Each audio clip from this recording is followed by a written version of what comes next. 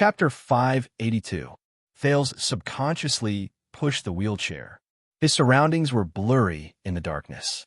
Only the figure of the old man in front of him was clear, making him fearful. F***ck, this was the first word that came to the teenager's mind. He stared solemnly at Murat, who was in the wheelchair. He accidentally touched the black vein vines, causing the latter to contract. Damn it. Even if I know the truth of mind reading, even if I've gone through 6 years of training, even if I think I'm prepared, the Black Prophet is still the Black Prophet. Even if there are no clues or evidence, he can still follow the scent of deception and lies and smell the truth. How did his father, his grandfather, and the rulers of the supreme throne face this old monster? How could they be at ease with such a venomous snake, a dark figure who was sinister from head to toe, holding an important position in their imperial conference and holding the power of intelligence? Thales gripped the wheelchair tightly. But more importantly, at that moment, everything in Blade Fang's camp and the Prison of Bones, whether it was Quick Rope, Zacriel, or Barney Jr., flashed before Thales' eyes. All of you were tortured and escaped with great difficulty. Not to chains or shackles. Those people, the debts they carried, the hardships they suffered, the pain they experienced. Thales tightened the muscles on his arms. Your Highness? Murat still did not turn around, leaving Thales with only the back of his head, which was hollow and thin. It was a stark contrast to the endless haze he brought with him. Thales raised his head slightly. I don't know what you're talking about. What wanted criminal? No, at that moment, the teenager said silently. No matter how intimidating the Black Prophet was, he could not break through him. He had to hold this line, no matter the cost. Murat sneered. I believe Yodel must have told you not to lie in front of me, lad. Thales interrupted the Black Prophet abruptly. Murat glanced sideways slightly. You're right. Having made up his mind, Thales did not think further. I did lie. Right now, right in front of you. The prince's expression was infuriating, and his next sentence was even colder. So what? The Black Prophet froze. The corridor was quiet and dark. Only Thales' footsteps reverberated without a care, covering the terrifying sound of the demonic vines. I lied. With gritted teeth, Thales said coldly, as if he did not care at all. Because I don't want to tell you the truth, but I don't want to make things awkward for both of us. And your damn mind-reading superpower, I don't know how much of it is real, has to tear apart this layer of tacit understanding every time, leaving no room for negotiation and forcing us into a corner together. Murat turned his head slowly and looked at Thales with a gaze that was rarely seen. He stared back at the Black Prophet, trying his best to forget the fear that had taken root in his heart since their first meeting. Why? To prove that you can do it? To show your power? In order to get the bargaining chip he wanted? To threaten and control me? Thales summoned the sin of Hell's River and tried his best to stabilize his heartbeat and breathing, sealing off any possible emotions from leaking out. He imagined himself to have a heart of stone at this moment, invulnerable to blades and spears. The corridor was silent for a moment. Because it's my job, son. Murat opened his mouth slowly. His voice was hoarse and dry, and it was hard to tell whether he was happy or angry. Be vigilant in times of peace and eliminate threats. Thales stopped in his tracks. The wheelchair came to an abrupt stop, causing Murat's body to sway slightly. The footsteps stopped, and the darkness remained. Only the flesh of the demon on the wheelchair was left in the corridor, wriggling and curling back and forth. The eerie rustling added a hint of silence to the atmosphere. Then this is my choice, Your Grace. A few seconds later, the Duke of Star Lake's emotionless voice rang. I lied, out of my own interests and considerations. So what? From invisible angle, the Black Prophet narrowed his eyes slightly. And you used the wrong form of address, Murat. The second prince stared straight ahead into the darkness. There is no child here. Only Thales Jade Star. Murat was silent for a moment, then snorted softly. Your choice. Even if your choice may endanger the kingdom, even if your willfulness may go against your father, bang. Thales slammed his palm on Murat's wheelchair, causing the demonic vines on it to squirm violently. It also silenced the Black Prophet's words amidst the loud noise. "Then let him come to me." The Black Prophet's gaze froze. In the next second, Thales exerted strength in his hand and slowly turned the wheelchair around so that the old man was facing him. At the same time, he forced himself to look directly into the eyes of the famous chief of secret intelligence. Go tell him." Thales' voice was soft but emotionless, so cold that it made one shudder. "Tell him that I have a group of ex-guards with extraordinary skills hidden outside the palace who are familiar with the palace's rules." His tone suddenly changed, "so that I can launch a coup at the critical moment, take over Renaissance Palace, and make myself king." The Black Prophet did not speak. The demonic vines on his legs surged again. Murat took 2 light breaths, as if to adapt. "What's wrong?" The Duke of Star Lake stretched out his hands and pressed them against the arms on both sides of the wheelchair. He slowly leaned down and approached Murat's aged face, even though it was not comfortable. "Didn't he send me here to let you ask something like this?" Thales looked directly at the Black Prophet from a very close distance. He could even count the wrinkles on the other party's face. Be prepared for danger in times of peace and eliminate threats. The surrounding darkness seemed to become more rampant, invading everything in sight, leaving only the 2 people who were looking at each other. Murat's eyes were as dull and unmoving as before. Thales could not get any information from them, but he knew that he could not retreat. Finally, after what felt like a century, a smile crept onto the old man's face. "I have to admit, this is an unexpected surprise." Murat carefully sized up Thales and clicked his tongue. "Your Grace." Thales also twitched the corner of his mouth, revealing an insincere, fake smile. "There are a lot of things you didn't expect." He let go of the arm of the chair, straightened up, and called out Murat's nickname. "You are not the only ones who are tired of cleaning up after others." The Black Prophet. Murat leaned against the back of the chair. The change in his movements caused the black vein vines to tremble. "You look very confident, Duke Thales." The chief of secret intelligence narrowed his eyes. "I'm confident that the escaped prisoners won't pose a threat to you, your father, or the relationship between you and them." Thales snorted coldly. "So what?" The prince repeated for the 3rd time, his eyes cold as frost. In the next second, he spoke softly. "Didn't my uncle, the former second prince, Horace Jadestar, do the same thing during the Bloody Year?" The Black Prophet's eyes widened. "He secretly hired a fugitive like Black Sword, bribed the assassins of Shadow Shield, instigated millions of people in the capital, bewitched the guards and the guards, and made them cooperate tacitly. At the critical moment, he seized the palace, staged a coup, and even assassinated the former king and crown prince." Thales was expressionless, his tone nonchalant, until he died from the betrayal of the former Duke of Nanchester on the eve of his return to the kingdom to succeed the throne. "But you can't do it again. Neither my father nor you are that stupid." The old man in the wheelchair was silent for a long time. He also sized Thales up for a long time. He looked into Thales' eyes, as if he was looking at a treasure. "You are indeed good at gathering information, aren't you?" But Thales did not care about the other party's answer. He just stared straight at Murat. "So you know, the sin of hell's river roared in his veins, helping the prince resist other impulses. Those prisoners in the prison of bones, you know, some of them acted according to orders, some had no choice, some were forced, some were at a loss, and some were completely unaware." The Black Prophet just stared at him without saying a word. "Colluding with the enemy?" Thales sneered. "They may have failed in their duties, but it was mostly because of the Jadestar royal family's internal strife that they had to bear the blame." He thought of Barney Jr. and the deceased Nayer and Nalgi in the prison of bones. He gritted his teeth and said, "Bury the past." Murat closed his eyes and inhaled softly, as if savoring the dim light and oppressive atmosphere. "I understand." The Black Prophet slowly opened his eyes and looked straight at Thales. "About why you let them go." Thales did not avoid his gaze. He met the other party's gaze and nodded. "They have paid the price for not seeing the light of day for more than 10 years. And at least on the day I see them, they have completely atoned for their crimes." He said sarcastically, "Much more useful than a certain intelligence department that is full of loopholes and only knows how to clean up after things are done. Morat did not defend himself. He just continued to stare at Thales, his thoughts unfathomable.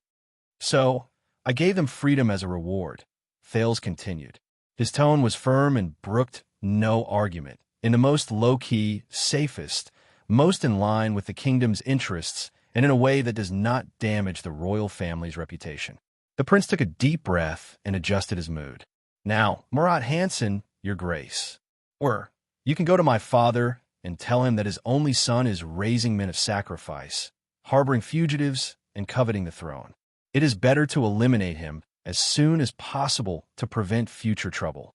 The Black Prophet stroked a demonic vine on the arm of his chair with a profound expression. And I will talk to him directly, one-on-one, face-to-face, king to king.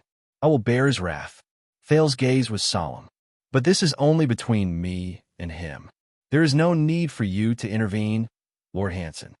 With the arrogance that he had sensed from King Neuven and King Kessel, he said coldly, because as a Jade Star, I only answer the questions of another Jade Star.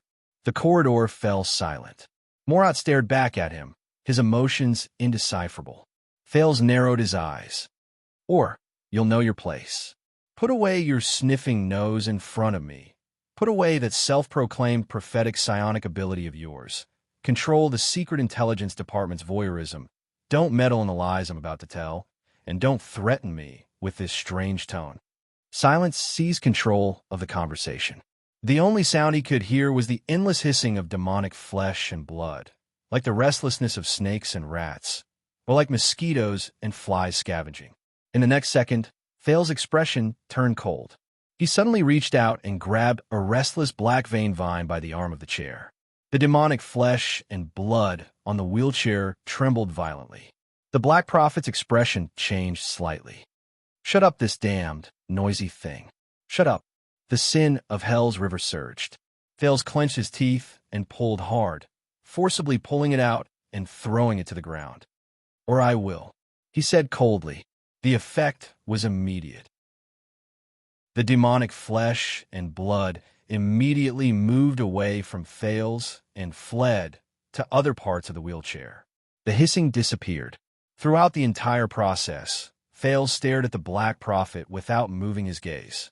Morat steadied his breathing, but looked indifferently at the vine that was struggling on the ground, gradually losing its vitality and finally turning into a withered branch. His gaze was profound. After a few seconds, he turned his head and looked at Thales again. The trip to Northland was indeed extraordinary, Your Grace. In the past, you were not so strong-willed. Even if you took the initiative to attack, it was inevitable that you would be nervous and unaccustomed. Morat narrowed his eyes. He was both emotional and surprised. But look at you. Whether it's threatening, extorting, being tough, or spying, you can be said to be handy and instinctive. What changed you? What changed me? Then think about it carefully. What did you become after you became a prince? Are you still you? Are you still Thales? Or have you become something else? Thales frowned and cast aside Quick Rope's words. Nothing at all. He straightened his back and forced himself to be tough. Only I was born this way, and you came to realize it too late. Morat was silent for a while. They must be very important to you, right? The old man in the wheelchair said with interest. Those wanted criminals. Thales snorted coldly. Save it. If you're going to bring up the elimination of weaknesses speech from 6 years ago again, the prince recalled the honesty in Ballard Room and said disdainfully, My father has been talking nonstop all morning. The Black Prophet did not speak. He was still waiting for his answer. Thales looked away, trying his best to forget the people in the prison of bones. It's not them that's important. It's me, he gritted his teeth and said, My principles, my rules, my choices. Loyalty will, ahem, be rewarded. The Duke of Star Lake lowered his head and looked straight at Morat. And those who hurt me must pay the price. Do you understand, my lord? This time, the silence lasted especially long, until Morat, who was watching him silently, curled the corners of his mouth and smiled strangely. The vines on his legs were still wriggling, but they were much more restrained. Looking at Morat's smile, Thales tried hard to suppress the anxiety in his heart. Don't worry, Your Grace. I'm not that heartless. The Black Prophet put his hands on his knees and narrowed his eyes. Since you've spoken and vouched for it, we'll give you face no matter what. At that moment, Thales breathed a sigh of relief. Besides, it's been 18 years. Marat tapped the wheelchair gently, as if to appease it. At the same time, his eyes were in a daze. Those old people from Renaissance Palace are long outdated. Their damage is limited and they won't be able to do much. There's naturally no need for me to waste my budget on issuing arrest warrants. Well, except for one person. The Chief of Intelligence snapped out of his daze and grinned. But Your Grace, please give us more trust next time. Trust? Thales frowned. Williams is not a professional after all, the Black Prophet said calmly. It's not like the Secret Intelligence Department can't arrange something like a fake death. He glanced at Thales. And you don't have to use this method of looking death in the eye to avoid trouble. Thales' mind froze. He said with difficulty, "Of course." The Black Prophet smiled. "But your father will find out sooner or later. Do you understand?" Thales froze. "Of course. Then can we continue, Your Grace?" Thales took a deep breath, gripped the back of the wheelchair again. The black veined vines fled to the other side again, turned in the right direction, and hid Marat's face in the darkness. "Of course." Thales took a step forward. They moved forward again. "Very good. You're starting to get on the right track," Marat said leisurely. Thales was startled. "What?" "I've been in the Secret Intelligence Department for a long time, child." This time, Marat's words were tinged with a hint of sadness. "I don't know when it started, but everyone became cautious and timid in front of me, no matter who it was. And as for a person who has no qualms about lying to me and is not afraid to lie to me, a person who is not afraid to lie to the Black Prophet," Thales thought about this sentence. Marat continued. "Ever since the bloody year, when the late king and crown prince Meteor passed away, only the sunset goddess knows that I haven't met such a person for a very, very long time in my life." He chuckled, as if remembering something, and shook his head slowly. Thales had a strange expression on his face. He could not believe that he actually felt nostalgia and sadness in the words of this notorious intelligence chief. So what about before that?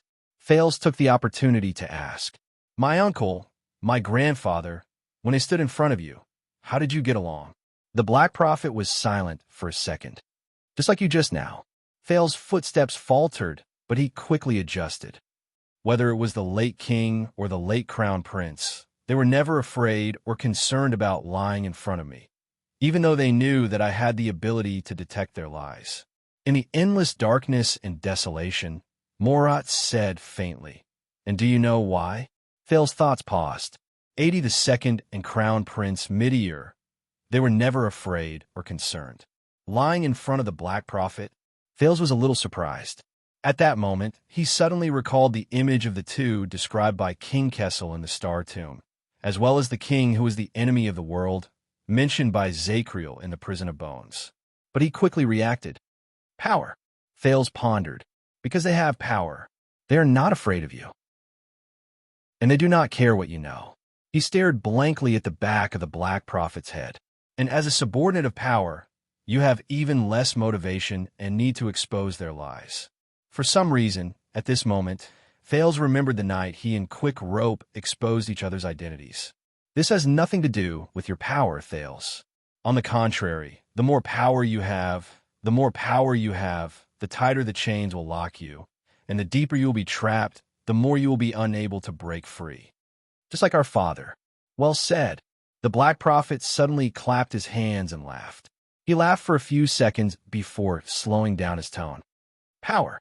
Only power." Marat's words were full of emotion. Power is not afraid of lying. To a certain extent, it likes to lie, enjoys lying, and is good at lying. The power it possesses can only flow through lies, distinguish between friend and foe, and manifest its existence. His tone slowly tightened, causing Thales to be on guard for no reason. When it really makes people go against their will and nature, it makes those who feel that something is wrong start to become numb and convince themselves to give up questioning and believe in lies.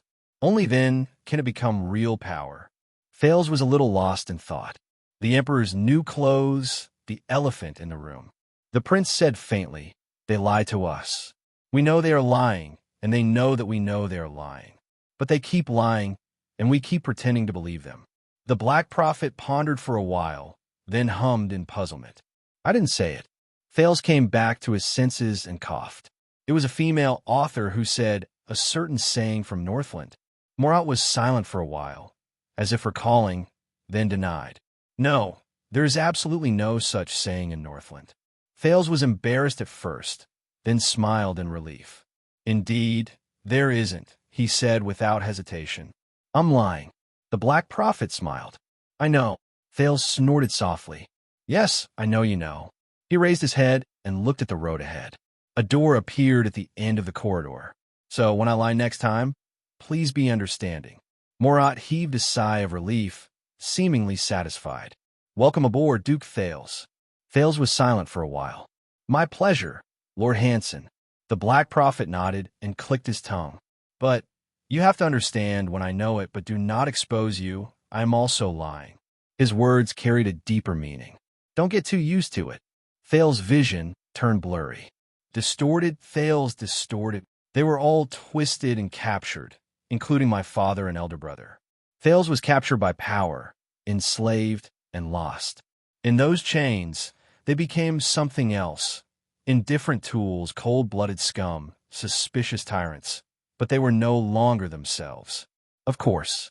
Fales shuddered and stopped thinking about Quick Rope's words. Of course. The teenager's footsteps moved forward steadily. For some reason, after the negotiation and probing with the Black Prophet, he had clearly resolved the crisis for the guards and Quick Rope and blocked the threat. But it was different from all the previous escapes. This time, he did not feel the slightest bit relaxed. He felt a momentary sense of relief. On the contrary, this time, especially when the Black Prophet laughed, Fales only felt that the burden on him was getting heavier and heavier, tighter and tighter, difficult to escape. He subconsciously tightened his grip on the wheelchair. "One last question, child." Fales' ears tightened, and he became extremely vigilant. "Can you be more stable?" Under Fales' strange expression, the old director of the Secret Intelligence Department leaned back in his chair and let out a long sigh. "You're pushing me to the point of falling apart." Finally, in a complicated mood of awkwardness and anxiety, Fales followed the instructions and pushed Morat into a dark room. Fales let go of the wheelchair and looked around the strange room doubtfully. The decoration was simple, the area was small, and the visibility was poor. The biggest feature was a huge mirror embedded in the wall opposite them. It barely reflected the blurry figures of him and Morat, one sitting and the other standing. However, in the next moment, a spot of light appeared on the mirror, and the entire mirror lit up. Fales frowned and stepped back, but then he found that the mirror revealed another, larger room, and Raphael standing in it. "One-way glass," Morat chuckled, "made by infiltrating crystal drops. It's expensive. We can see them, but they can't see us." "I know. I've seen it before. Who are you trying to scare?" "Unhappy." Fales suppressed the above sentence to the bottom of his heart. "Where's this?" "The interrogation room." Morat answered simply, "Please remain quiet, Your Highness. We can't achieve a perfect one-way voice transmission. We can't do it cheaply." Fales frowned and looked into the room on the other side of the glass. Raphael said something to his subordinates, and they retreated out of the door. The Baron Bone Man turned around and nodded slightly in the direction of the Black Prophet and Fales. "Who do you want to interrogate?"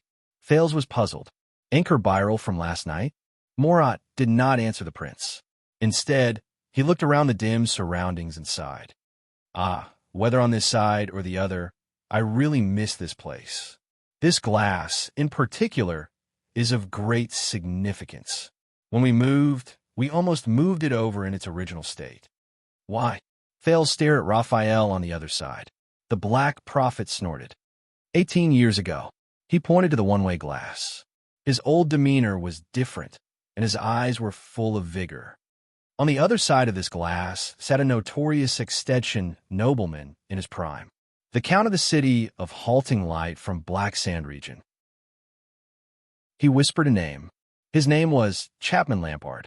Fales was shocked. He looked at the glass again. And on this side, I stood in your position. As for my position, sat the crown prince of Constellation. Morat exhaled, his eyes filled with nostalgia. Midier Jade Star. In the dark and depressing room, the Black Prophet said slowly, "The young dragon devours the Dragon King. The vow must come to an end. The new blood will replace the old, and the great furnace will be activated. That year, Dragon's Blood, a top-secret plan to use the leader of the enemy country as the target, to open the curtains for Constellation's revival, and to place the final chess piece on the virtuous king's chessboard, was born on both sides of this glass." Chapter 583. Dragon's Blood Project. Fales furrowed his brows and tried to forget the discomfort he felt that night. He looked at the day's Morat and could not help but think of Crown Prince Midier, whom he had never met before. It was hard to imagine that the man in the wheelchair, the man who Gilbert, Gines, and even the Black Prophet praised endlessly, could devise strategies and completely change the rules of the game in the kingdom of the Great Dragon. However, Fales thought of the stone jars in the Constellation tomb. As a prince and the heir to the kingdom, he could not save himself. At this moment, on the other side of the interrogation room, the door was flung open. Fales snapped out his daze. A man in luxurious clothes with a black hood and his hands cuffed was violently escorted in by two burly men to Raphael. "No matter who you are or what you want to do, we can talk about it." The man staggered all the way, looking battered and exhausted, but still tried to persuade the other party. Unfortunately, the burly men were unmoved. They roughly pushed the man onto a chair, pulled up the chain connected to his handcuffs, and cuffed him to a ring on the table. The only thing they did not remove was his hood. "Who is that?" Fales whispered, puzzled. But Morat only raised a finger, gesturing for him to calm down. The escorts left the interrogation room without looking back. For a moment, only the man's nervous breathing could be heard in the room. Then, Raphael coldly walked behind him and pulled off the man's black hood. Seeing the light, the interrogator squinted his eyes and turned his head away. It took him a minute to get used to it. He looked at Raphael, who was the only one left in the room. "Where am I? Who are you?" The man was middle-aged. His hair was messy, and there was a bruise on his face. It was obvious that he had not been treated well before. Forget it, but seeing the light again made the man feel a little more at ease. He observed his surroundings and cleared his throat. "But I strongly suggest that you let me go before things get worse. My fish is too big. You can't eat it." Raphael did not answer. He just sat down opposite him and stared at him coldly with his red eyes. The man snickered and tugged at the shackles on his hands, causing the chains to rattle. "Huh, that sounds like it. Tell me, brother, is it the Blood Bottle Gang or the Brotherhood?" Fales looked at the Black Prophet in confusion, but the latter was unperturbed and seemed uninterested in the interrogation. Although he looked disheveled, the interrogator seemed to have gradually recovered his bearing. His tone was confident and confident. "If it's the Blood Bottle Gang, Catherine and I are old friends. We are old acquaintances in South Coast Hill. We are not just familiar, hee." Raphael remained silent. The man's smile faded slightly. "If it's the Brotherhood," the interrogator leaned back in his chair, shook his head, and clicked his tongue. "That's even better. I know Senza. He's a man who's been through hundreds of battles. There's also Alpha Wolf Rizanki. I've known him since he was selling goods on the streets. We almost became partners. Fatty Morris also has business dealings with me." However, the Baron Bone Man seemed to have made up his mind not to speak. He only stared intently at the other party. "If it's neither," the man calculated, and his expression changed again, "then they must have come specifically for me." The interrogator left the chair and looked at Raphael seriously. "Who's your employer?" "Let me guess. Fragrance Chamber of Commerce? The Carpenters United Guild? Or some noble with a misunderstanding? Or some ignorant country bumpkin?" But the man thought of something, and his gaze shifted. "I got it. Did my bumpkin subordinates hire you?" He leaned back in his chair and snorted. They think that they can. All right, listen, the people who hired you are so poor. No matter how much they pay, whether it's 100 or 200, 1,000 or 2,000, I'll pay double. The man raised his hand with ease and tugged at the shackles, gesturing to Raphael. Raphael was unmoved. The man frowned. If you're not doing this for money, for example, for friendship and loyalty, or if you're their relative, then listen to my advice. It's not worth it. You're helping them, but you're putting yourself in danger. Although he was in a bad situation, the man's words were habitually bossy. No, Raphael interrupted him with an unfriendly tone. We're not a gang robber, nor are we seeking revenge. We're not using money to avert disaster. The Baron Bone Man pressed the table, leaned forward, and stared intently at the interrogator. We serve the kingdom. The interrogator was stunned when he received an unexpected answer. Serve the kingdom. The man repeated it a few times, then laughed heartily. You're from the government? Very good. You may not know, but I'm the most law-abiding citizen of the kingdom and a big taxpayer. So where is this? Which police station? You're a plainclothes police officer? How should I address you? Where do you work? He relaxed, tilted his head, and sized up Raphael. He smiled maliciously. Most importantly, who's your boss? Raphael was expressionless. You don't want to meet my boss. Beyond the glass, Thales could not help but glance at Murat. The man narrowed his eyes, and a shrewd glint appeared in them. Oh, you can't be sure. Raphael twitched the corner of his mouth and flipped open a stack of documents on the table. What's your name? After knowing the other party's background, the man became very comfortable. His attitude became a lot more relaxed, and he did not care about the Baron Bone Man's question. And I have a lot of friends in the police station. Many important people, such as Lord Lorbeck Dara, the head of the Western City Police Station. Raphael sighed. The Baron Bone Man silently closed the documents and methodically took them down from the table. He then raised his voice and repeated, Yes. He raised his voice and repeated, Name. The man shook his head. I'm also an honorary director of the Central Territory Wine Merchants Guild. In the next second, Raphael's left hand turned into an afterimage. He grabbed the chain that handcuffed the man to the table and pulled back. Bang! The interrogator had obviously lived a comfortable life for a long time. He could not react in time and was pulled out of his seat. First, his waist hit the edge of the table, then his nose hit the table. The man whimpered in pain, and blood flowed from his nose. He wanted to get up and look up, but Raphael grabbed the back of his head by his hair and pinned him to the table. Name! Raphael smiled calmly. The man on the table struggled, his expression twisted and exasperated. You damned little. Raphael lifted the man's head, aimed his nose at the table, and smashed it again. Bang!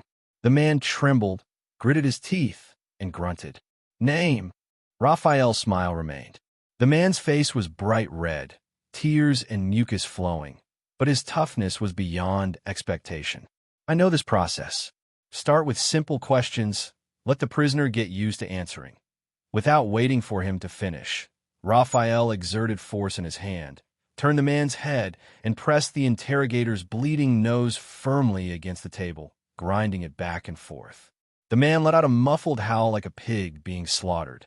Watching all this, Thales frowned. Beside him, the Black Prophet laughed softly, causing the black vein vines on his knees to tremble. Raphael's next sentence was light, like the ravings of a lover. Last name? But it was different for the other party. F*CK, F*CK Moss. Moss. Under the intense pain, the man cursed, but he answered very quickly, Yes. Degory Moss. He protested angrily. Come on, you're working so hard. Did you get paid overtime? The corners of Raphael's mouth curled up slightly. At that moment, the Baron Bone Man looked sinister and awe-inspiring. He let go, and the interrogator, named Degory, was able to sit back in his seat. He covered his nose and gasped in pain, indignant. F*CK. Damn it. Raphael took back the documents, but he frowned as he looked at the sticky puddle of blood, mucus, and tears on the table. He shifted his stool, and finally put down the documents at the corner of the table. What do you do? Degori pinched his nose and glared back fiercely. And what do you do? A new temp? Hiss, wait. Degori's expression changed, and he hurriedly stopped Raphael, who was tugging on the chain again. Answer me. The Baron man smiled brightly and shook the half-torn chain. Or answer it. Degori looked at Raphael seriously and finally confirmed the other party's gaze. Why? The interrogator heaved a sigh of relief, as if resigned to his fate, and answered without hesitation. I'm a wine merchant. I make wine and sell wine. I sell wine in the capital, and many of my customers are high-ranking officials and nobles. Degori gulped, his eyes never leaving the chain in Raphael's hand. You know, bro, overstepping one's authority and overstepping one's responsibilities is nothing under normal circumstances. But if someone wants to mess with you from the inside, this is a good reason to fire them. Mr. Moss. Raphael ignored him and opened the document. Many of the orchards, wineries, warehouses, and shops under your name, as well as other related businesses, have recently closed down. Degori rolled his eyes, trying to read the contents of the document, but Raphael raised his head, and the man quickly looked away. If you want to pick a fight with the taxes, you can give up now. Degori cleared his throat. Back in familiar territory, he was once again in his element.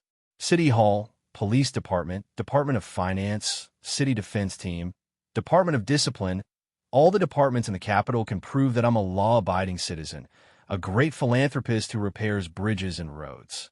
If I go to trial, I can hire the best defense lawyer. Many high-ranking officials and nobles will be willing to vouch for me, and even testify in court. In fact, I've not only paid enough taxes, but I've also paid quite a bit more. You know, quite a bit. He stared at Raphael, his smile sly and arrogant, but the smashed bright red nose somewhat ruined his image. The chain in Raphael's hand tightened again. So, Mr. Moss, why have you closed so many wineries and shops in recent weeks and laid off a large number of workers? Degori stared at the chain with a sour expression. Well, let's be polite. I'm a businessman. What other reason could there be for closing them? Of course, it's because the market is bad. Raphael raised his eyes. But you're one of the largest wine merchants in the Central Territory, the wine supplier for many aristocratic families' banquets. Degori raised his eyebrows and laughed fearlessly. Huh, so you know, Raphael still ignored him. So, the many people who work in your winery industry, farmers, workers, craftsmen, assistants, including a few venture partners and some raw material merchants upstream and downstream, as well as distributors and retail wine merchants, totals up to hundreds of people. Raphael looked at Degori. They intend to file a joint complaint and send you to trial. The wine merchant's expression changed. It was first indignation, then disdain. I knew it. He spat harshly, his eyes fierce. That bunch of little bastards, ungrateful bumpkins. On the other side of the one-way glass, Thales frowned at the Black Prophet. This guy is an experienced and cunning businessman, but I don't understand why I'm here to see this. Relax, Your Highness. Morat raised his finger to his lips and said softly, Some things may be small, but you can see the big picture. Some things may be small, but you can see the big picture. Some characters may be small, but they can understand everything. Thales was stunned. On the other side of the room, Raphael smiled slightly. So, Mr. Moss, do you know why they're suing you? Why? Degori seemed to have regained his confidence. As you know, the wine market has not been doing well recently, and sales have not been good. My cash flow is not good, and for the sake of costs, I have to relocate my business and make difficult choices. Closing down some wineries is just one of them. Raphael narrowed his eyes. Really? As if he did not hear Raphael's suspicion, Degori continued to speak. In the process, I may have had some minor disagreements with a very small number of employees on the issue of salary. Raphael smiled coldly. So, you've owed your subordinates wages on credit for a long time, and even owed your partners money, including the purchase money for upstream and downstream, security deposits, and not counting the usual embezzlement. And you're just going to let it go. Degori's expression turned cold. Staring at the chain in Raphael's hand, He explained carefully and patiently. Ode? Listen, I admit, I did make some minor changes to the calculation of the money, including the time limit. Raphael interrupted him. So, you want to run away with the money? Degori frowned and said sternly, Run away? Hey, I'm just out of town on vacation. I'll say the same to anyone who comes. Don't even think about illegally inducing a confession. Raphael sneered. But the people you owe money to, especially the workers, don't think so. Degori frowned and stared at Raphael for a while, then said seriously, Listen, I bear the cost, creativity, and route. They provide the labor, skills, and time. The boss and the employees work together to make the best wine and work towards a goal. So, the winery business is not just mine, but everyone's. Well, like a family. When a family experiences setbacks and hardships, everyone in the family should be considerate of each other and work together to overcome the difficulties. He glared and tapped his fingers on the table, as if to teach the person in front of him a good lesson. But some people just don't understand. They're narrow-minded, don't see the big picture, and can't take the slightest bit of hardship. Just because their salaries are a little lower and their lives are a little less smooth, they turn their backs on me. They don't care about the opportunities and conditions I provide them. Raphael nodded and pursed his lips. But you're the boss, and this is your winery. That's right. Degori said bitterly, So, I can see the truth of this industry better than they can, care more about the future of this industry than they do, and grieve the depression of the wine industry more than they do, because I'm like a father to them. Raphael glanced at the document. But you've closed the winery. Degori's expression froze. Then he snorted. It can't be helped. No matter how warm the family is, no matter how hard the father works, if the children are rebellious, disobedient, and immature, there's nothing that can be done. And, some people, the wine merchant looked exasperated. 90% of the reason I shut down the winery is because these lazy workers are demanding a pay raise. These people are simply cancer in the industry. They're short-sighted and don't know that the most important thing about a job is not salary and benefits, but room for growth and prospects, including the value of training. Degori looked indignant. They also don't know how to look at the problem from a higher perspective. You should know, as bosses, when have we ever cared about our salaries? They only know how to make a fuss. But when they make a fuss, why don't they think about what happens if one day the winery closes because of them? What happens if the entire industry falls apart because of them? When that time comes, won't they be the unlucky ones who have to pay for it themselves? Degori was tired from speaking and paused for a moment. He exhaled through his nose with a regretful expression. Now, I can only say that they have only themselves to blame. Enough. Raphael was obviously tired of listening to his speech. We don't care about your business. The Baron Bone Man leaned forward and said coldly, And we don't care if you're another shameless and unscrupulous boss. We only care about one thing. Degori exhaled and smiled coldly with an expression that said, It's finally here. Well, let's get straight to the point, the wine merchant said scornfully. How much target did your boss give you? How much money to let me go? Raphael stared at him, his eyes cold. He said coldly, I want to know the real reason why you closed the winery and withdrew from the wine industry. Degori was puzzled. What? Raphael sneered. Before you closed it, you said at a private gathering at the Winemakers Guild that the wine industry has no future? So you'd rather withdraw your investment and run away?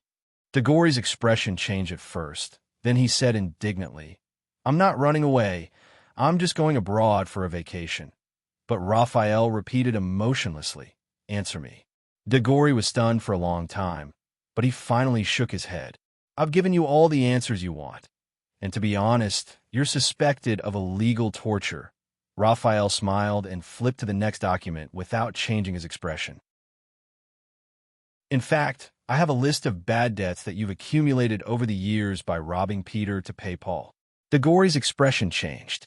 Raphael continued as he observed the other party's watch. And a list of your assets outside of the wine business. 6 estates in the Central Territory, 2 long-distance merchant ships docked at Maiden Harbor, a large plantation in South Coast Hill, a salt works in the Land of Cliffs, a large field in Blade Edge Hill, 2 foreign titles bought at a high price, your wife's private garden, the positions of your 2 sons, as well as the assets under the names of your 3 mistresses and 8 other illegitimate children. Seeing the change in DeGory's expression, Raphael narrowed his eyes. If I send them to the Department of Finance and the Department of Justice, DeGory swallowed, but he said firmly, "You're right." "Then go ahead."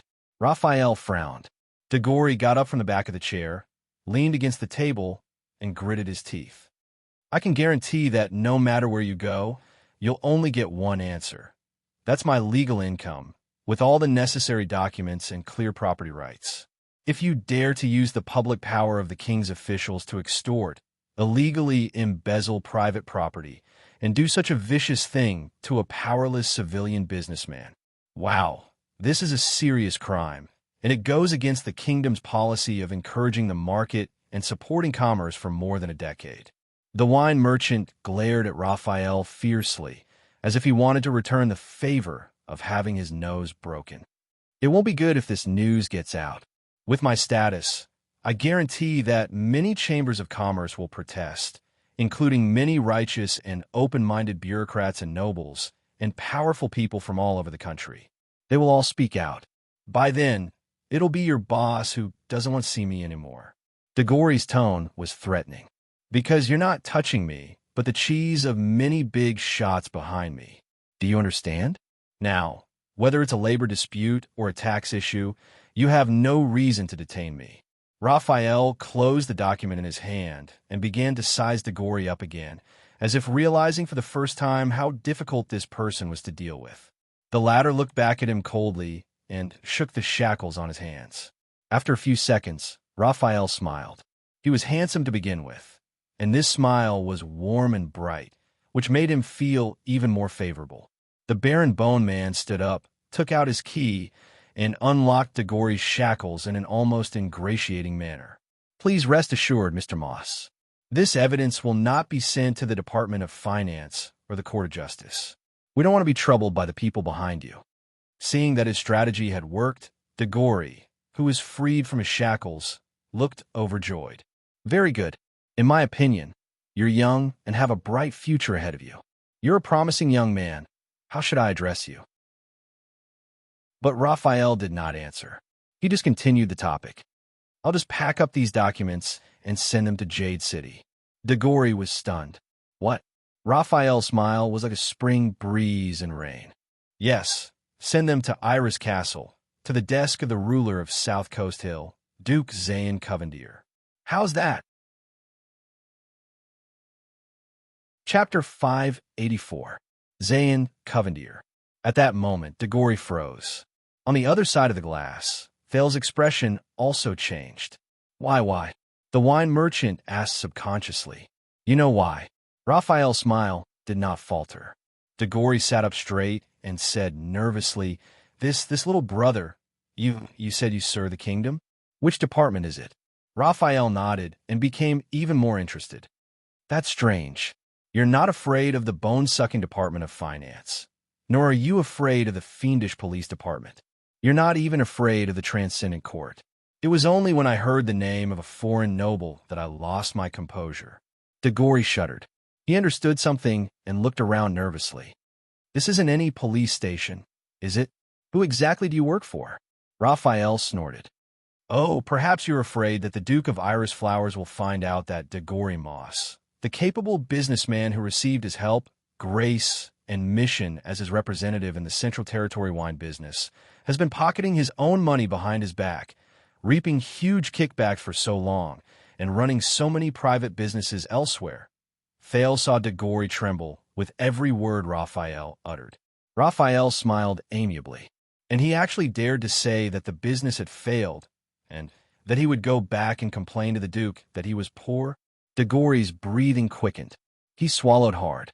"Listen, little brother, there must be some misunderstanding between us. I don't understand a single thing you're saying." Raphael picked up the documents and left his seat, looking like he was going to pack up and leave. "Don't worry, we will arrange for a carriage to send you home with great fanfare in front of everyone to thank you for your cooperation and confession. right after the evidence is sent to Jade City and into Duke Zan's hands. Dagori froze. The confidence and arrogance on his face were gone. You can't. He wanted to say something, but he was tongue-tied. Raphael turned his head sideways and smiled wickedly. He threw the last straw. After all, you know that the kingdom's secret intelligence department is not allowed to interrogate people illegally. In that second, Dagori shuddered violently. What? You said you're the king? What king? The wine merchant asked blankly. The Baron Bowman just smiled and turned to leave. Wait, I remember. Perhaps the last sentence was too powerful. Dagori threw himself off the chair and got up from the ground in a panic. His voice was choked with sobs as he said, Today, I have a large amount of funds coming in. I guarantee that those who are owed wages and debts will soon receive the money. There is still a large amount of surplus. I want to donate all of it to you or your department to support your work. Can you just pretend that I have never been here? But Raphael smiled wickedly and remained unmoved. Don't worry. You are very familiar with Boss Catherine, right? When you go out, the Blood Bottle Gang will definitely treat you well. Or I heard that the custom of Jadeite City is to sail a ship and bring people out to sea. No matter what happens on the high seas, it has nothing to do with the laws of the kingdom. He narrowed his eyes and smiled. We can't do anything even if we wanted to. It seemed that with every word Raphael said, Dagori could remember something. As a result, his sobbing grew louder, and his gaze grew more terrified. No, please, you're killing me. I'm also a citizen of the kingdom. You can't leave me in the lurch. Raphael came to his senses and smiled apologetically. Of course not. The Duke of Iris Flowers is so magnanimous and approachable. Maybe you won't mind? After all, you have such a big family. You have to support them too. Support them. Dagori shuddered. He stood rooted to the ground and stared at Raphael blankly. Raphael smiled as usual and looked back at him happily, patiently waiting for a response. After a full 10 seconds. Damn it. Finally, under Raphael's gaze, Dagori could not bear the pressure and fell limply to the ground. All right. Whatever you want, I'll give it to you. He completely broke down. Tears and snot flowed down his cheeks as he sobbed. Just don't tell the Duke. I just want to make a fortune before I retire. My family. Raphael smiled very happily. Welcome to the kingdom's secret intelligence department, Mr. Moss. Satisfied, he bent down and helped the trembling Dagori to his feet. Don't worry, with our care, you won't retire so soon. Dagori stared blankly at the young man in front of him, his face numb. At the other end of the room, Thales turned around in disgust. Is this how you recruit and win people over? The Black Prophet in the wheelchair chuckled. I know you despise such tactics. I don't despise it, it's just... The prince shook his head and said uncomfortably, It reminds me of Shadow's shield. That's right, Morat sneered. Because this is our division of labor. We stay in the dark and do the dirty work. You stand in the light and are responsible for condemning the dirty work. It's a pleasure working with you. Thales glanced at the Black Prophet, his frown deepening. On the other side of the glass, Raphael finally pacified Dagori, who had broken down and surrendered, and rearranged him in a chair. Now, can you answer my question? Dagori's eyes were red. He was wiping his nosebleed with a handkerchief when he looked up in a daze. What question? Raphael repeated patiently. Why? Why does the kingdom's wine industry have no future? Perhaps frightened by the experience of the past 10 minutes or so, Dagori froze for a moment before reacting. Yes, the wine merchant replied bitterly. Although it was only a rumor before, it was confirmed last night. Now, it should have spread among the wine merchants in the country. Raphael's eyes flickered. What's wrong? Dagori, who had just experienced a drastic change in his life, pursed his lips and said reluctantly, That prince. Hearing his own news, Thales was taken aback. Dagori said sullenly, Our wise Prince Thales, the Duke of Star Lake doesn't like wine. At yesterday's banquet, the wine that my family brewed was placed on his table. He didn't touch a drop.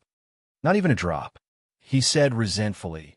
Even during the toast, he deliberately spilled it and refused to drink it. Raphael snorted. Perhaps your wine doesn't suit his taste?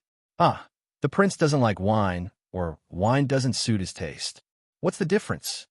After Raphael destroyed his psychological defense line, Degori, who started the conversation, went on and on. He looked like he had given up on himself and was ready to give up. And not only does he not drink, the wine merchant said unhappily, he doesn't like others to drink. Fales looked up in surprise. Raphael also frowned. Really? Degori laughed, his face full of sarcasm. I didn't go to the royal banquet yesterday, but a friend of mine did. He saw it with his own eyes. Before the hostage incident, there was a noble girl. She was very beautiful and had a good family background. She asked the prince to dance. In the end, just because she drank 2 glasses of wine before talking to the prince, she was publicly reprimanded by His Highness and came back in tears. Raphael was still skeptical. Are you sure? It's all over the socialite circle. Degori spat on the ground. His Highness rejected every girl who drank. Even his own aunt had a few more glasses of wine. He showed no mercy and kicked her out of the banquet in advance. There's also a servant who testified. After the banquet, when His Highness spoke to Duke Zane alone, he only drank water. Raphael pondered for a moment. That's it? Just based on the trivial incident at the banquet last night? Maybe this is just an excuse you came up with to cover up your act of running away after your business failed and implicating hundreds of families. Degori interrupted him indignantly. I said I'm just going abroad for a vacation. Listen, the prince hates wine.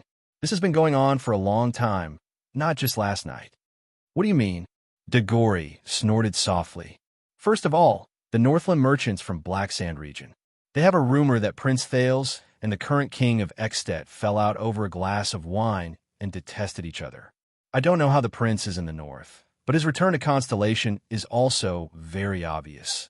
He lives in seclusion, lives a simple life, and doesn't indulge in wine or women. Degori raised his finger and pretended to be serious. In Bladefang's camp, my colleagues in Western Desert prepared a bottle of fine wine, bribed the legendary winged soldiers, and prepared to dedicate it to him and advertise it at the same time. In the end, the prince didn't give them any face and smashed it on the ground without even looking at it. You know, that's the heir to the kingdom. That's when the rumors started. Degori exhaled indignantly. And I just heard what happened this morning. 2 of Prince Thales' personal guards, royal guards, former members of the 7 Jade Star attendants, drank a few too many glasses of wine last night, so they messed up and caused an accident in which they took hostages. So the prince ordered them to be whipped in Mindy's hall. They were beaten half to death.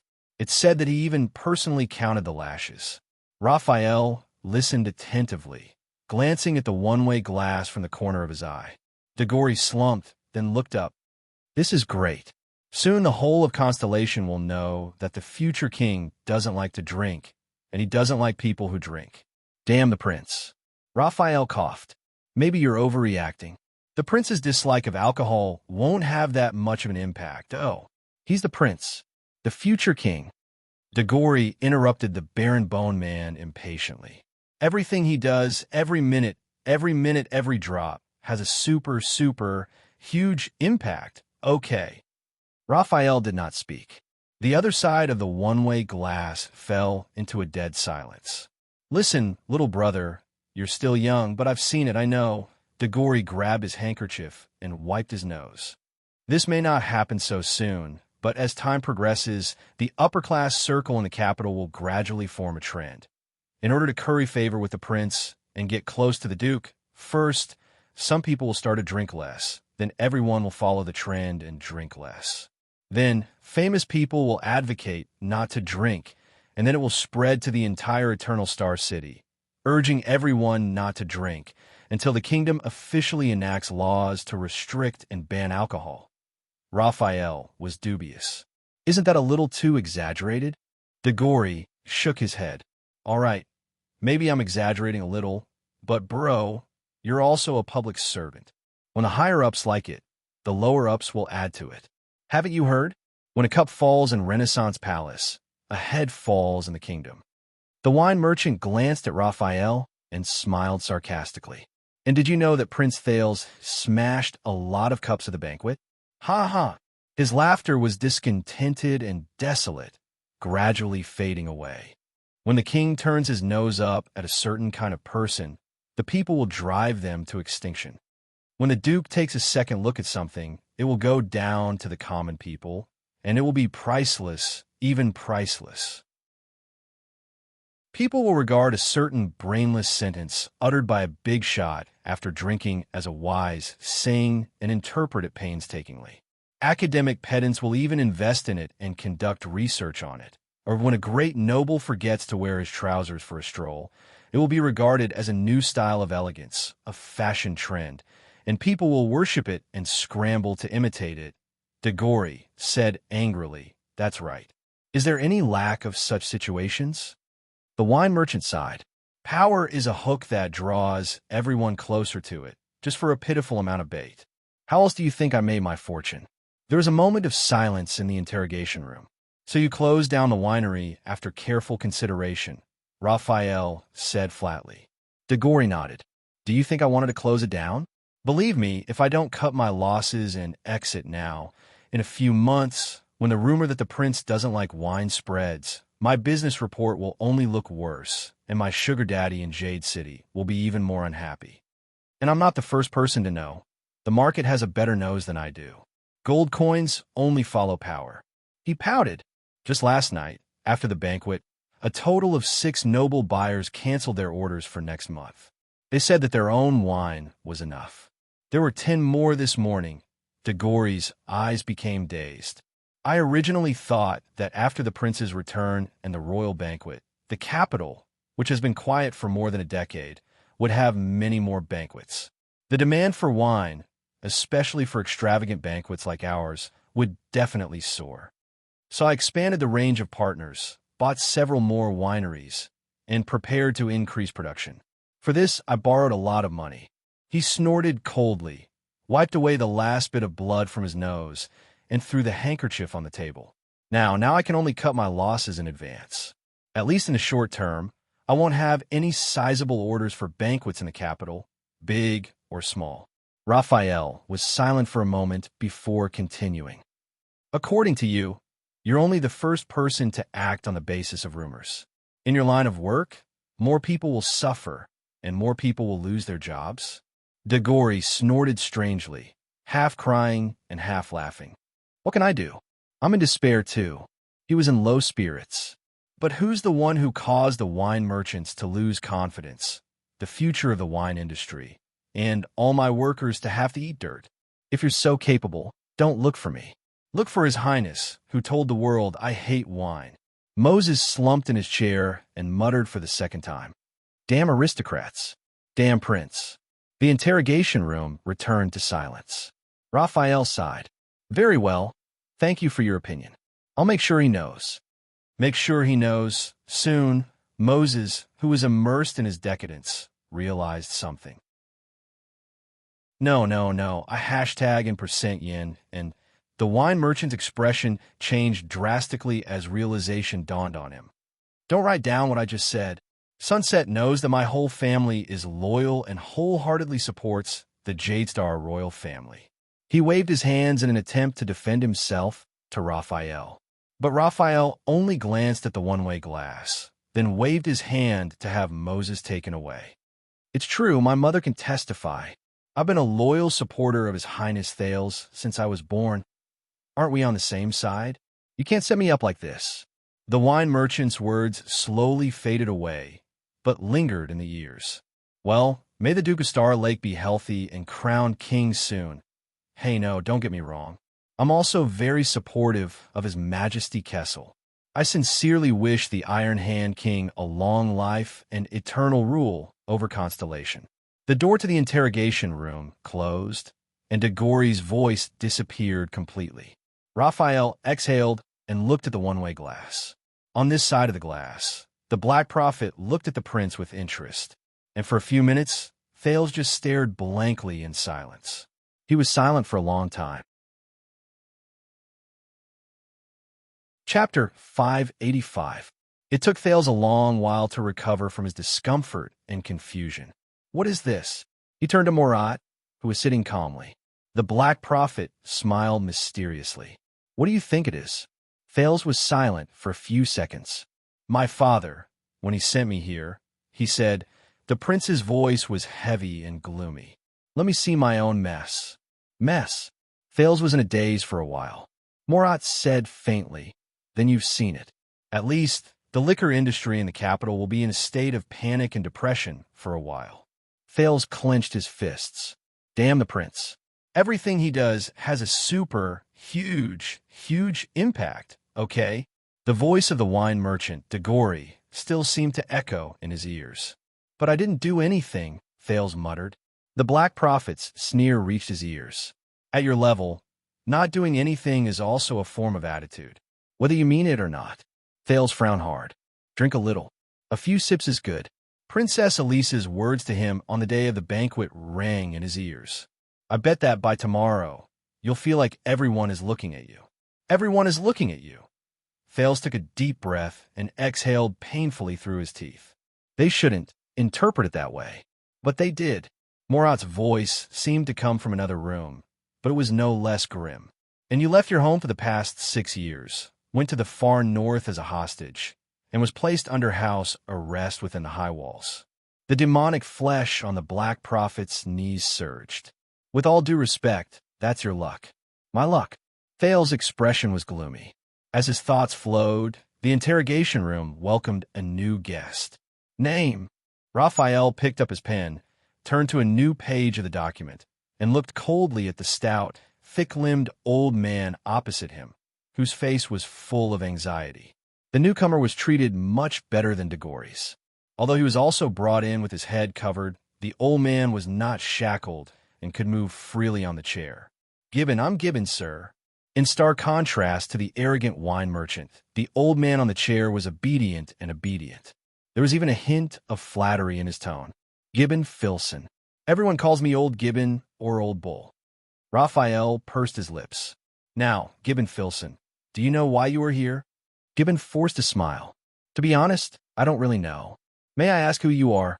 Police station. Raphael didn't even raise his head. Compared to the previous interrogation with the wine merchant, the Baron Bone Man's attitude this time was cold and distant. The old man was stunned for a second. Impossible. Old Gilburn was all smiles as he shook his finger at Raphael. I have a relative who works at the police station. I know their procedures. It's definitely not like this. The Baron Bone Man raised his head expressionlessly, but the old man observed his surroundings. His eyes lit up as he thought of something. He was excited and curious. I know, this way of doing things. Old Gilburn had a mysterious and slightly smug look on his face. He leaned forward to the edge of the table, close to Raphael. You are the kingdom's secret intelligence department. Am I right? Raphael's expression changed slightly as he looked at the old man who was winking at him. I've experienced it. A long time ago, when there was that serial blood-sucking murders in the capital. Old Gilburn nodded with a sinister smile, obviously eager to show off. The famous time limit police officer fought with the people from the secret intelligence department in my shop. Bang. Raphael tapped the table and interrupted Gibbon. That's right. You're absolutely right. The Baron Bone Man's gaze was profound and mysterious. He approached old Gilburn and said softly in a tone as if he was telling a ghost story. We are the kingdom's secret intelligence department. We work for the Black Prophet. In that second, the old man's smile froze on his face. On the other side of the glass, Fales frowned and turned to Morat. But the old man in the wheelchair was unperturbed. What? Old Gilburn blinked in disbelief as he looked at Raphael's unfriendly gaze. He looked around the interrogation room again. It's really the secret intelligence department? The kingdom's secret intelligence department? Old Gilburn's gaze fell on the wet bloodstain on the table. He thought of something and shuddered. You're not lying to me? Raphael snorted in disdain. The kingdom's secret intelligence department. The Black Prophet. The kingdom's secret intelligence department who had a target of killing 10 people every day. The Black Prophet who bathed in the blood of children every night. Gilburn first smiled uneasily as he thought of all kinds of mysterious legends. Then he huddled in his chair. His gaze was fixed on a small spot on the edge of the table. He did not even dare to breathe loudly. First of all, I'm not a child anymore. The Black Prophet won't like it. Then, I hope I'm the 11th person who came here today. Thinking of this, Gilburn wanted to cry, but had no tears. So, old Gilburn, what do you do? What do I do? Gilburn repeated blankly at first. When he came back to his senses, he cleared his throat fiercely and began to tremble visibly. I run a blacksmith shop in Twilight District. I've been doing it for many years. Smithing, smithing, smithing. Smithing? Raphael sneered a few times. The old blacksmith trembled back and forth with the rhythm of his sneer. I heard that you received a big deal this morning. A big deal. Old Gilburn's face paled, and he quickly composed himself. Yes, a business deal. It's not a big deal, just a small deal. Old Gilburn put on a long face and tried to curry favor. Ahem, it's not exactly a small deal. It's considered medium. Raphael grunted and raised his pen without looking up. I swear. Old Gilburn's expression changed, and he suddenly raised his voice. I've never forged prohibited weapons and equipment. Raphael was startled by the old blacksmith's sudden outburst. Military swords, military axes, military hammers, battle helmets, battle armors, battle stirrups, battle shields, crossbow parts, catapult parts, mystic gun stocks, crystal drop alloys, kitchen knives longer than half a foot, steel spear tips, killing arrowheads. I have all of these nuisances. Old Gilburn's mouth rattled without pause. He paused at the last sentence. Never forged? He stared at old Gilburn in denial. Raphael, who was ready to torture old Gilburn, put down his pen and was silent for a while as he watched the nervous and trembling old Gilburn. So, you're quite familiar with prohibited items? Old Gilburn trembled again. He realized something and had a bad feeling about it. He desperately squeezed out a smile. I'm just concerned about the law. Well, obeying the law. Raphael looked at the document and raised his pen again. Old Gilburn quivered. I definitely didn't sell it to them. Absolutely not. Raphael, who was startled again, put down his pen helplessly. Them? Gilburn's expression froze. He looked away, rubbed his chin awkwardly, and muttered in a low voice. It's them. It's them. Raphael got the hang of it. He put down his pen and closed the document. He leaned back and snorted coldly. The Baron Bone Man's action frightened the blacksmith so much that he instinctively trembled and danced. But they're nobles.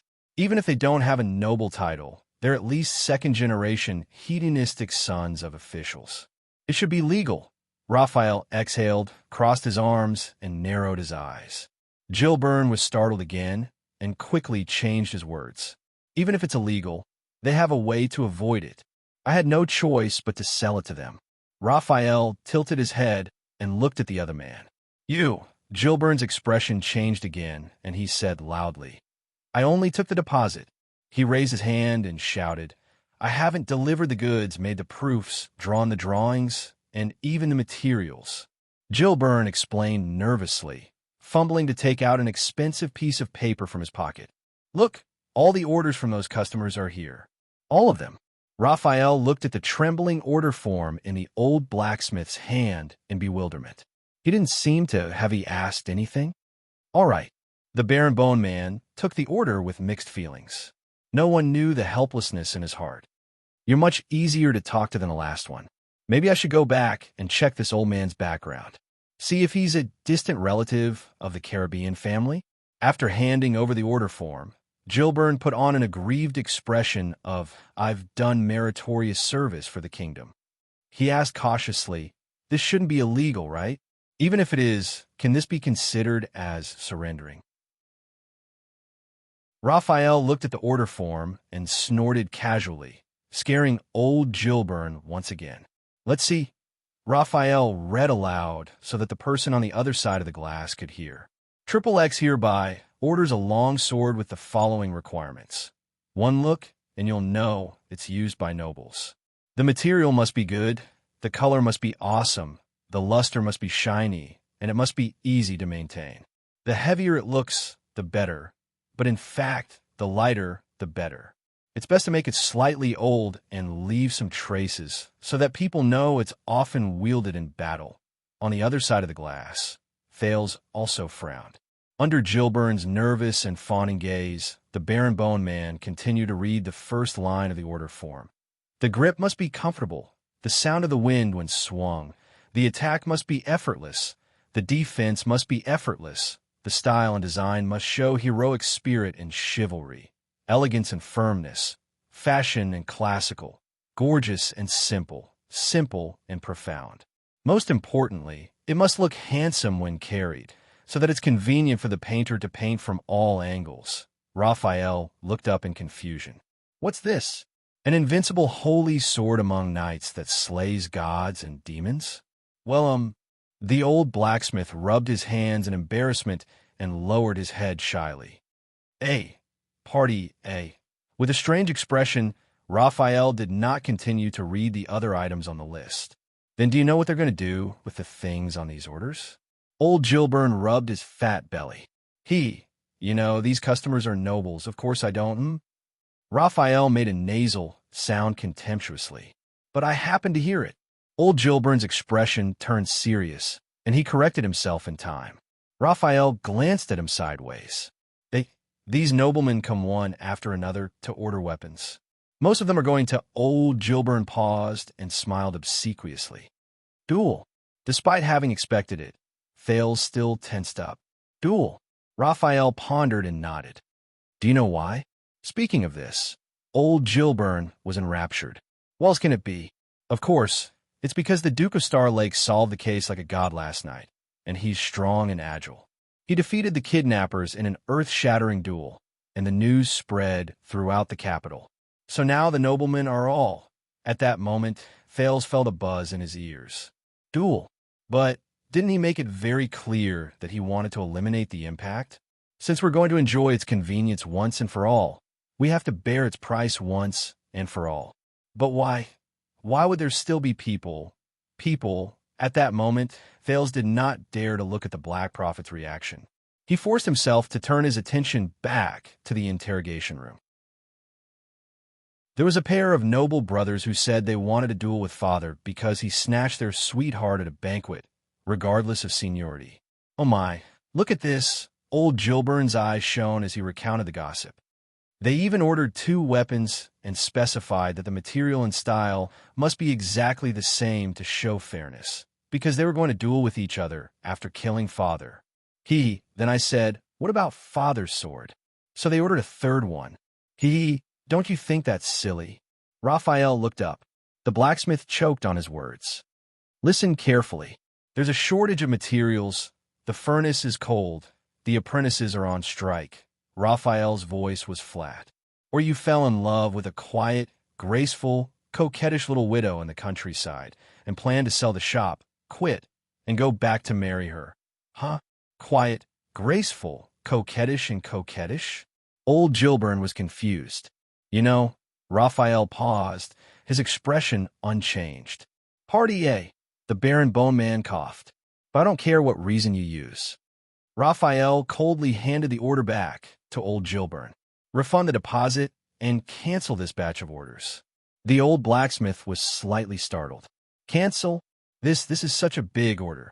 Raphael ignored him and took out a document and pushed it in front of Gilburn. If there's no problem, take a look at this confidentiality agreement, sign it, and you can go. Old Gilburn looked at the agreement and rubbed the order in his hand reluctantly. Well, I don't have any good reason to cancel the order in such a short time. Bang! Raphael suddenly moved. He grabbed Gilburn's hand, his gaze as sharp as a sword. Then put on a bandage for 2 months and say your arm is broken. Gilburn was scared silly and allowed the Baron Bone Man to hold his wrist. Go to the Department of Finance and show them the seal on this agreement, Raphael said calmly. Someone will pay for the breach of contract and a bandage.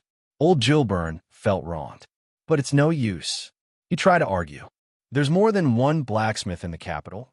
Although I'm indeed the best, but I'm alone. Those foppish brats will definitely go to other shops. Why don't I make a few shoddy and unkillable? Be gentle. Amid old Gilburn's screams, Raphael tightened his grip on his wrist and threatened. So, you want us to pay for the medical expenses as well?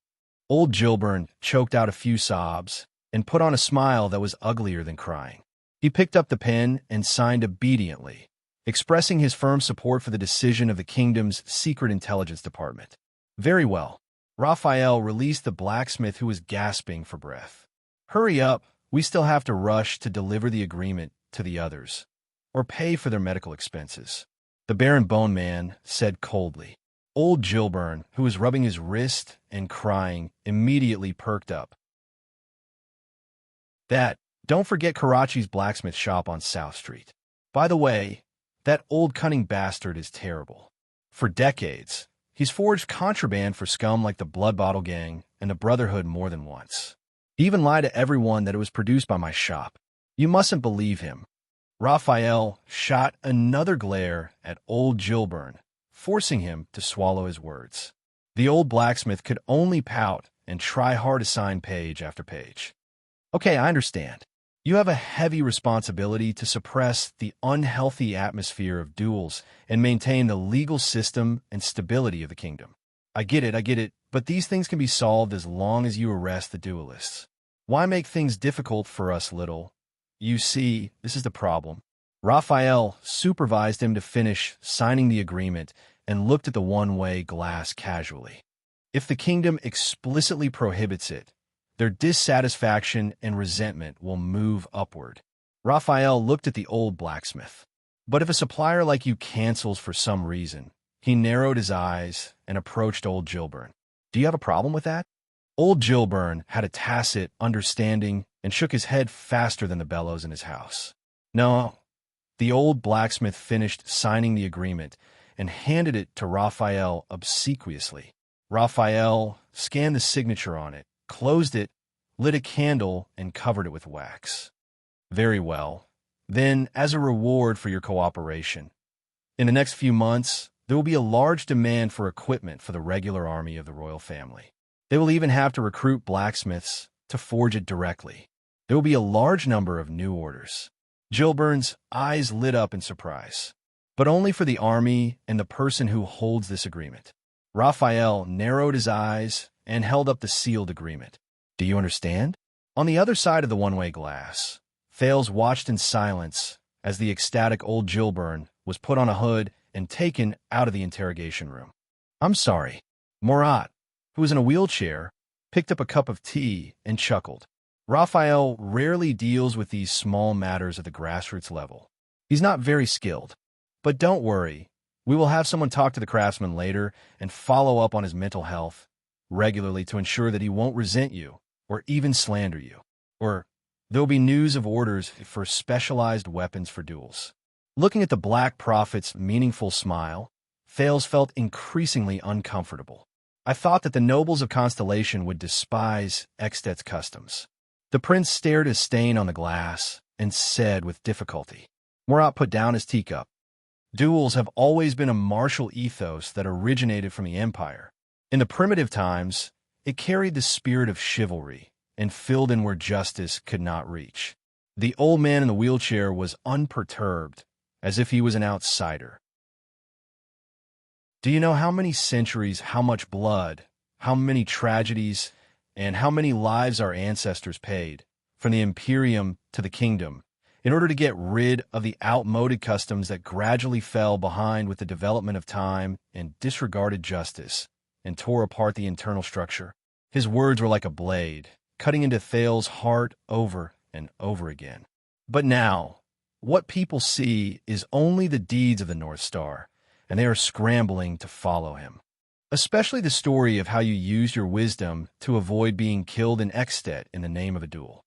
Plus your supreme demeanor last night, which won the hearts of countless boys and girls. The Black Prophet shook his head and did not continue. But that was enough. Thales was expressionless. Duel. That was what he brought to the Constellations, saving Doyle and Anchor, but ultimately causing the death of even more people. No matter what, you always want to find a way for everyone to be happy. A perfect choice that meets the highest expectations in your heart. King Kessel's words reverberated in his ears. It's best to be uneventful and harmless. Avoid the ugliness and sacrifice that you don't want to face the most.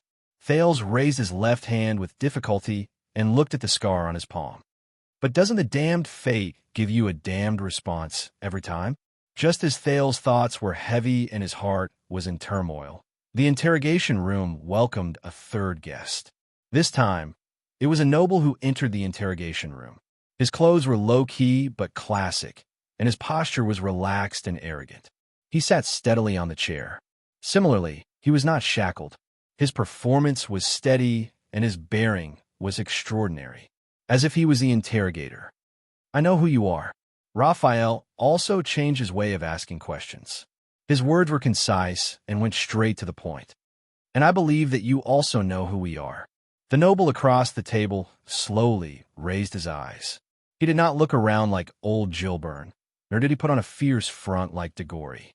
"Of course, you are the darkness of stars," the noble said slowly. "But what I don't know is, without the king's warrant, does the Secret Intelligence Department still have the power to secretly interrogate the kingdom's nobles?" His gaze was fixed on Raphael, unbearably sharp. Raphael smiled. "Of course not. So, this is just an interrogation." The Baron Bone Man did not ask for his name, so Thales had no way of knowing.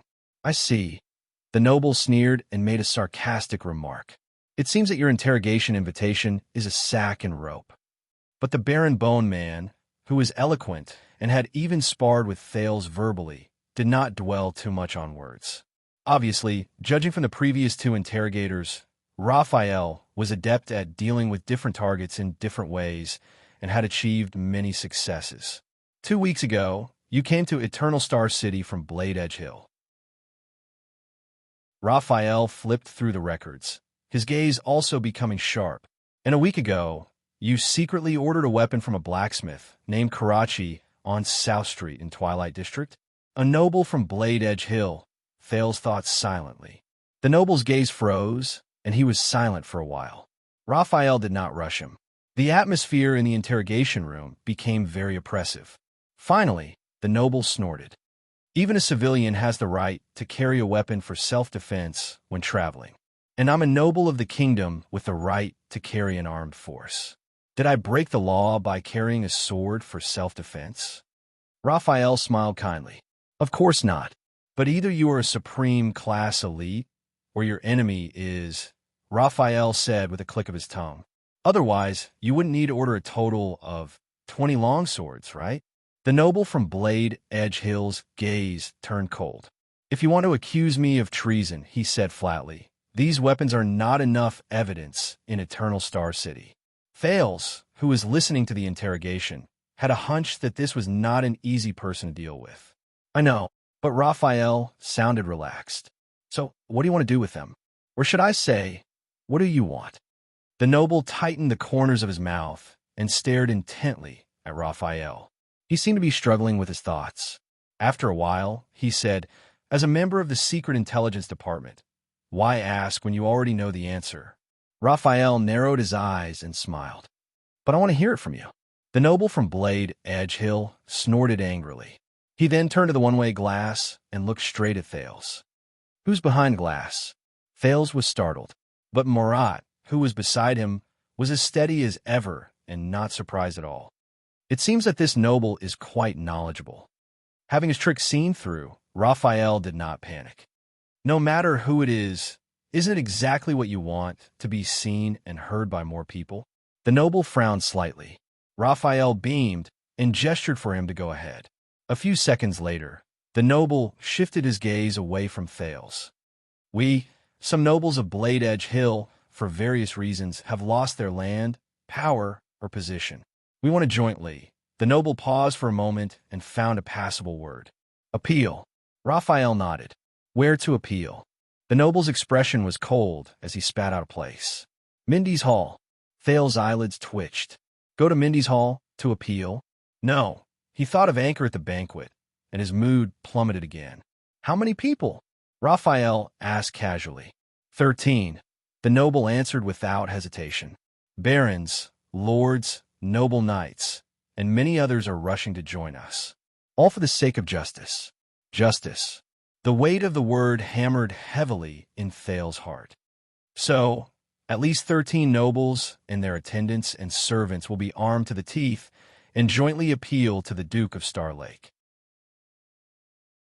Raphael sighed, feeling rather helpless.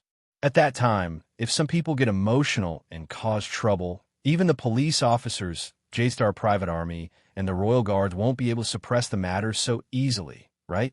The noble glanced at him. Just to make our stance clear, we have no intention of harming anyone. Raphael chuckled and asked further, then why Mindy's Hall and not Renaissance Palace? The noble stared at him with an unfriendly expression. You want to imitate that idiot from last night. Raphael said what he was thinking. Find the Duke of Star Lake's tutelage. Take advantage of his recent return and lack of worldly experience, and bring your swords to the meeting. Make a big scene. Big scene. Thales's gaze was unfocused. If you don't kill, no one will listen. If you don't shock the world, there is no way out. If you don't wallow in degeneration, you will suffer. Please tell me, Your Highness, what kind of logic is this? That night, Anchor's indignant gaze when he held a hostage and barged into the banquet to force an abdication reappeared in his mind. We're not imitating. The noble seemed offended. We're determined to be earlier and smarter than that idiot from Western Desert. Raphael clicked his tongue.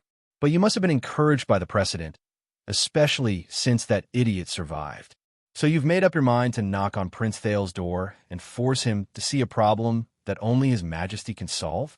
Encouraged by the precedent, a problem that only His Majesty can solve. Thales subconsciously clenched his fists, but then he remembered that the Black Prophet was still watching from the side, so he forced himself to loosen his fingers. He's also a Jade Star. The noble leaned against the back of his chair. His speech was neither fast nor slow, and his words were clear. He held the Northland hostage, went on expeditions to the desert, and was even revered by many noble families, including the Four-Eyed Skull. Last night, he displayed wisdom and skill, courage and drive, as well as the ambition to reform the kingdom. He also displayed benevolence and loyalty, magnanimity and generosity, and would not turn a blind eye to us. Raphael nodded as he listened, and said sarcastically, and this is your repayment to the great philanthropist, Prince Thales, as a group of loyal subjects and good aides. Carrying 20 swords and visiting Mindy's Hall as if to force an abdication, the noble of Blade Edge Hill suddenly looked up. He's our future king. His voice was like steel, and each word weighed a ton, making it difficult for Thales to breathe. He can afford it. Raphael was silent for a while and did not look at the one-way glass. But if he doesn't want to, and it's not convenient for him to meddle in your messy affairs that involve the interests of many parties and can't be resolved, then he's not fit to be king, the noble said decisively. Raphael snorted coldly. You really have the guts to say that. The noble laughed, his laughter chilling. Have you been to Blade Edge Hill, young man? He looked at Raphael in an aggressive and unflinching manner. If you've never been, then shut up. And if you've been, then you'll know that there's nothing we don't dare to say. Raphael was silent for a while. Thales could feel that the Baron Bone Man was at a disadvantage. A few seconds later, Raphael snorted softly. You seem to be a smart man, sir. His words were polite, but the meaning behind his words was clear. And you're already sitting here. Do you know what to do? The noble turned away, snorted softly, and pondered for a while. But in the end, he still turned back and said in a low voice, Of course. I'll go back and tell them to cancel this appeal and protest. Raphael's eyes lit up. Very well. The Baron Bone Man closed the document happily. If everyone was as reasonable as you, I wouldn't have to collect overtime, pay every day. He stood up, ready to end the interrogation or questioning. But the noble called him back. You may have one today, young man. The noble of Blade Edge Hill raised his head and looked straight at Raphael. You stopped us. But his words made Thales extremely uneasy. But as long as the root of the problem is not solved and the chronic disease of the kingdom is not cured, there will be more people like us. More people like us. Thales felt like he was in a trance. Then I don't mind seeing you a few more times. Raphael did not back down. Whether it's here or in the courtroom, Or, in a coffin? The noble laughed out loud, but his laughter immediately turned into a warning. Secret Intelligence Department, do you think this is the solution?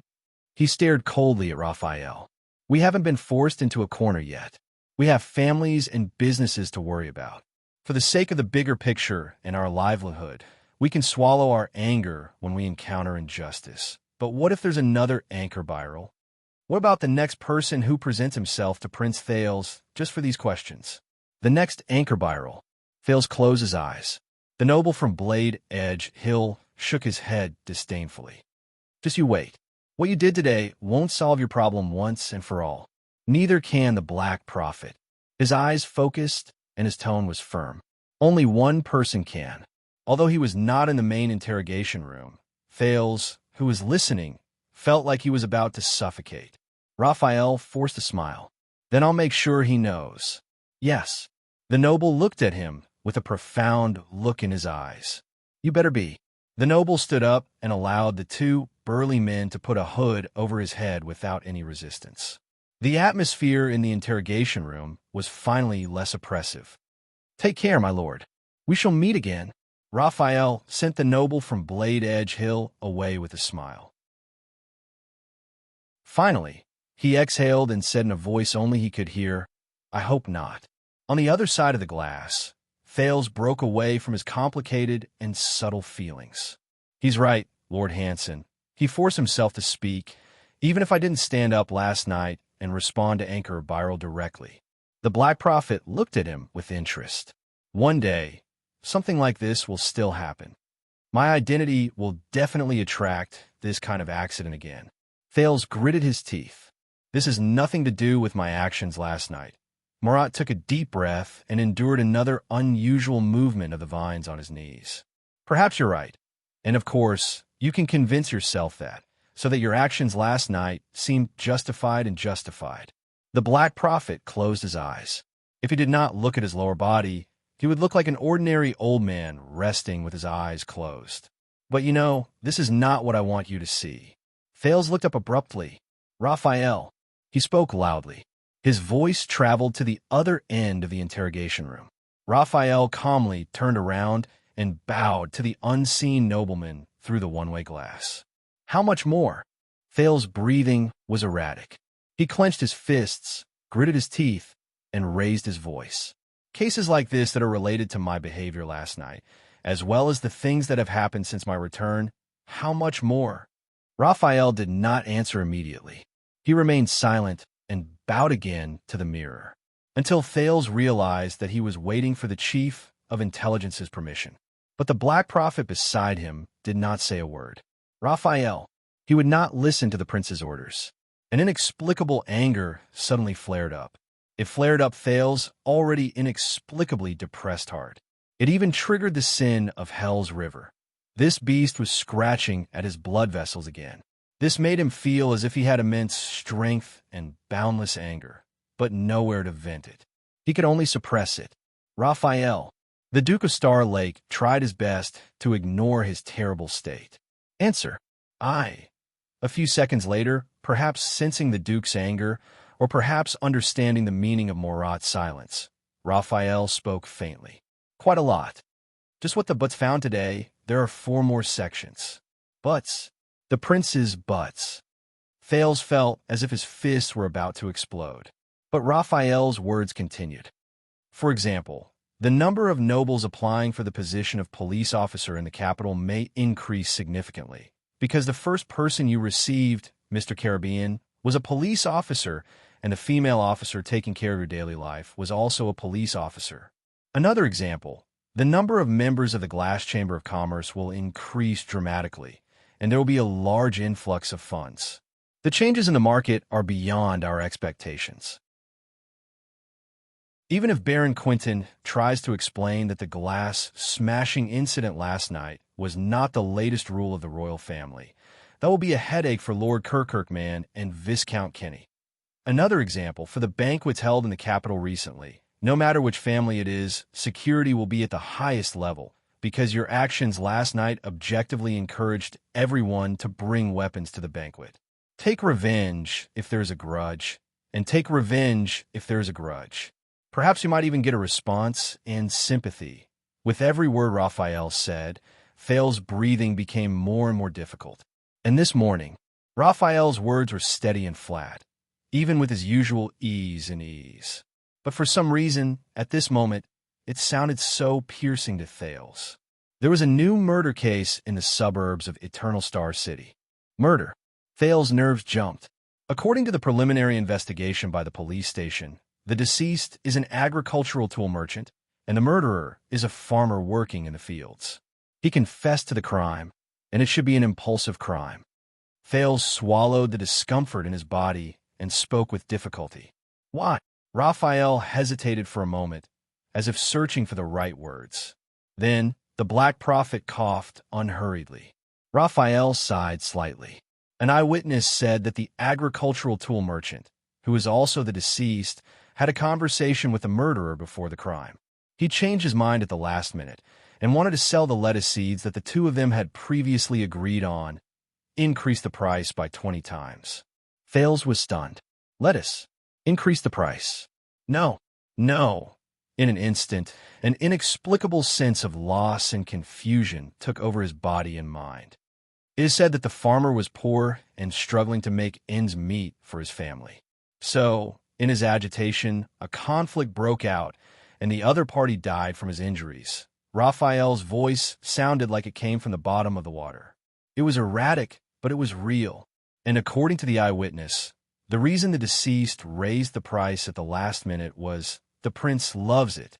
As soon as he finished speaking, Thales' figure swayed. The prince loves it. In that second, all his anger and indignation seemed to realize the absurdity of his existence and disappeared from his senses. The prince loves it.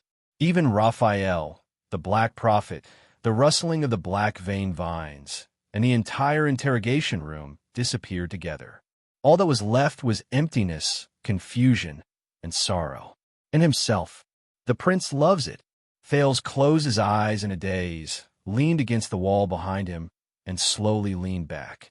But at that moment, the teenager felt that what he was leaning against was not a wall, but a bottomless, endless, and never-ending abyss.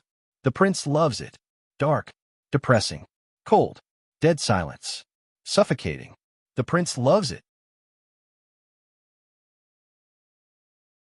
Chapter 586.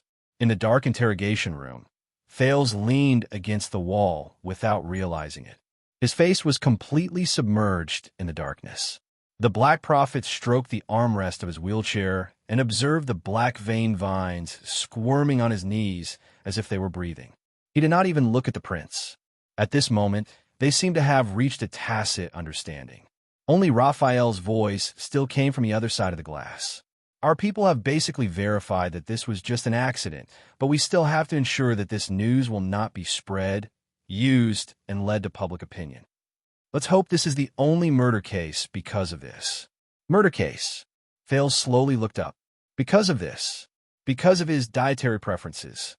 Thales was expressionless, his gaze frozen. Of course he could defend himself. This was none of his business. The so-called prince's love for lettuce was just a fuse. The whole thing was ultimately the result of a greedy person and an impulsive person's own doing. He should not be responsible for it, including other things. Thales' fist trembled slightly. Right. Many people would not be troubled by it. King Nuven would certainly laugh it off. King Chapman would only scorn it mercilessly, and King Kessel would certainly sit on his throne, unmoved.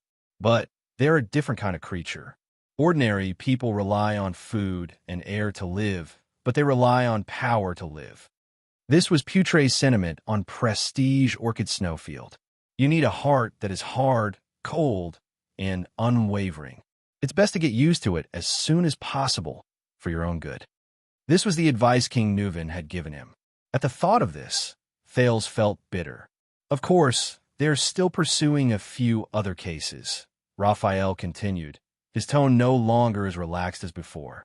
Some may affect your reputation, some may cause financial losses, and many may not be obvious for the time being, but we have to plan ahead and try to find a way to fill in the gaps. He had not finished his sentence, but he knew it was time to stop. Fales was silent for a long while before he replied. Okay, I understand. Raphael's expression changed slightly. He sensed something from Thales' disappointed tone. Very well, continue, Morat said faintly amid the rustling of the black vein vines. At this moment, the Baron Bone Man suddenly said, Your Highness, my lord. Actually, the remaining cases are pretty much the same. Why don't we call it a day? Thales, who was immersed in dejection, quietly raised his head. However, he turned his head and looked at the old man in the wheelchair. Through the glass, the Black Prophet stared at Raphael for a long time, but the latter's gaze was steady and his expression calm. Morat snorted softly. Of course. The Chief of Intelligence flashed Thales a smile. Except for that. The last one. Raphael was silent for a moment, then nodded respectfully and listened to the order. Thales frowned, but he soon understood. The last interrogator was a woman. Even though she was escorted here with a hood over her head, she still looked graceful and graceful.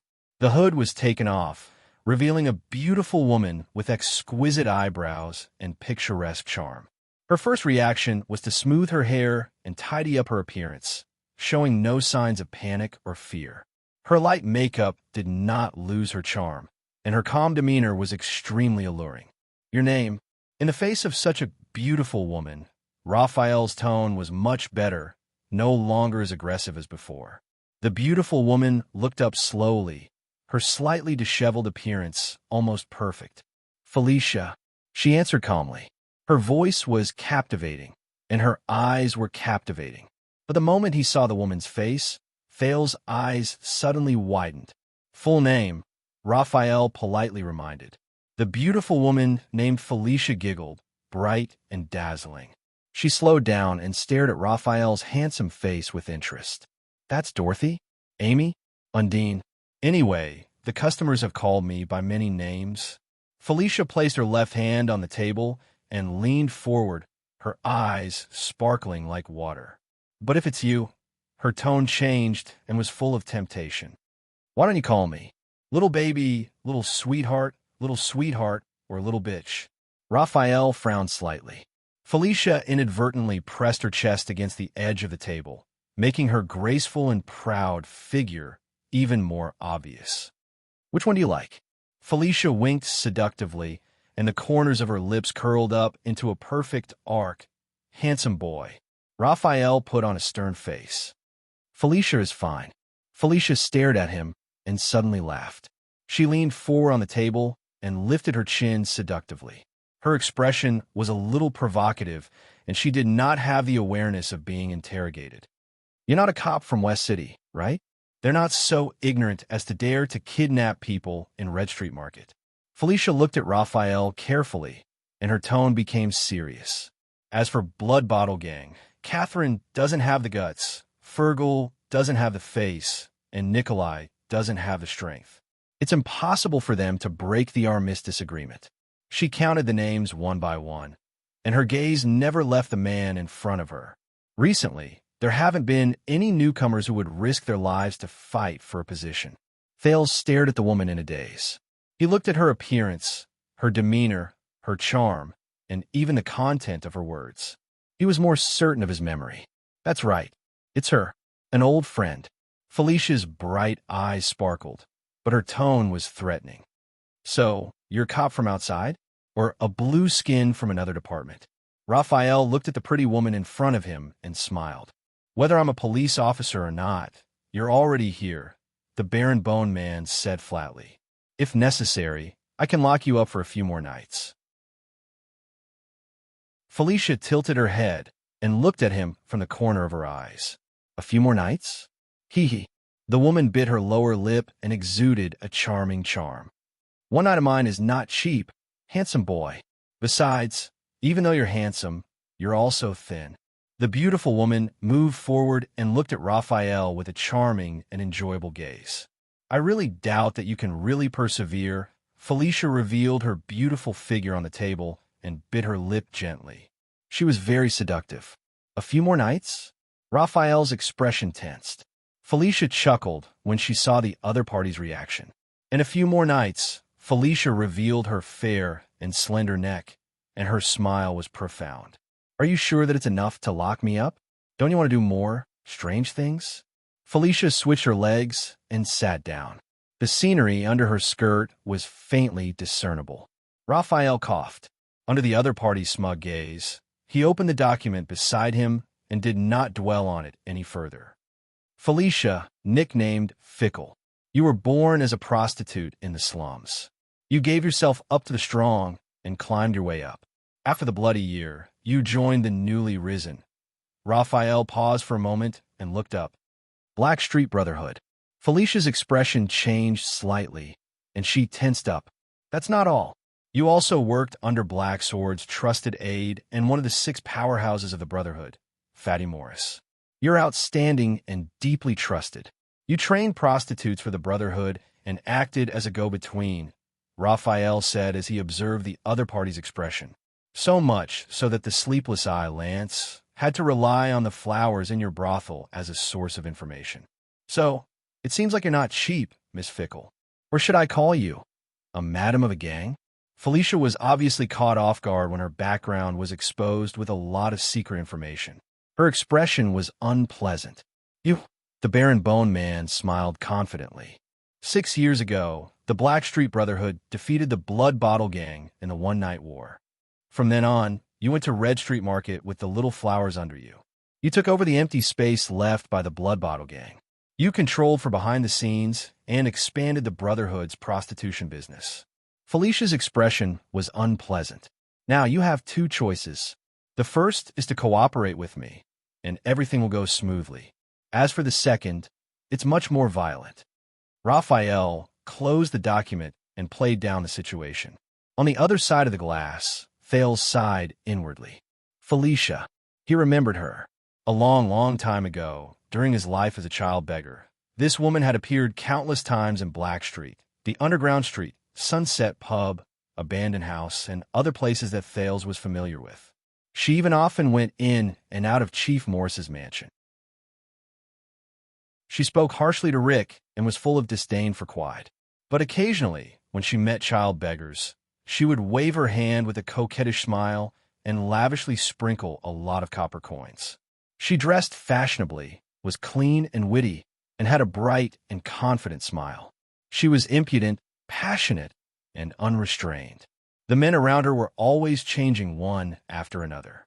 Once, when she and her lover, Leork, were doing something in the room, they happened to see Thales squatting outside the window, resting and counting money in a safe corner. But the moment their eyes met, the woman did not panic, blush, or feel displeased. She did not even warn the Brotherhood's killer, Leork, who was working hard under her. At that time, Felicia, with her hair disheveled, just lazily pulled up the blanket to cover her beautiful breasts and bare shoulders. She pressed her index finger to her red lips and flashed a meaningful smile at the disheveled, dirty, and terrified little beggar under the window. Then, the beautiful woman laughed and threw her head back. Her long hair fluttered in the wind, and she continued to moan, which made people's imaginations run wild. The child beggar, Thales, was scared out of his wits. His face turned red, and in the end, he had no choice but to flee. Thinking of the past, Thales felt a wave of melancholy. In the interrogation room, the Baron Bone Man's gaze was aggressive, and he would not stop until he achieved his goal. Felicia looked back at Raphael, a little at a loss. But in front of the Secret Intelligence Department interrogator, who had a sharp gaze and was cold and ruthless, she was soon defeated. The Brotherhood, giving yourself to a powerful person, clinging to a higher position, and calling yourself a brothel keeper. Looks like you found out everything, police officer. Felicia's eyes were slightly red, and the corners of her mouth trembled. Her previous flirtatiousness and eloquence were gone like the avalanche of a snowy mountain. Of course, you can righteously accuse me of my profession and affiliation. You can accuse me of being a dirty and lowly brothel keeper, the head of a prostitute. But you think the woman forced herself to turn her head away, bit her lip, and wiped away the tears from the corners of her eyes. You think I willingly walked down this path and did filthy things for the Brotherhood? Raphael, who was about to follow up on his victory, suddenly froze after breaking through his target's defenses. Set off by her slender neck and graceful figure, Felicia was like a lonely flower on a cliff, stubborn and poignant. Since I was young, men only looked at me and my body with dirty eyes, especially after I reached the age of wearing skirts. They became even more.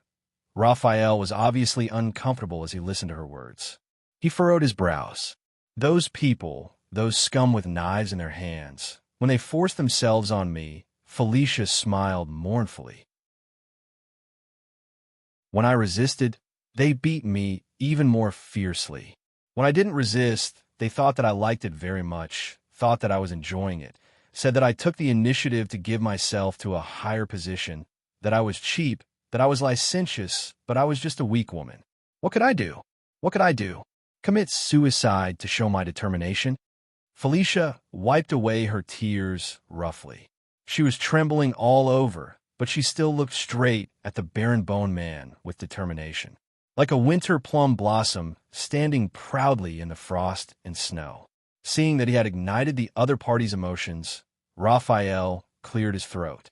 For a moment, he was at a loss and did not know how to reply. I just want to live, but they won't let me unless I consciously spread my thighs. Even a greenhorn like you only wants to put his hand under my bra and skirt and strip them naked. Raphael paused again. Felicia realized something. She shrank back with her tear-stained face and tried to pull up her sleeves and skirt to prevent more of her skin from being exposed. At the same time, she stared fiercely at Raphael. Raphael became even more embarrassed when she stared at him like that. He could only look away uncomfortably. Felicia covered her chest, front, and thighs and stared at the barren-boned man. Her tears could not stop falling. And of course, I could only do as they said. I just want to live. In the hands of men like you. With tears in her eyes, she spat, threatening me with violence. Come on. There are plenty of people in this world who have been violent to me, and you're not one of them. Felicia's breathing became heavier, and her tears fell like rain. Stubbornly, she had to raise her sleeve to cover up her tears, but it was not effective. Soon, a large patch of her clothes was soaked. Raphael sighed deeply. He looked at the document in his hand, not knowing how to continue. For a moment, the interrogation room was filled with the woman's sobs and gasps. On the other side of the glass, Thales had mixed feelings. Beside him, the Black Prophet was interested. He whispered, "Very good. I like this girl." Morat lowered his head and whispered to the demonic vine on his knee, "Tell Raphael that it's her." The black vein vines on his wheelchair surged in response. In the interrogation room, Felicia's crying did not seem to have any intention of stopping.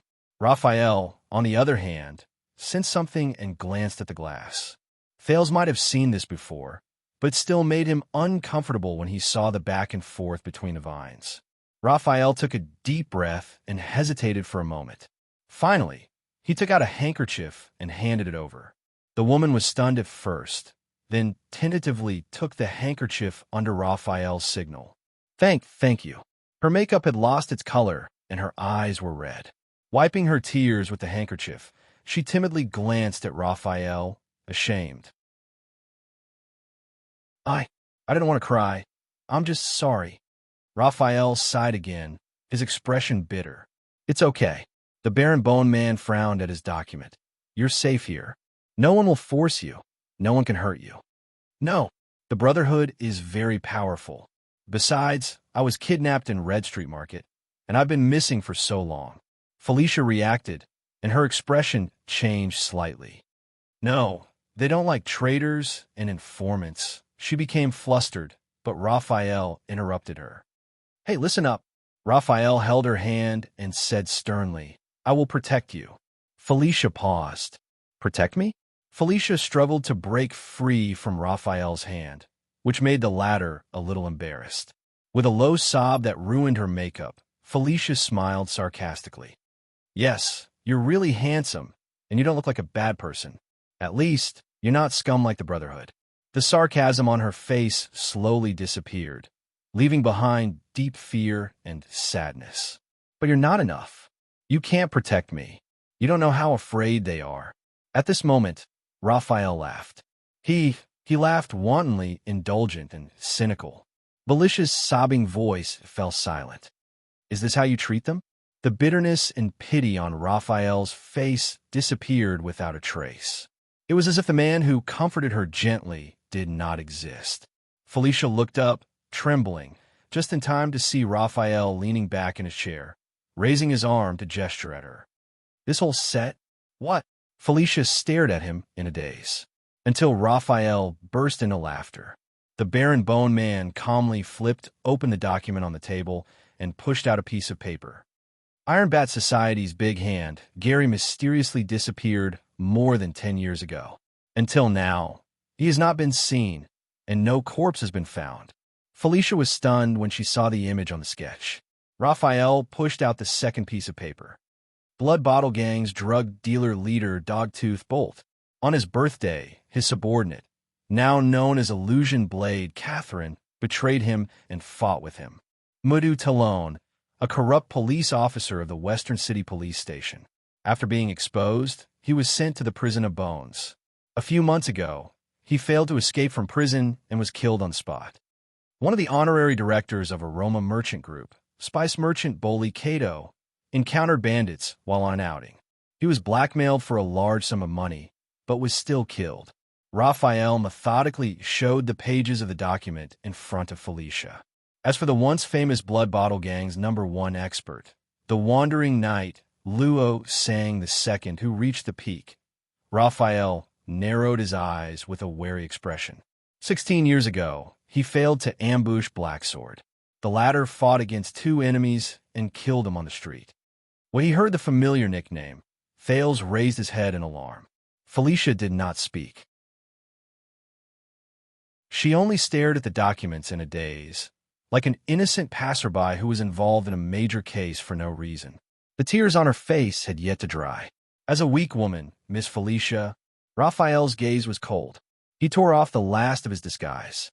It seems that since you were 12 years old, every important person you got close to, or, according to what you said, every terrifying bad guy who forced himself on you with a knife, did not end up well.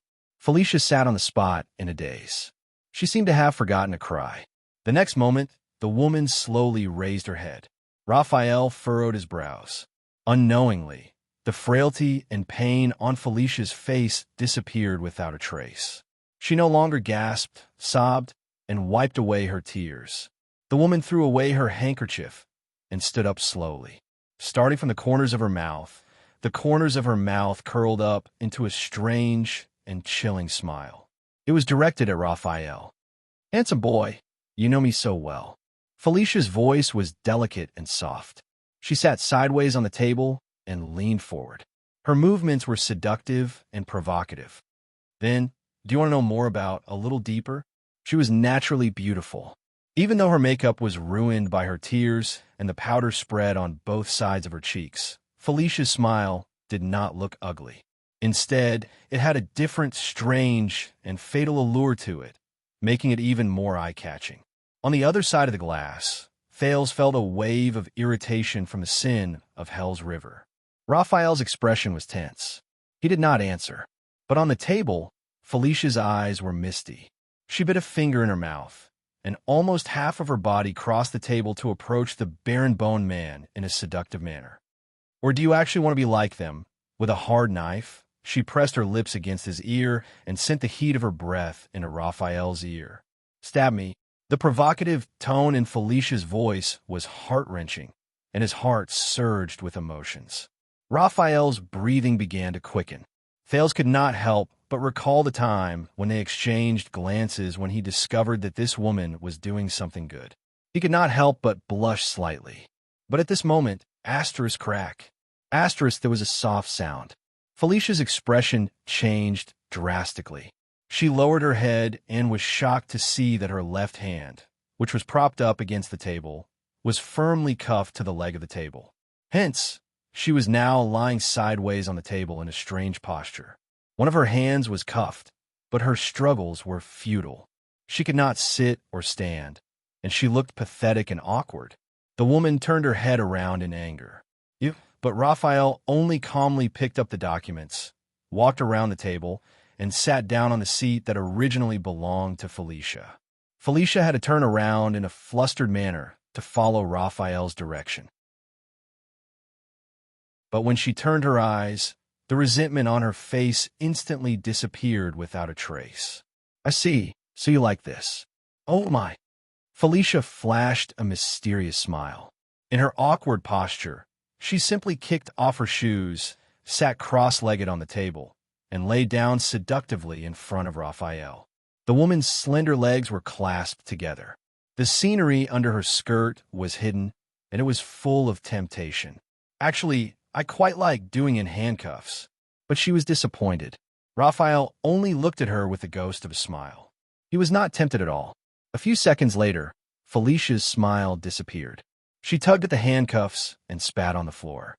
"You don't even have a reaction." The woman glared at Raphael fiercely. "Why?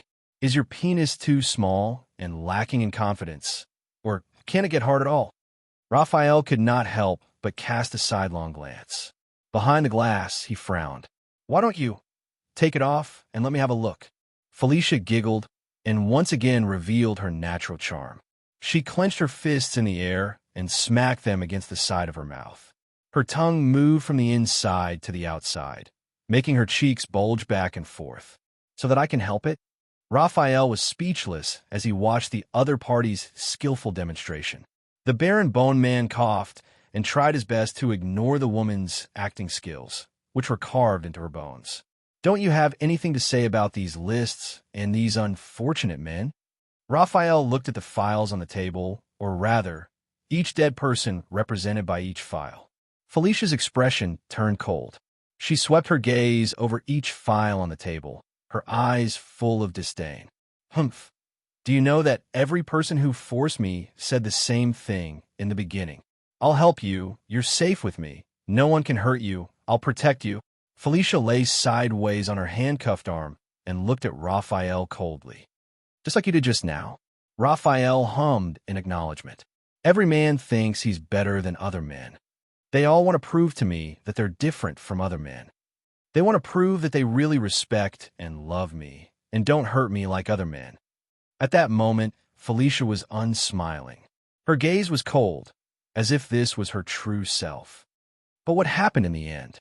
In the end, they still eagerly took off their pants or waited for me to take off my skirt in return. And if I'm not willing, they still think they're protecting me, taking care of me, saying things like, "I know you want it too," or "I've done so much for you," or even "You don't know how beautiful you are." Felicia's gaze sharpened. With a loud crash, she swept all the files on the table to the ground. "Handsome boy." The reason why the hero saves the damsel in distress is so popular is because men look forward to it, and they naturally confirm the next scene. Felicia looked at the files on the ground and every sketch on them. She thought of something and revealed an unprecedented viciousness and hatred. The hero fucked the damsel in distress. Raphael frowned. And if that doesn't happen, if the beauties don't fall in love with the hero, and if they don't yearn for him until they're itching for him, if they're like me in the past, weakly saying no, Felicia looked up and gritted her teeth. "Then we'll wait for the next hero to save the damsel in distress. Then the next hero will say the classic line, 'I'm different from the person who forced you. I'm here to protect you.'" Felicia raised her sleeves and wiped off the powder on her face. The King hero saves the damsel in distress. And I'm just proving to them that they're wrong. Felicia glared at Raphael with a sharp gaze. Beauties don't belong to heroes. At that moment, the head prostitute of the Brotherhood said hatefully, "Just like how I don't belong to them either, no matter what the hero does. Never." Chapter 587. But the moment it was updated, this chapter was blocked by the back end. Swordless was also dumbfounded. What to do? Kingdom Bloodline, Chapter 80. The hero saves the beauty. Currently typing. Please wait a moment. After the content has been updated, please refresh the page to get the latest update.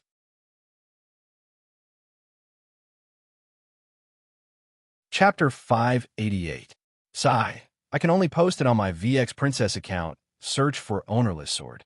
Everyone can read it for free. Kingdom Bloodline, Chapter 81. There's a discount currently typing. Please wait a moment. After the content has been updated, please refresh the page to receive the latest update.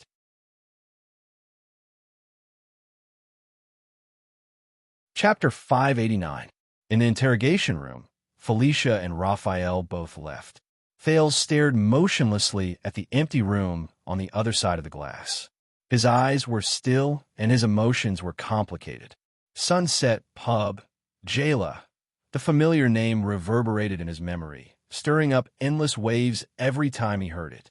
Ever since he finished chatting with Gilbert that time, as a prince, he, who carried a heavy burden, had buried their sadness in the deepest part of his heart.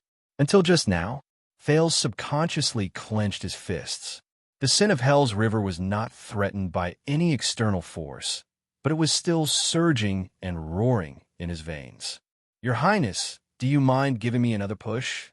Morat's pleasant and comfortable voice, coupled with the constant sizzling of the black vein vines, pulled Thales back to reality from his complicated thoughts, but also made him even more upset and restless. Thales slowly turned around and looked at the Black Prophet, but Thales did not move, nor did he help the sickening wheelchair under the old man's knees. Why? Why here, in front of the person he feared the most? "You brought Felicia here on purpose, didn't you?" Thales was expressionless and his tone was cold. The old man in the wheelchair put down his teacup and turned around indifferently. "Not just to let me see the consequences of what I've done." Thales' eyes turned cold as he looked straight at Morat. "You know her identity, her past. You also know my past. So you deliberately let Raphael mention Sunset Pub in front of me." The Black Prophet stared at him, his wrinkled face breaking into a smile. "How is it, Your Highness? Surprised?" For some reason, the smile was so awkward in Thales' eyes. "Smug, dark, hateful. There must be a motive. What do you mean by this? What are you going to do?" Thales stared at Morat, his eyes spitting fire. "Old man." The interrogation room instantly became oppressive and solemn. The black vein vines on the old man's wheelchair and knees wriggled uneasily at an extremely high frequency, sizzling. In the darkness and silence, the Black Prophet chuckled. In the face of the prince's anger and accusations, he indifferently moved his wheelchair and turned around to face Thales. "I thought that when you saw how attentive the Secret Intelligence Department was to your wish, and when you heard about your childhood playmate again, you would be very happy." Morat looked at the young man in front of him quietly. "Thales, Prince?" He deliberately left a long pause between the two words, causing the youth to frown. It was as if they had returned to that afternoon in Mindy's hall. There Thales, a child beggar, an illegitimate child, a boy with secrets and an uncertain future, met for the first time with Constellation's scariest and most sinister spy chief who was hunting for the forbidden calamity. At that time, Gines, Gilbert, and even Yoda were by his side. Even the old witch, Serena, helped him.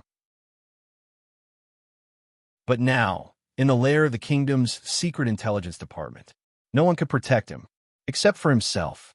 But when I asked you for help in the past, you told me. Thales stared coldly at the old man. "Only when I'm strong enough can we talk about protecting them. Otherwise, they will only become my weakness." His gaze was indignant, being held back by others. Morat clicked his tongue softly. "Very well, you still remember." The Black Prophet's expression turned cold, and the surrounding temperature dropped instantly. "Then why did you ask Count Gilbert Casso to search for them for the past few years? Even when you asked Raphael for help, you had to do everything possible to hide it from me." Thales felt a chill in his heart. He knew. The Duke of Starlake looked at Morat's smile. The old man in front of him knew everything about him, asking Gilbert Casso to search for them. As always. But Jayla. Thales called the name again. No, he could not let the Black Prophet find her, because that girl was not just Jayla. She was Jayla Charlton, the assassin's flower. See, this is the problem. This is the reason why you and the Secret Intelligence Department have been out of sync for so many years. Morat's cold but sharp gaze was fixed on him, as if he was determined to win. "We've always been on our own, unable to connect. The black-veined vines coiled up on his knees again, hissing like many poisonous snakes tangled together. It was strange and dangerous.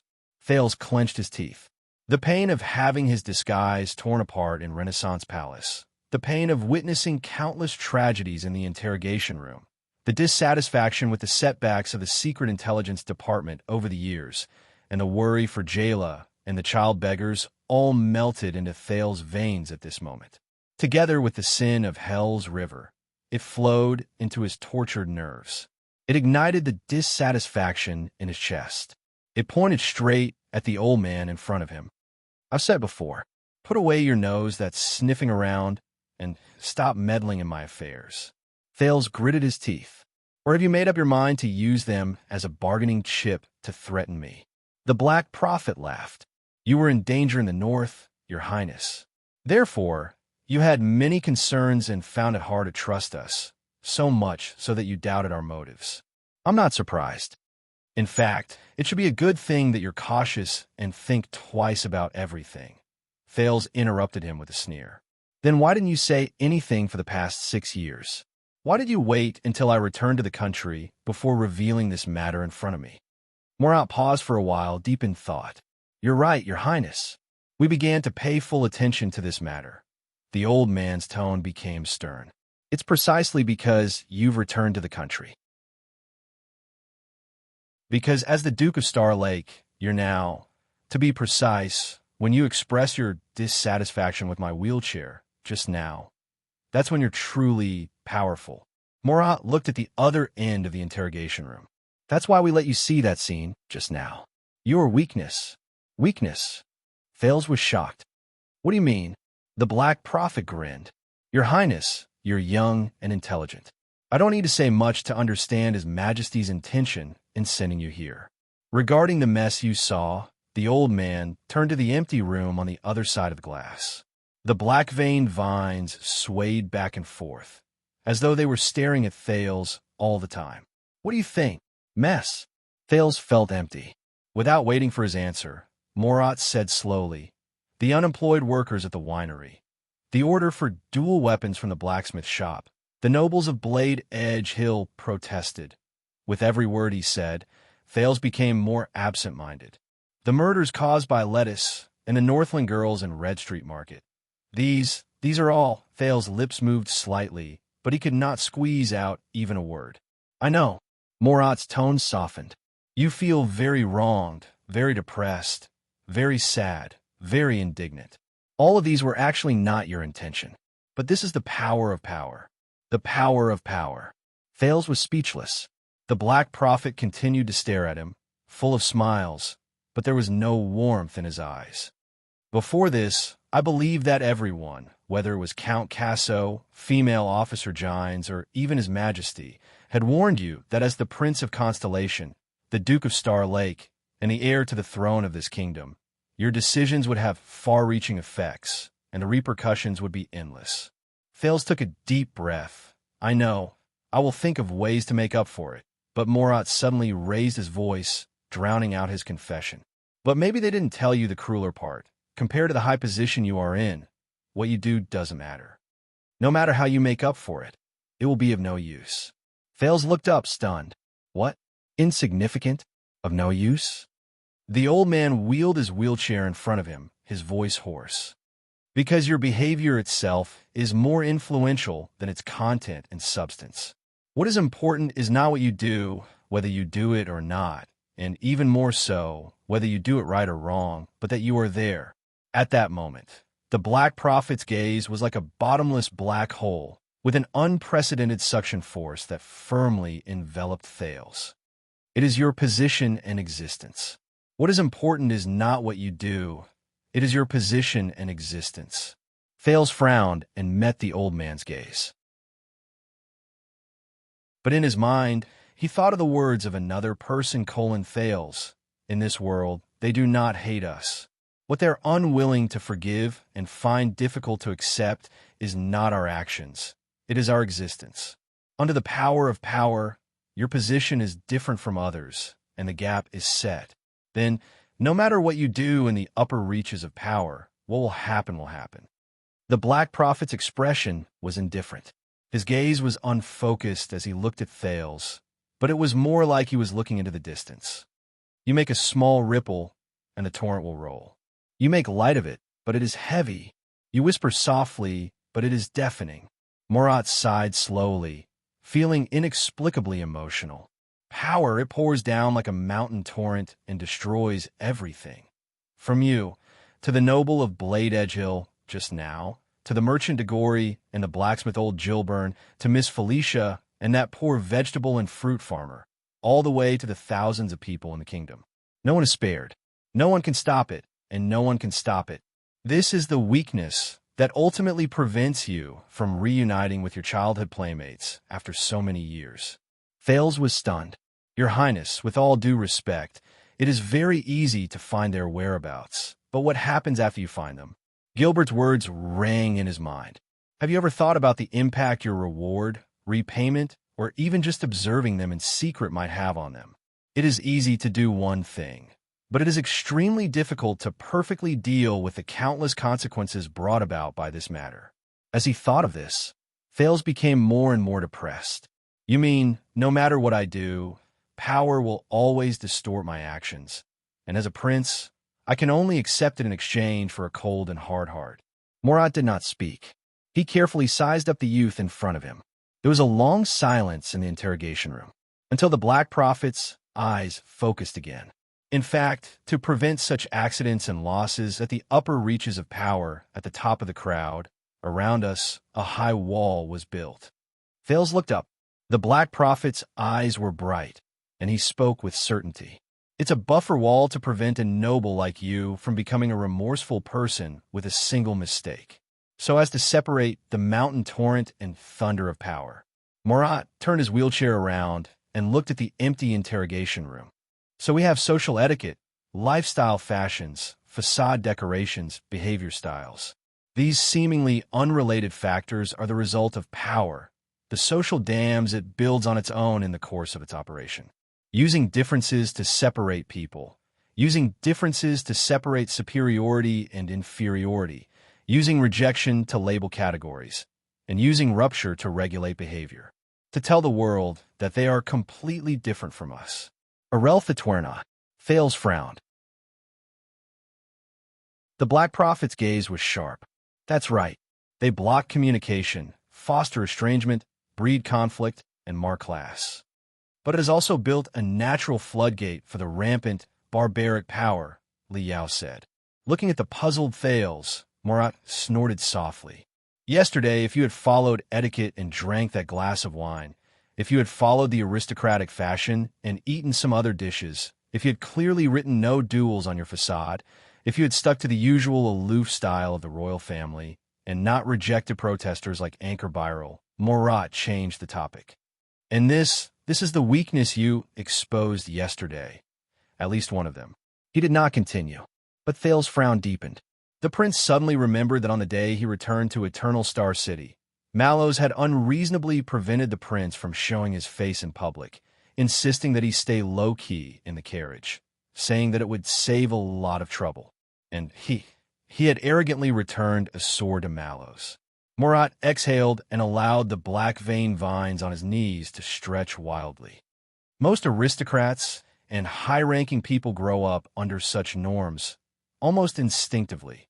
They know that they have to act with self-control, be cautious in their statements, behave in accordance with etiquette, and have a serious attitude. They subconsciously practice the principle of separation and division to avoid being a bad example and a breach in the dam, allowing power, whether it's the suction from above or the buoyancy from below, to engulf them. With a sense of disappointment, Thales snorted sarcastically. You mean, I need to go back and redo my etiquette lessons? But the Black Prophet's gaze was sharp, and he ignored his interruption. But this also fosters the habit of these people. They're used to doing it, as if it's instinct, but they don't know why they do it. They can't cross this high wall and dam. Outside the norms, they will be at a loss in the face of the barbaric attitude of power after it breaks free. The old man in the wheelchair looked straight at Thales, and his tone changed. But your Highness Thales, you're different. Thales was stunned. The Black Prophet's lips curled slightly. You may be of noble birth, but you started from humble beginnings.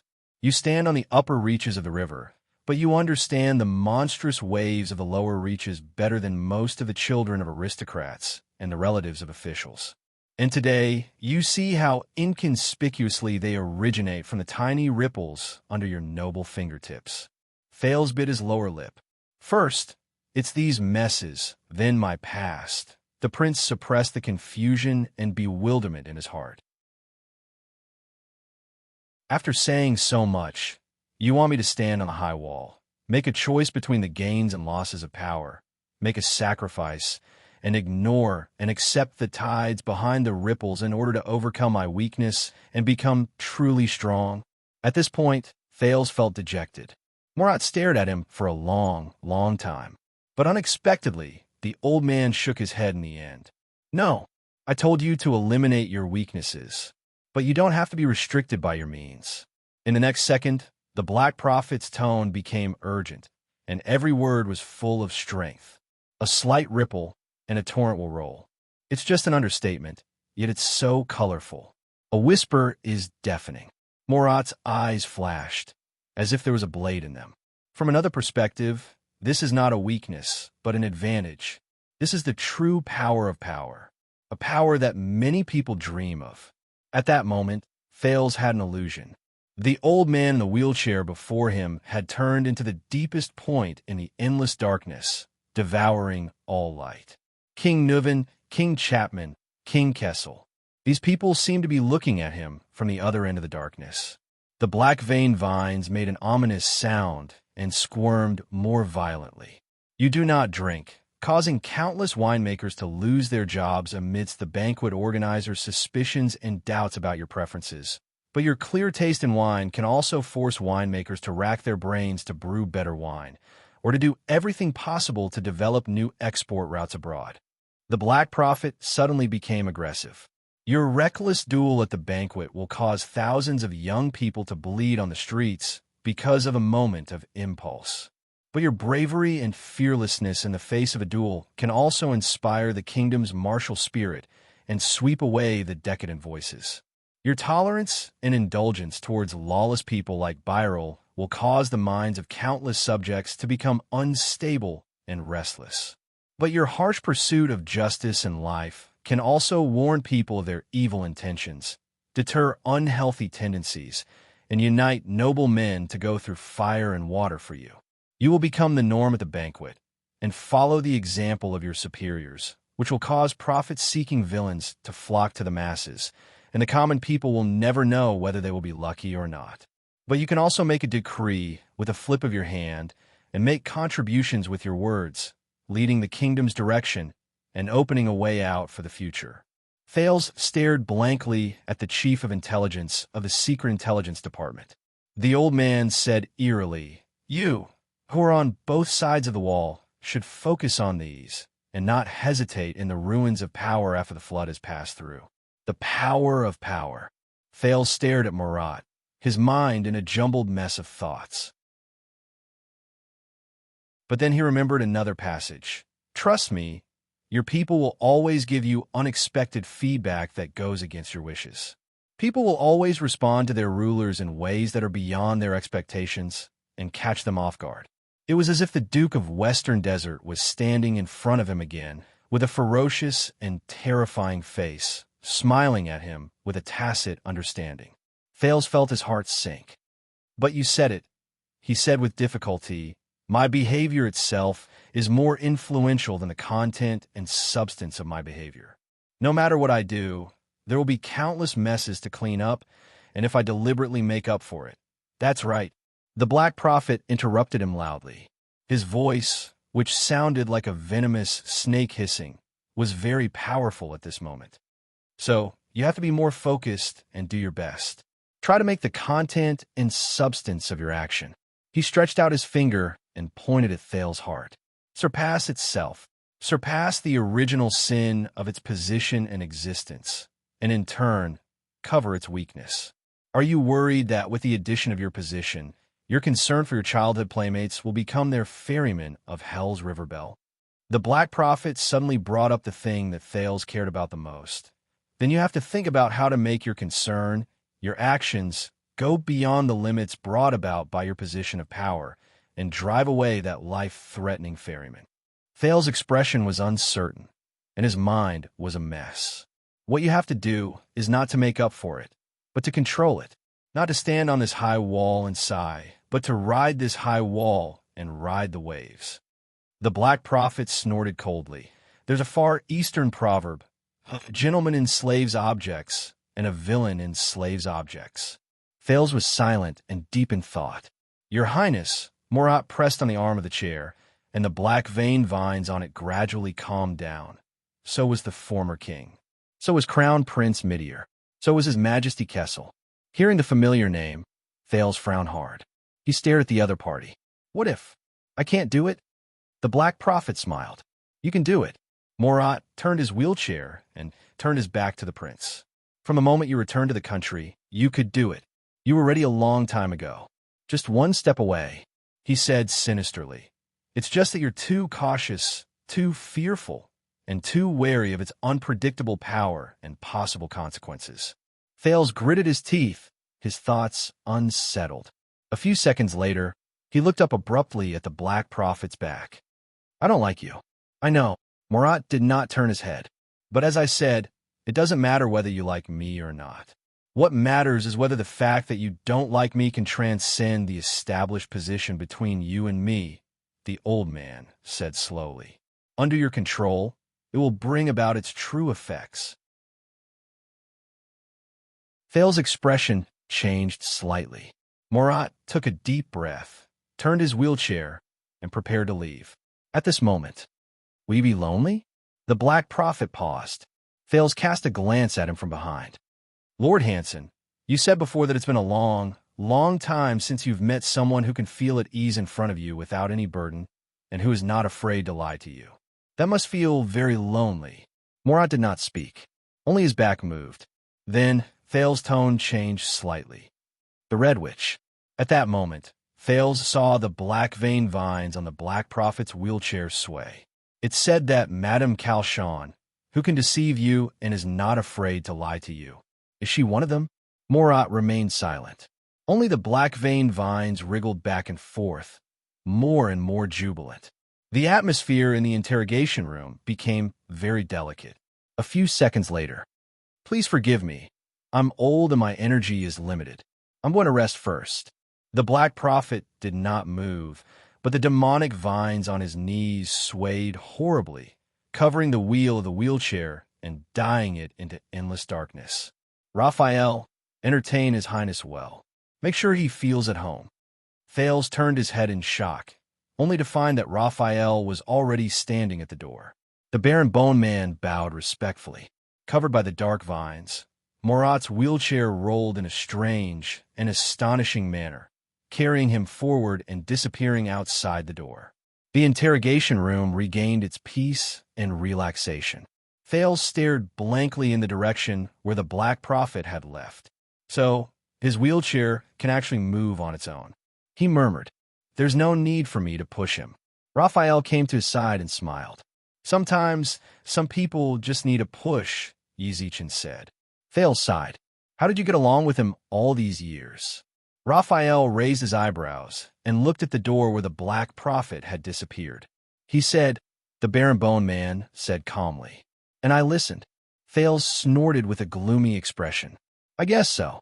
Raphael smiled lightly and gestured to the door. As I said, you'll only feel worse when you get to the Secret Intelligence Department. The prince sighed and followed Raphael out of the interrogation room. Felicia, that girl, left. With complicated feelings, Thales walked past the portrait of Princess Theodora, the glorious star. I'm not even looking at you. Why the F*** are you scolding me? You narcissistic idiot. Thales vented his anger at the incompetence in his heart and asked in a non-committal manner. Raphael nodded. Why? Do you want to spend some more time with her? Thales frowned at him, looking displeased. Raphael smiled lightly and raised his hand in surrender. Thales glared at him and snorted softly. What about you, Cohen? He'll be fine. Raphael did not blush or pant. He did not look ashamed at all. When she realizes that he's not me.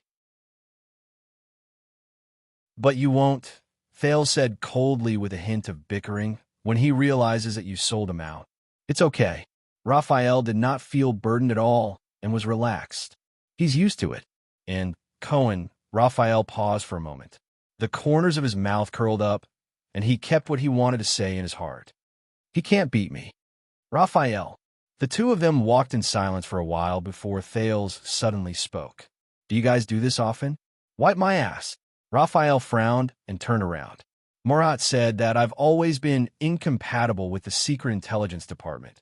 We've always been on our own, and there's no communication between us, Thales said faintly. I brought you guys a lot of trouble. Raphael sighed slightly. Probably, he replied casually and did not say anything else. Thales snorted softly. Is that so? But it's not all trouble, right? I should be of some help.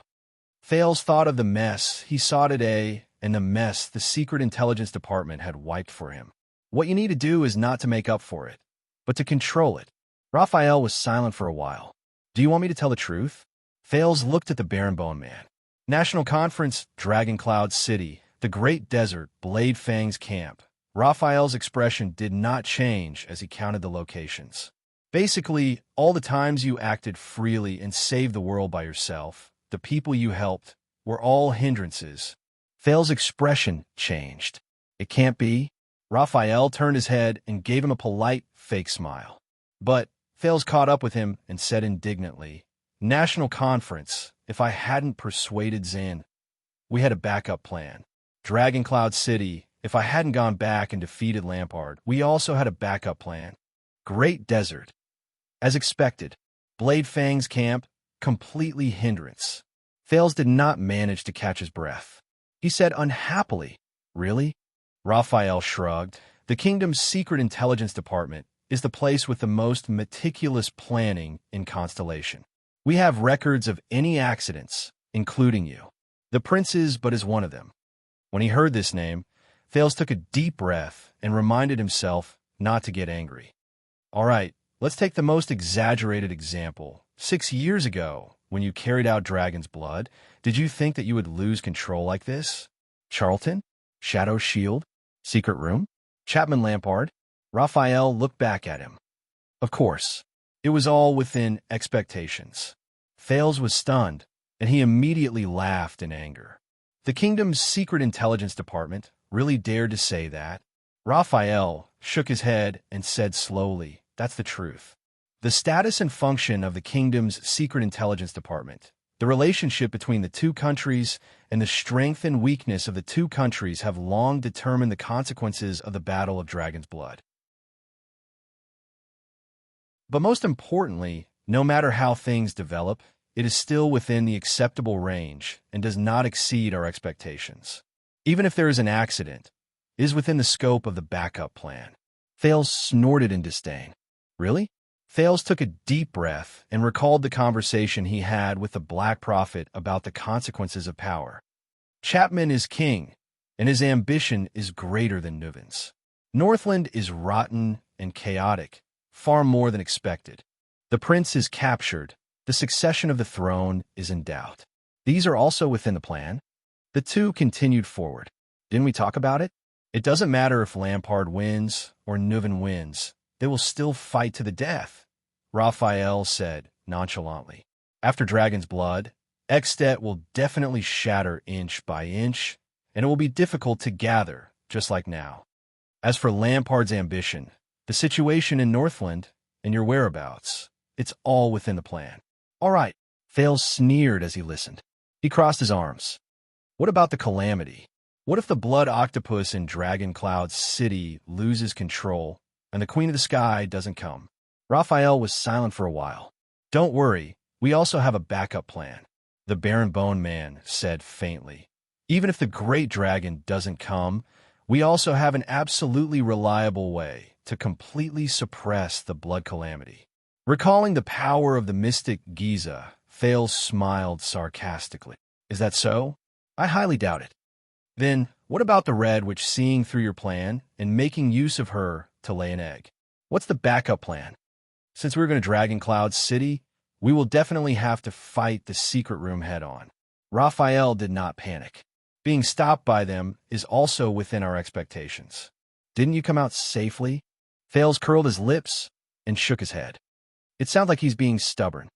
What about when King Chapman entered Heroic Spirit Palace and prepared to gather the archdukes to join the coalition army to invade Constellation?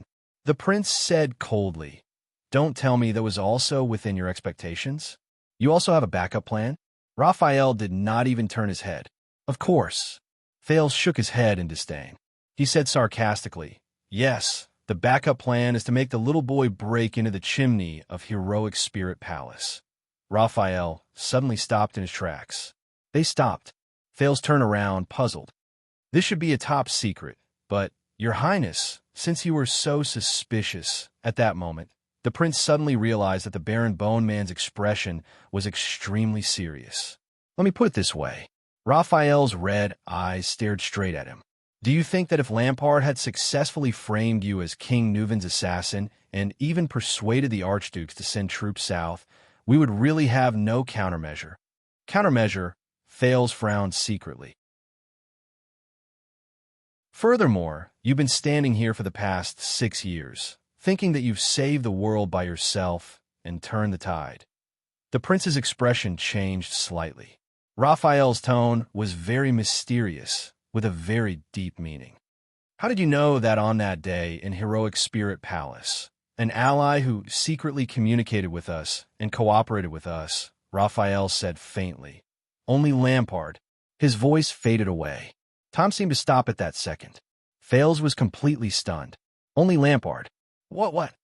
In the quiet corridor of the Secret Intelligence Department, Raphael looked at the stunned Thales expressionlessly. "It might not be very polite to say this, Your Highness, even though your choice back then was quite bold. Beside them, Oriental Beauty, Elva looked at them quietly from the portrait. But you were just one of the countless spare chess pieces in the chess game." Raphael narrowed his eyes and said in a profound tone, "One of them." Thales was stunned for a full 10 seconds. One of them?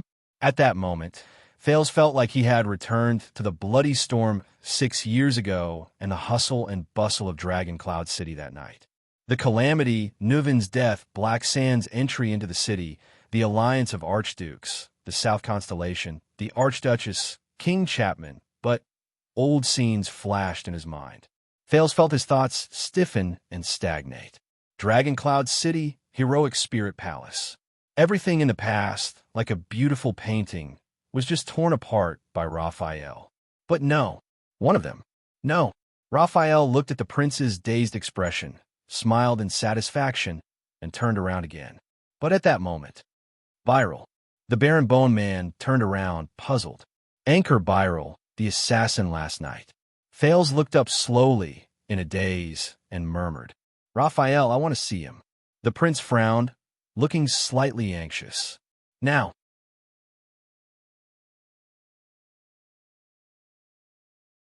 Chapter 590. Why? Raphael's expression was unpleasant as he responded coldly. "There is no why."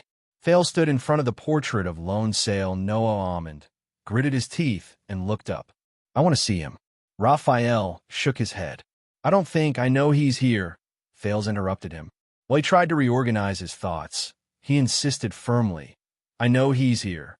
After the banquet, he was escorted here. In the corridor of the Secret Intelligence Department, under the gaze of the Chief of Intelligence of the past generations, Raphael stared at Thales. "What are you going to do?" "Nothing much." Thales calmed himself down and made up his mind. "But he is one of the messes I left behind. I have to see him. Immediately." Raphael could not help but frown as he looked at Thales' determined expression. "I can't decide.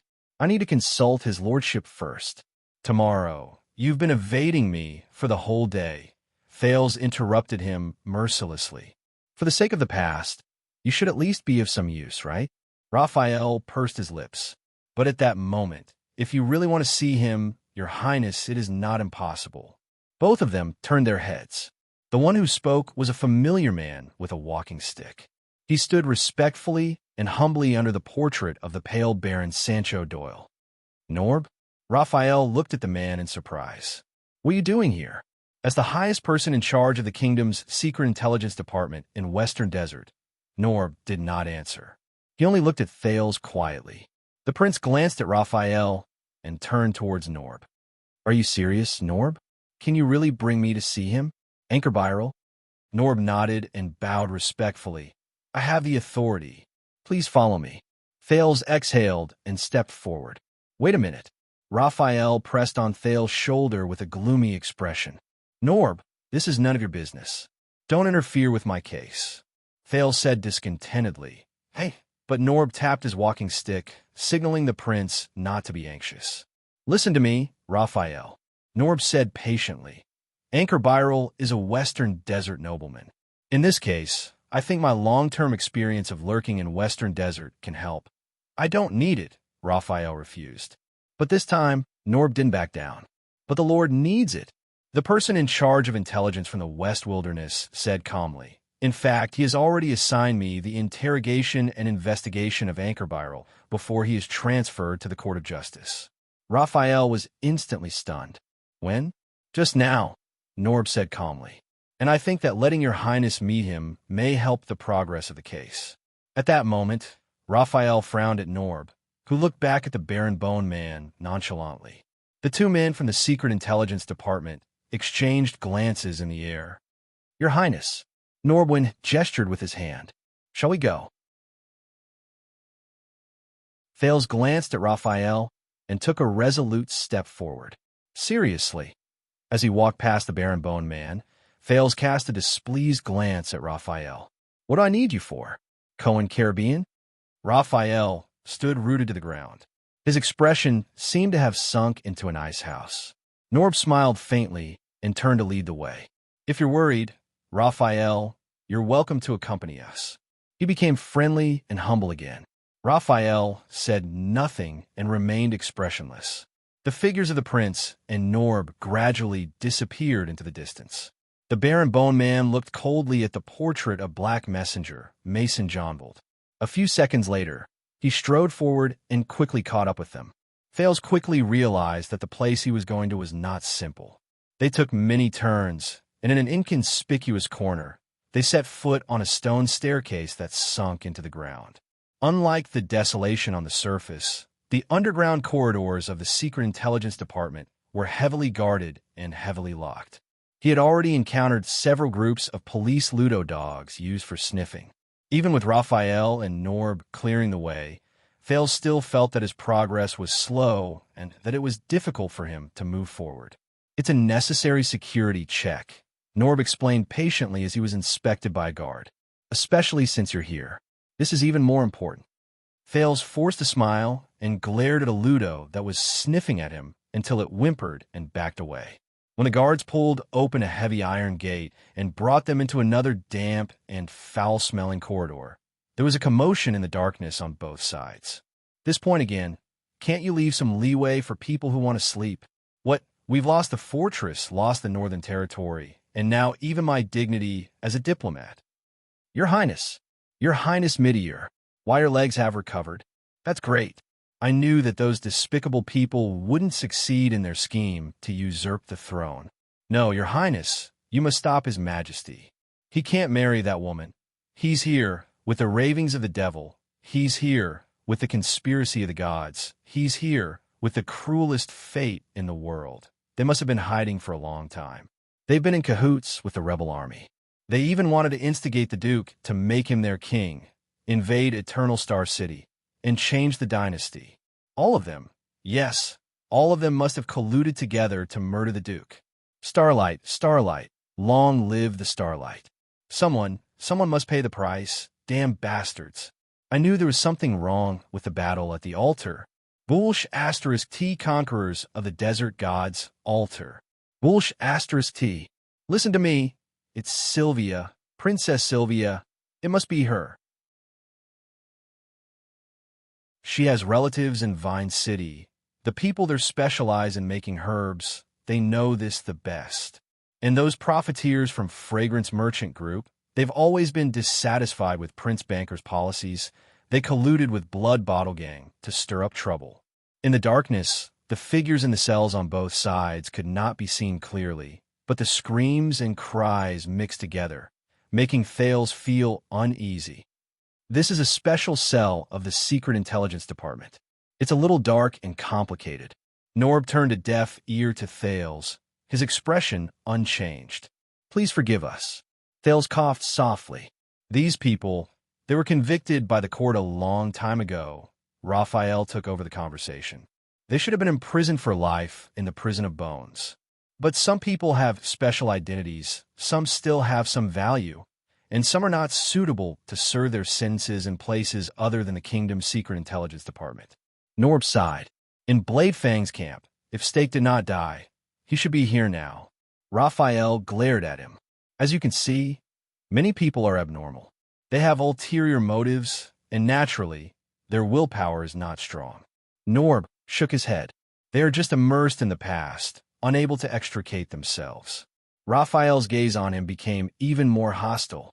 Immersed in the past. Thales' expression darkened slightly. The magical journey known as the Black Track in the mountainside of Dragon Cloud City appeared in his mind. Norb sighed. I still remember what Lord Hansen told everyone. Being able to forget is the greatest happiness. Raphael snorted softly. Why don't I remember? What did he say that? Norb twitched the corner of his mouth. 30 years ago. 30 years ago. Raphael immediately fell silent. Thales could not help but ask, How old are you this year? Norb nodded respectfully amid the endless cries. 42. Thales pursed his lips and did not say anything. They passed through another iron gate and shut the cries behind them. What appeared in front of them were sealed cells with iron doors and thick locks. There was only a small hatch on each door that led to the outside world. Here, Thales was stopped. I knew you would come. A faint, deep voice came from behind one of the cells. Thales felt like he had heard it before. I just didn't expect it to be so soon. The prince frowned and turned around. A weathered face appeared at the hatch. By the way, boy, last night's wine was terrible. It was a man with a sloppy face but unwavering determination. He held the iron bar on the hatch and glared at Thales. I've been hung over ever since. Raphael and Norb looked at each other. They wanted to say something, but did not. Thales was silent for a while before he snorted coldly. Of course not as good as the wine here. Sir Arund. The prince continued forward, leaving Val Arund behind. Norb followed closely behind. I told you, it will be a big problem. The imprisoned Guardian Duke of the Northern Territory stared at Thales' figure quietly. He is older than you, little Baron Breed. When he heard this form of address, Raphael, who was the last to leave, stopped and looked at Val behind the iron door with a complicated gaze. Eat more in the future, Your Grace. Raphael stared at him for a while before he slowly said, Don't just drink. Once he finished speaking, the Baron Bone Man turned around and left. Wait. Raphael turned around. Val pressed his elbow against the iron door. After a few seconds of silence, he slowly passed a folded letter out of the hatch. Raphael frowned. You know, she won't reply to your letter. Val's gaze dimmed. I know. The Duke's gaze fell on Raphael's hands. The latter subconsciously put his hands behind his back. But at least you can see her once, child, Val said absent-mindedly. Raphael looked at him for a long time before he finally sighed. He walked to the hatch, took the letter, and put it away carefully. All right, Val forced a smile. Thank you. But in the next second, the Baron Bone Man's expression returned to indifference. But we will only use messenger crows. Once he finished speaking, Raphael roughly closed the hatch. He shut Val's face in the darkness. Under Norb's guidance, Thales finally arrived at his destination, a spacious room. There was a young girl, beautiful and kind. Fate was not good.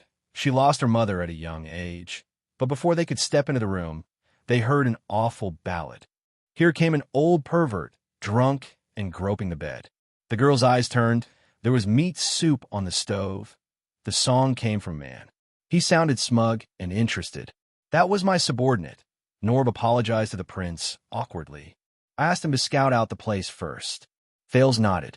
They entered the room amidst the man's humming ballad. The place was dark, damp, and depressing. The first things that entered his sight were all sorts of terrifying machines. Torture racks, head crushers, stretching wheels, skinning beds, spiked chairs, blood cradles. These were just the ones that Thales could recognize. When he was young, there were similar places in the Black Gold Casino beside Black Street. As for the ones that he could not name, there were even more small tools and gadgets placed on carts. Thales' heart sank. The figure of a fat man appeared in the middle of the room. His back was to the door, his upper body bare, wearing an apron, gloves, and a hood. He hummed a song and shook his shoulders as he rhythmically arranged the various tools on the cart. Wrapping an egg with a pair of tongs, twisting and turning, the pervert wakes up and cries in pain. The girl spins with a smile. Just treat it like a skewer, turning it 9.5 times, pressing the knife against the stick, the tip of the knife in, peeling the skin, and opening it up to carve a small funnel. Anchor Byrel, the criminal who trespassed on the royal banquet, was lying motionless on the recliner in the middle, naked, with his eyes closed. He had obviously lost consciousness. His limbs were bound, and his body was covered with cuts and bruises. Only his lower body was covered with a thin, blood-stained blanket. Thales looked at the bloodstains on the recliner under him, and his heart tightened. Perhaps it was the soundproofing effect of the hood, but the humming fat man did not notice the movement behind him. He held a hammer in one hand and a pair of tongs in the other. He twisted his buttocks, swung his waist, and danced wildly while singing. The pervert cried, "Girl, don't mess around. You were in a good mood last night. Why are you so violent tonight?" The girl smiled. "You're mistaken. I'm a flesh eater. I didn't eat much tonight. How's the broth in the girl's pot?" In the bloody, terrifying, dark, and sinister torture chamber, this fat man swinging his fat and dancing passionately was such a refreshing sight that Norb could not help but cough awkwardly. Gomez. The fat man did not seem to hear him. He continued to move his buttocks, swinging his waist, and the hammer seductively brushed past his buttocks that were facing the three of them. Norb had to increase his volume. Gomez. With two clangs, the hammer and tongs fell to the ground. The fat man froze in place, maintaining his posture of stroking his buttocks. The song stopped. The room fell silent. The fat man named Gomez trembled as he took off his hood and stumbled around. He was the first to see Thales and was startled. "Wow." Gomez breathed a sigh of relief. He wiped away the sweat on his face from his vigorous dance. "Where did you come from, little brat? Don't you know it's wrong to scare people like this?" Norb appeared from the darkness. "Gomez, this is Prince Thales." Gomez froze again. A few seconds later. "Ah, Norb, you're early. You're dressed well today. I was, warming up." Hee, warming up. The fat man first begged for mercy, but when he realized what Norb said, his expression changed. "Ah, did you say you're your highness?" He glared at the expressionless Thales and sized him up several times. Your highness Thales." Gomez immediately put on a fawning expression. He tried to use the apron on his body to cover the fat on his chest. He was so excited that he spoke incoherently. "I'm the one from Western Desert, that. Do you remember that?" Unfortunately, his naked, ferocious, sweaty, and blood-stained appearance reduced his fawning effect by half. Thales had no choice but to smile at him. "Wake up the prisoner." Norb felt humiliated and helplessly covered his face. Gomez smiled obsequiously and said, "All right." He turned around and picked up a pair of bloody tongs before walking excitedly towards Anchor, who was lying on the recliner. Thales' expression changed. "Wait a minute." Norb stopped him in time and glanced at Thales. "Be friendly." Gomez lowered his head in embarrassment, dropped the tongs, changed a bucket of cold water, and splashed it on Anchor. "Cough, cough." Tina, cough, cough, cough. Anchor, who was lying on the recliner, was splashed with cold water. He struggled up from the recliner agitatedly, as if he had just woken up from a nightmare. Tina, cough, cough. He coughed out the water in his mouth in pain and looked around weakly. It was only when he saw the bandages on his hands and feet that he realized he was still in a nightmare. "Didn't we agree to rest for a quarter of an hour?" Anchor fell weakly back onto the recliner, barely breathing. "It's the middle of the night. I'm not tired. You guys, aren't you tired too?" Thales looked at his bloody fingernails, bruised and bruised joints, and his eyes that were gradually losing focus. He found it difficult to breathe. "Hey, bro, wake up." Gomez slapped Anchor's face hard and opened his closed eyelids. "Someone's here to see you." Thales let out an indescribable sigh and walked up to Byral. "Anchor Byral, it's me." Anchor's unfocused eyes were confused for a moment, then gradually focused. "Your Highness." He struggled to lift his upper body and saw the young man in front of him. "Prince Thales." Anchor's breathing quickened and his chest rose and fell. He squeezed out a weak smile. "How have you been today?" He trembled all over. The blanket that had slid off was covered in blood. Occasionally, it tugged at his wounds, causing him to moan in pain and sweat. Thales held back his nausea, helped Anchor pull the blanket back up, and gestured for him to lie back down. "I want to talk to him alone," the prince said to the person behind him. "Now." Raphael and Norb looked at each other. Norb signaled Gomez with his eyes, and the latter reluctantly took out a Western Desert Army-style waterskin. "Open your mouth, bro." Gomez put the waterskin next to Anchor's mouth. "This is the Shaka wine that I specially mixed. It's a medical analgesic to make you feel better. Damn it, don't drink too much. It's expensive." Under Gomez's pained shouts, Anchor loosened the waterskin's mouth, collapsed on the recliner, and laughed out loud. Raphael was about to say something, but Norb patted him on the shoulder and pulled the aggrieved Gomez along. The three of them left the torture chamber. Only Thales and Anchor were left behind. "It's useless, Your Highness." Anchor, whose limbs were bound, struggled to turn his head, his words stuttering. His words were intermittent. "This is the kingdom's secret intelligence department.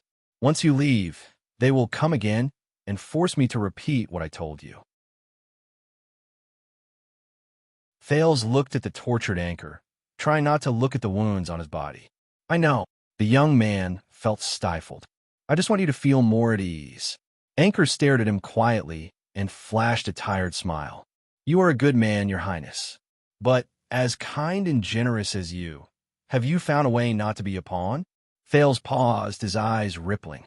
"What's the difference between you and him?" The last words he said to Anchor at the royal banquet replayed in his ears. "I just understand the other pawns. This man, he chose to believe me, so he let go of the sword. And what can I do for him?" Recalling his experience in Ballard Room, Thales pursed his lips, wanting to speak but hesitating. "I understand." Seeing the prince's expression, Anchor panted as if he understood something. "I'm sorry to have troubled you, whether it was yesterday or now." Thales took a deep breath and forced himself to put away his negative emotions. "No, the case is still under trial. There's still a chance." Anchor leaned back in his chair, gritting his teeth in a muffled grunt. "No need to comfort me, Your Highness. The Byral family has long since gone bankrupt and has nothing to show for it." He smiled bitterly. "And I've studied the kingdom's laws before I came here. Armed assassination against the royal family is punishable by death. What's more, my actions have incited discord between Western Desert and the royal family, alienated the 7 attendants and Renaissance Palace, alienated you and His Majesty, and even involved many unspeakable secrets in the land measurement order. It's extremely tricky and a headache. All stakeholders will be happy to add insult to injury." Anchor stared straight at the ceiling, his gaze unfocused in the dim light. "I'm hopeless." Thales draped his recliner, or torture chair, and gritted his teeth. "Not necessarily." The Duke of Star Lake recalled the Black Prophet's words and forced himself to smile. "I can think of a way to offend the royal family. As for the rest, I can communicate with Baron Doyle and persuade him to be kind." The prince tried to piece together the words he had thought of to make them more beautiful, or at least less feeble. "As long as both sides agree, the debts between your families can be settled. As for the land dispute between Crocaw City and Mirror River—" "No, Your Highness." Anchor interrupted him. The young Western Desert noble forced a bitter smile, looked at Thales gently but hopelessly, and shook his head weakly but decisively. "We all know very well that this is no longer a problem between Crocaw City and Mirror River." Thales' words came to a halt, and he could not continue. "Your Highness, do you know the situation in Western Desert now?" On the recliner, Anchor looked at the prince silently, but his gaze was distant, as if he was gazing into the distance from the other side of Hell's River.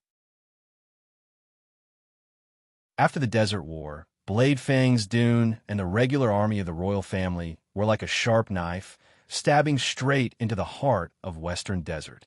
With the military control of the Western front line, they kept the selfish, xenophobic, conservative, and divided Western Desert dukes in check, and became the best reason for Renaissance Palace to implement the royal government in Western Desert, Land Measurement Order, and Border County Development Order, which made the suzerains gnash their teeth in frustration. Thales could not help but frown. He thought of Blessing's Town and the Count of Wingfort, Darachroma, who told him about Western Desert's predicament on the way back to Eternal Star City from Western Desert. That's right. In order to save my father's mess and find a turning point for the family and a loophole in the contract, I read all the official documents and decrees between the Western Desert and the Central Territory in the past 10 years. I can almost recite them backwards. Anchor's face was flushed, and he smiled at him. His breathing was much more even, and he no longer groaned and moaned. The pauses between his sentences also lessened. It seemed that Gomez's wine was taking effect. But 10 years have passed, and the cunning, realistic, passive, and mischievous dukes of Western Desert have found the most shameless way to deal with it. The most shameless way to deal with it? Thales was stunned. Anchor's spirits improved slightly. He thought hard, and he was no longer dispirited. On one hand, they claimed to be insincere so that the military in Blade Fang's camp becomes the norm. On the other hand, they deliberately fan the flames so that the lower-ranked nobles are filled with resentment. Over time, without the royal decree, the wartime control order has no legitimacy. Without the help of the kingdom's regular army, it is difficult to carry out government decrees. If the envoy from Renaissance Palace is not the legendary Wing himself, no one will respect him. And the conflict between my family and Doyle is getting deeper and deeper, and it is difficult to resolve. Anchor's gaze gradually focused. He persisted in speaking, as if realizing that this was the rest of his short life. This has instead turned the desert front line into a protective talisman for the Dukes of Western Desert. They want to slowly get used to this knife, assimilate this knife, and at the same time, make it the king's brilliant plan and impediment. Just like how my father shamelessly carries a huge debt, and the creditors can do nothing about it. Ha ha! Insincere, fanning the flames, shameless Thales took a deep breath. He recalled what Gilbert had told him about the divided Western Desert. However, Anchor's tone changed. So, this sharp knife stuck in the heart of Western Desert exceeded the expectations of both parties and entered the most awkward tug-of-war. Anchor took a deep breath, cherishing the few moments where the alcohol allowed him to ignore pain. The people of Western Desert are in pain.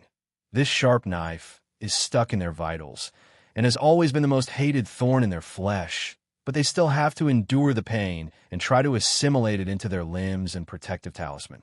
Renaissance Palace is tired. The hand that holds the knife expends a lot of energy, but it does not know whether to stab or pull it out. It is immobile, and it is difficult to advance or retreat. If we advance, we will cause a huge mess, and the losses outweigh the gains. If we retreat, all our previous efforts will be in vain. Thales' gaze changed. At that moment, he seemed to see a black and white chessboard. On one end was his father's magnificent and noble staff of constellation. On the other end was the inconspicuous wooden cane in Fakenhaz's hand. Both sides are waiting and waiting for an opportunity. Perhaps it is a foreign war, a crisis, a major event. The people of Western Desert are waiting for a turning point in the situation, while Renaissance Palace is waiting for a further opportunity. Thales nodded and wiped away the bloodstains that obscured Anchor's vision. I know, for example, my return to the country, the ownership of Blade Fang's camp, the invasion of the Baron and mixed breeds. Both sides are going back and forth, dealing with each other as they see fit. For example, Thales did not continue, but looked at Anchor quietly. Anchor forced a smile and nodded weakly. And I realized that the Birel family, who had nowhere else to go, wanted to save themselves, and the only way was to seize this opportunity. Let my family's case climb to the heart of the struggle, and hitch a ride on this carriage that is the center of attention. Thales lowered his head and sighed. So I had to die. It would be best if I died at a banquet, in a duel, like a hero, to leave a protective talisman for my family, to protect my property, land, and title. Anchor straightened his upper body, ignoring the open wound. His breathing quickened, and his voice became sharper, as if he had returned to yesterday's battle. Until you. Anchor stared blankly at the prince, helpless and at a loss, with a plea that he himself was not aware of. Thales' hand on the recliner shook slightly. So, Anchor realized something. He lay back on the chair and fell silent. No one can save me, Your Highness. Not even you. You. Thales was stunned and speechless. He was right. He could not save him. He could not even face his father's interrogation in Ballard Room. There was a moment of silence in the torture chamber. I'm sorry, Thales said with difficulty, feeling that his tone was dry, and meaningless. No. Anchor turned his head and curled the corners of his lips. His eyes were gloomy. Thank you, Your Highness. Thank you for facing the injustice of others, facing the pleas of desperation, facing the suffering of others. You did not respond with indifference, but turned around and waved your sleeves. Even if you could. Thank you for your mercy at the banquet. Mercy. Thales could not help but recall Zane's words. You used your power to cut off this hope. Regardless of victory or defeat in the duel, life or death, whether you killed the prince or never overturned the case, his family would be doomed eternally. You took advantage of his humanity, forced him to give up the duel, and even forced him to live. You were so stingy that you were not even willing to grant him the mercy of death. Now, who is the heartless one? The prince shuddered slightly. Anchor said in a daze, thank you for being willing to come here and listen to my voice, or my last words. Thank you for being as tolerant, just, kind, and wise as you were rumored to be. Anchor looked at the ceiling, but the corners of his lips curled up into a smile, as if he was looking at a beautiful dream. There's no sunlight here, but it's not that dark, is it? Thales could not take it anymore and slapped the cart next to him. He took a deep breath and turned around. Anchor, I promise you, about your father and the Doyle family, it doesn't matter anymore. Anchor shook his head, his eyes lifeless. I know my father, Your Highness. He's just a damn bastard. He's obstinate and self-opinionated. He's extravagant and self-righteous. His expression was disgusted and contemptuous. Thales stared at him blankly. Anchor, marrying him was my mother's greatest misfortune in her life. Marrying her was my father's greatest fortune. Anchor snorted. Yes, in order to catch people's attention, what I said at the banquet was insincere and untruthful. My father brought this upon himself, he smiled apologetically at Thales. I know, I've always known. Even if Doyle's scheme didn't make him squander his fortune, he would have fallen into the hands of others. It was just a matter of time. It has nothing to do with anyone, and it has nothing to do with you. Thales did not speak. He only lowered his head and held Anchor's hand, feeling him squeeze it even harder as he continued to listen to his confession. Just like in the prison of bones, Anchor was lost in thought as he recounted his troubles like a child. In fact, ever since I was young, my father was best at whipping his wife and children, just like most fathers in Western Desert. In the Tower of Eradication, Teacher Curital said that I was very perceptive and sensitive to the enemy's attacks, very suitable for the Rose Line. Anchor was contemptuous at first, then broke into laughter. I could only tell him that this was the result of my training since I was young, a family tradition. A family tradition, haha, whether you believe it or not, Thales said in a low voice. Being good at taking beatings is also a family tradition. Anchor glanced at him, and the two smiled at each other. Maybe we should have known each other earlier, and exchanged insights, but the young man's smile became more bitter, and heavy. Thales listened quietly, like it was the last thing he could do. Byral exhaled. I was never close to my father, and I don't want to pay for the mess he left behind. Anchor shook his head, the conflict in his eyes slowly turning into relief. But we have no choice, right? Especially our origins. I was never close to my father. We have no choice, especially our origins. At that moment, Thales, who was in a trance, felt his hand tighten, and the sin of hell's river jumped slightly. Anchor. The prince endured the pain and gently patted the back of Anchor's hand to make him relax. But Anchor Byral just stared blankly at the void. But my brothers and sisters, they are innocent, just like our mother.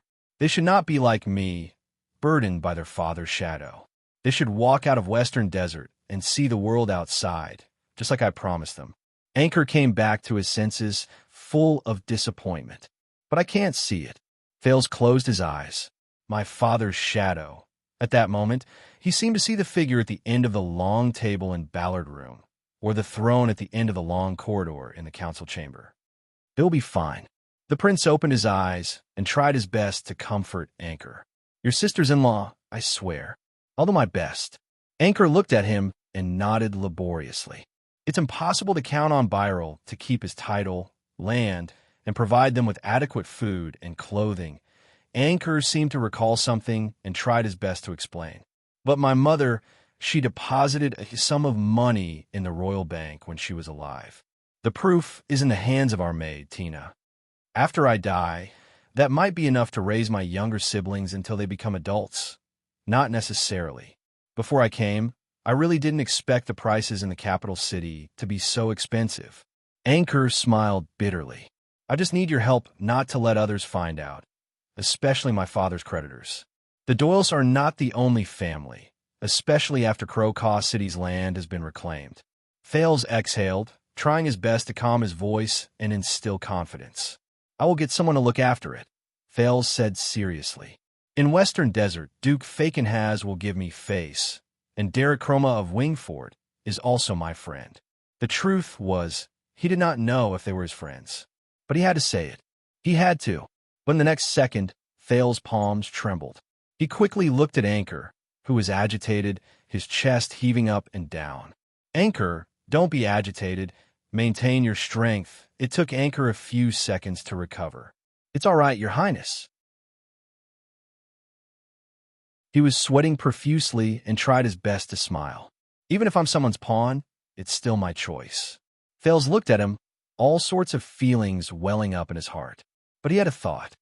Speaking of pawns, the prince said slowly, there's still one more thing I can't figure out, Anchor. Anchor turned his head slowly and looked at him in confusion. Zayn Covendier. As the instigator of the conspiracy, he specifically told me yesterday, Thales said in a low voice, trying not to let his emotions affect his judgment. He asked me to come and see you in prison when I'm free. Anchor's palms froze. The Duke of Star Lake said solemnly. He also said, His Majesty will be very happy. Why? Why did he say that? Anchor Byral? Into this chapter.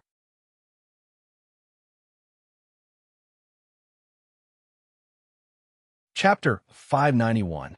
In that second, Anchor was stunned. He stared blankly at Thales. His Majesty will be very, very happy. The Western Desert man turned his head absent-mindedly and muttered to himself. Is that so? Is that so? Thales frowned. You know, this morning, Zayn gave in to my father. He cut a big chunk of his flesh for this, then ran back to Jade City, as if it was planned. What's in it? Thales stared at Anchor. What's in it for Zayn Covendier and his South Coast Hill to help you create this big news? Just to embarrass me, and then watch you being executed? Anchor was still in a daze and did not speak for a long time. Anchor? Thales had to raise his voice. Byral trembled slightly and came to his senses. He looked at Thales blankly. His lips trembled as if he wanted to say something. Do you know, Your Highness? Anchor finally spoke a few seconds later, but what he said had nothing to do with Thales' question. If I die in a duel, or at the hands of the guards, it's my own doing. It's no one's fault. Anchor said blankly, but you said you wanted to give me a chance. But do you know that when you stopped me, you stopped the weight of a life? He looked at Thales like a walking corpse. That was brave, but also very stupid. In the next second, Anchor's expression kept changing, his facial muscles contorted. as if he was having an intense mental struggle. Something was wrong. Thales frowned. Anchor's behavior was not right. How interesting. Thales' tone was calm as he continued to speak. You know, more than one person has said I'm stupid, and it was after I made them suffer. Thales recalled the people who had said that. Neuven, Chapman, Kessel, but Birel ignored the prince's words. But why did I agree at the time? Why should I give you the sword? He was immersed in his own world, his words flowing like pearls. I'm just a pawn. Why should I overthink? The more Anchor spoke, the more agitated he became, until he sobbed bitterly. Perhaps I still have a hint of foolishness left in me. The western desert noble gritted his teeth, but he could not stop the tears on his cheeks. A trace of weakness, a trace of luck. I want to believe, to rely on. His reaction made Thales even more suspicious. But when they were dealing with me, I suddenly thought of something. Anchor bit his lower lip, his eyes brimming with tears. You're only one person. Thales had no choice but to comfort him more, to calm him down. If I believed you and relied on you, but you, who can you trust? Who can you rely on? The next second, Anchor suddenly struggled. He did not care about the pain of his limbs being tied up, nor did he care about the terrifying wounds all over his body. He exerted force in his hands and pulled Thales in front of him. The astonished Thales had no choice but to hold onto the other side of the recliner to maintain his balance. At that moment, Thales realized that he was face to face with Anchor. And his eyes were filled with fear. Your Highness, you are also just another chess piece, aren't you? Anchor gripped his hand tightly, his body trembling to its peak. Another chess piece. What else did Zayn say to you, Anchor? Why did he insist that I come to see you, since things are as you said, irreparable? The Duke of Star Lake stared at Birel. What other chess pieces does he have? What is it? Anchor let out a painful whimper. Reason tells me that it's wrong. I shouldn't have taken my chances. The desert god is merciful. The desert god is merciful. He breathed heavily and spoke incoherently. His meaning was unclear. Your Highness, you shouldn't be weak either. The desert god has no disasters, but the world has disasters. Thales grabbed Anchor's hand tightly, watching his painful and fragile tears, and became more certain of his judgment. Anchor was a chess piece, but Zayn was not the whole game. Anchor. Thales reached out decisively, hugged Anchor's head from both sides, and looked straight into his eyes, as if he was looking into his soul. Think about your family. Think about why you came to the capital. Anchor shuddered. We are the same people, the prince said in an irrefutable tone. No matter what we face, let me help you. Anchor stared back at the prince blankly, his gaze blank and helpless. But Thales' gaze was unwavering, overbearing, not allowing him to retreat. The next second, Anchor exhaled. With this exhalation, he seemed to have lost all his strength and fell weakly back onto the recliner. But Thales was stunned. Sobs could be heard in the air. In front of the prince, a wounded Anchor lay dejectedly on the chair. The young man bit his lip and trembled. Hot tears rolled down his cheeks. Anchor Birel. Thales felt suffocated. This man who dared to make a scene at a royal banquet and exchange his life for the future of his family, cried. Thales suddenly thought of Ralph. That night, the phantom wind follower, who had lost all hope, cried in front of him. Just like Anchor Birel at this moment. The prince sighed, sat on a stool beside him, and lowered his head dejectedly.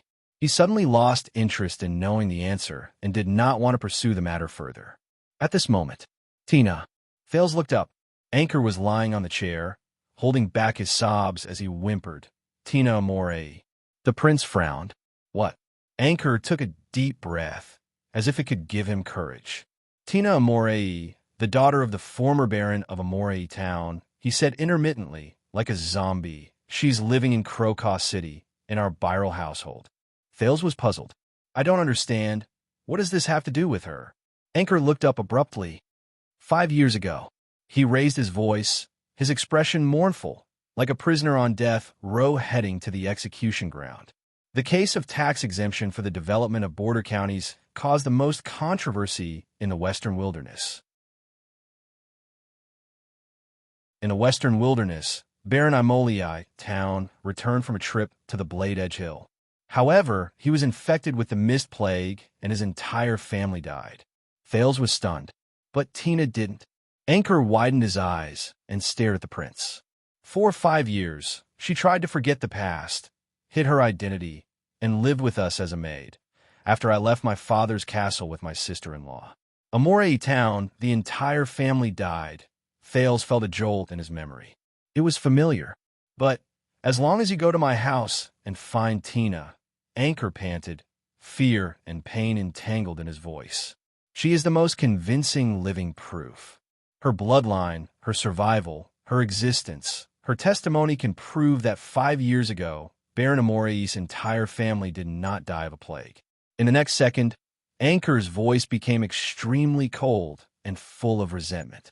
Instead, it was a few important figures in Western Desert who conspired together to silence them. At that moment, Thales' heart stirred. He remembered. After the incident, Amorei town was given over to someone else to suppress the situation. Those in the know include the 3 most powerful families, Brave Souls Fort, Wing Fort, and even Fakenhas. He had heard of this. Thales thought in a daze.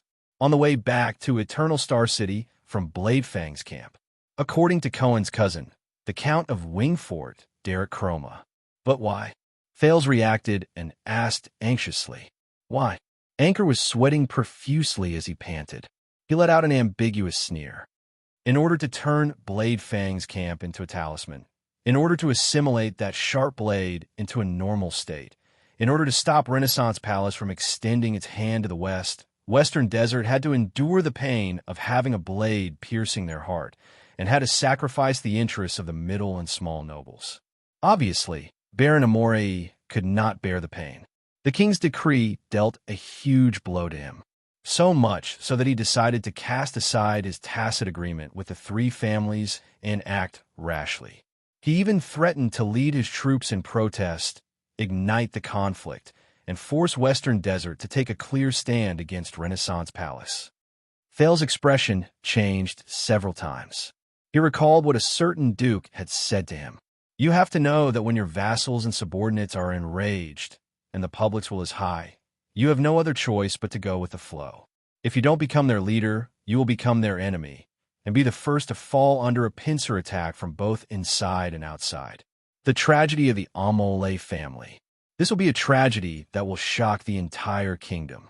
The 3 great families are selfish, willing to sacrifice the interests of their subordinates and lords, not hesitating to kill the natural orthodox nobles of the kingdom to clean up the family.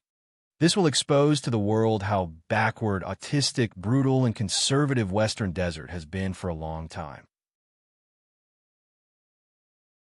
Anchor closed his eyes in pain and leaned back on the recliner. It is also the opportunity and bargaining chip that His Majesty has been dreaming of. It is a chance for Renaissance Palace to completely break the stalemate. Thales shuddered. The evidence is conclusive, and there is no way to deny it. It is a heinous crime, and the whole country is in an uproar. The 3 families will be besieged internally and externally, and Western Desert will be divided and difficult to unite. They can either submit, allow Renaissance Palace to do whatever they want, or accept whatever punishment His Majesty gives them.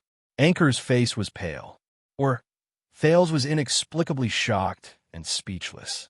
The bargaining chip that King Kessel had been dreaming of to completely tame Western Desert, held in Byral's hands. But why? Too many things that he could not figure out came at once, squeezing his head until it hurt. There was a long silence in the room. No matter what, His Majesty will be very happy to have this bargaining chip. Very happy. Anchor subconsciously struggled, the straps on the recliner rattling. Use it, Your Highness. Use this bargaining chip. Use it to plead with His Majesty. Anchor gritted his teeth, as if he was about to crush the most precious thing in his mouth. I will definitely die, but please, for the sake of this bargaining chip, protect the Byral family, and protect my sister-in-law. Thinking about the logic behind this, Thales took a deep breath and came back to his senses. Why? Why are you only saying it now? The prince asked the tortured soul in front of him, puzzled. If you've made up your mind, why didn't you take it earlier and bargain with the secret intelligence department? Or even my father? Anchor's expression crumbled. The madness and ruthlessness in his eyes vanished without a trace in an instant. So, Your Highness, what's the price? Anchor replied blankly. Thales understood and looked at him sadly. Everything. The young man revealed a numb and despairing smile and nodded. The Birel family will become traitors, the target of public criticism. In the chess game of Western Desert, we will no longer have a choice, no longer have freedom, no longer have a future. Thales pressed on his shoulder. In the next second, Anchor's eyes were slightly dazed. Endless pain and remorse seeped out of his voice. And Tina, she will never forgive me. As Birel's voice faded, he stared blankly at the void, motionless, like a walking corpse. Dead silence. That girl called Tina. After a while, Thales spoke with difficulty. Who is she to you? Anchor did not answer. He only glanced at Thales with bloodshot eyes, slammed back against the back of the chair, and whimpered painfully between his teeth. In that instant, Thales seemed to have returned to the cramped Ballard room. She's good? The prince asked in a daze. Anchor panted in a daze. The best, but now it doesn't matter. Anchor no longer looked at him and said numbly, It doesn't matter anymore. There was silence in the torture chamber, but Thales' mind was in a mess. Does Zayn know about this? Or does Zayn know that Anchor has a bargaining chip? Is this what Zayn asked you to tell me? An irresistible bargaining chip, an opportunity for the royal family to completely crush Western Desert. Anchor nodded absent-mindedly. Yes, but it's not. Thales frowned. What do you mean? Anchor raised his head and looked at Thales bitterly. In order to save my family, I did ask Duke Covendier for help, and asked him to facilitate my intrusion into the banquet. But it wasn't him. Anchor said faintly. He was just another chess piece. Zayn was just another chess piece? Thales was stunned. I don't understand. Anchor panted for a few seconds, his expression pained, as if the effects of Shaka wine were gradually fading. But Thales could not care less. Long before that, when I was searching everywhere, I asked another person for help. Another person? He was the one who reminded me of the plan to bring a sword to the banquet and duel in front of everyone to protect my family. Anchor's words were intermittent, with the double sorrow of heartbreak and despair. What? Thales suddenly felt that he had touched the back of this chess game. Bring a sword to the banquet. Duel. Who? The prince pressed down on Anchor's shoulder in shock, shaking him and asking, Who was that? Anchor hissed in pain, but he still smiled bitterly and said, But he was indifferent. He refused to help me. I even used this bargaining chip to threaten him. But he just laughed. He finally said that my only chance to save the Birel family can only be found in the capital, in one person. Anchor's bloodshot eyes were fixed on Thales. He also said, In case I fail, in case I have to use this bargaining chip, I must hand it to you. And I can only hand it to you. Zayn was just a chess piece, someone. The one who set up this chess game, someone else. Thales could no longer hold it in. His grip on Anchor's shoulder tightened. Who? The one who drove Anchor to his death, the one who sneered and moved the chess piece, the one who drove himself and Doyle into a dead end. In his anger, the prince's eyes burned. Who was the person behind this banquet farce? Thales made quite a commotion. Norb and Raphael's footsteps sounded urgently from behind. Your Highness? What happened? But Thales did not care. He only pressed down on Anchor and waited for his answer. The one hiding behind the scenes, the one who watched coldly from the sidelines, the one who, in the end, hinted at Zayn, guided Anchor, and pushed Thales to find this bargaining chip that His Majesty would be happy about, and did not hesitate to ignite all the conflicts under the table in the kingdom. He wanted me to tell you, Your Highness. Anchor panted in pain, mustered the last of his strength, and leaned close to Thales' ear. The carriage is about to disperse. What do you want? Thales was shocked. What? At that moment, it was as if time had stopped, along with his thoughts. The carriage was about to disperse. The carriage? But Thales stared at the dying anchor in shock. That's not right. That's impossible. How could it be? It's too dangerous. Your Highness, stay away from him. The footsteps behind him were getting closer.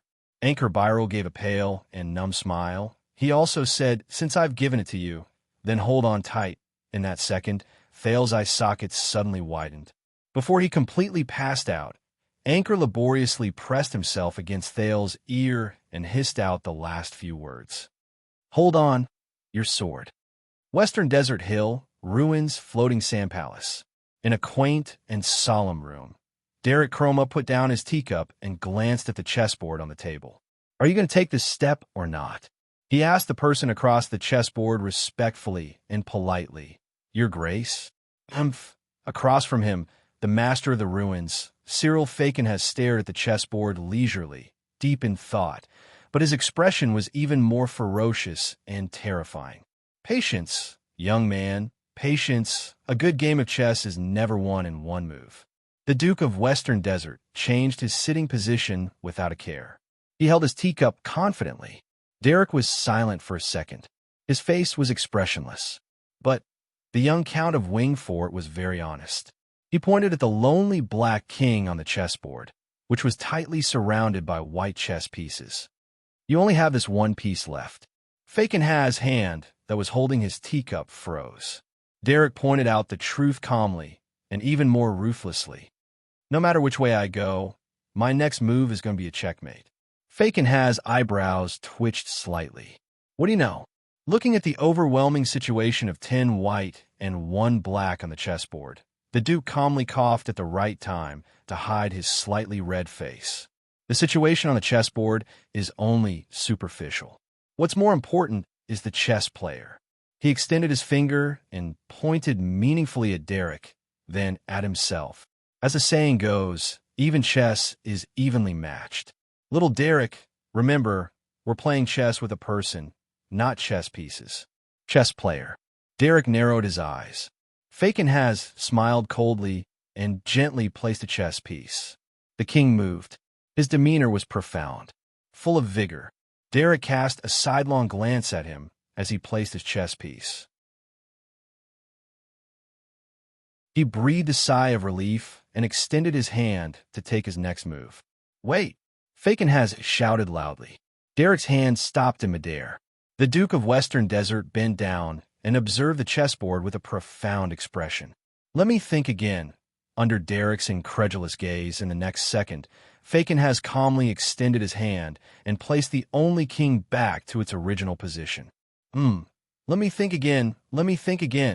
Derek's hand fell to his side in disappointment. Sir, there's only this move left.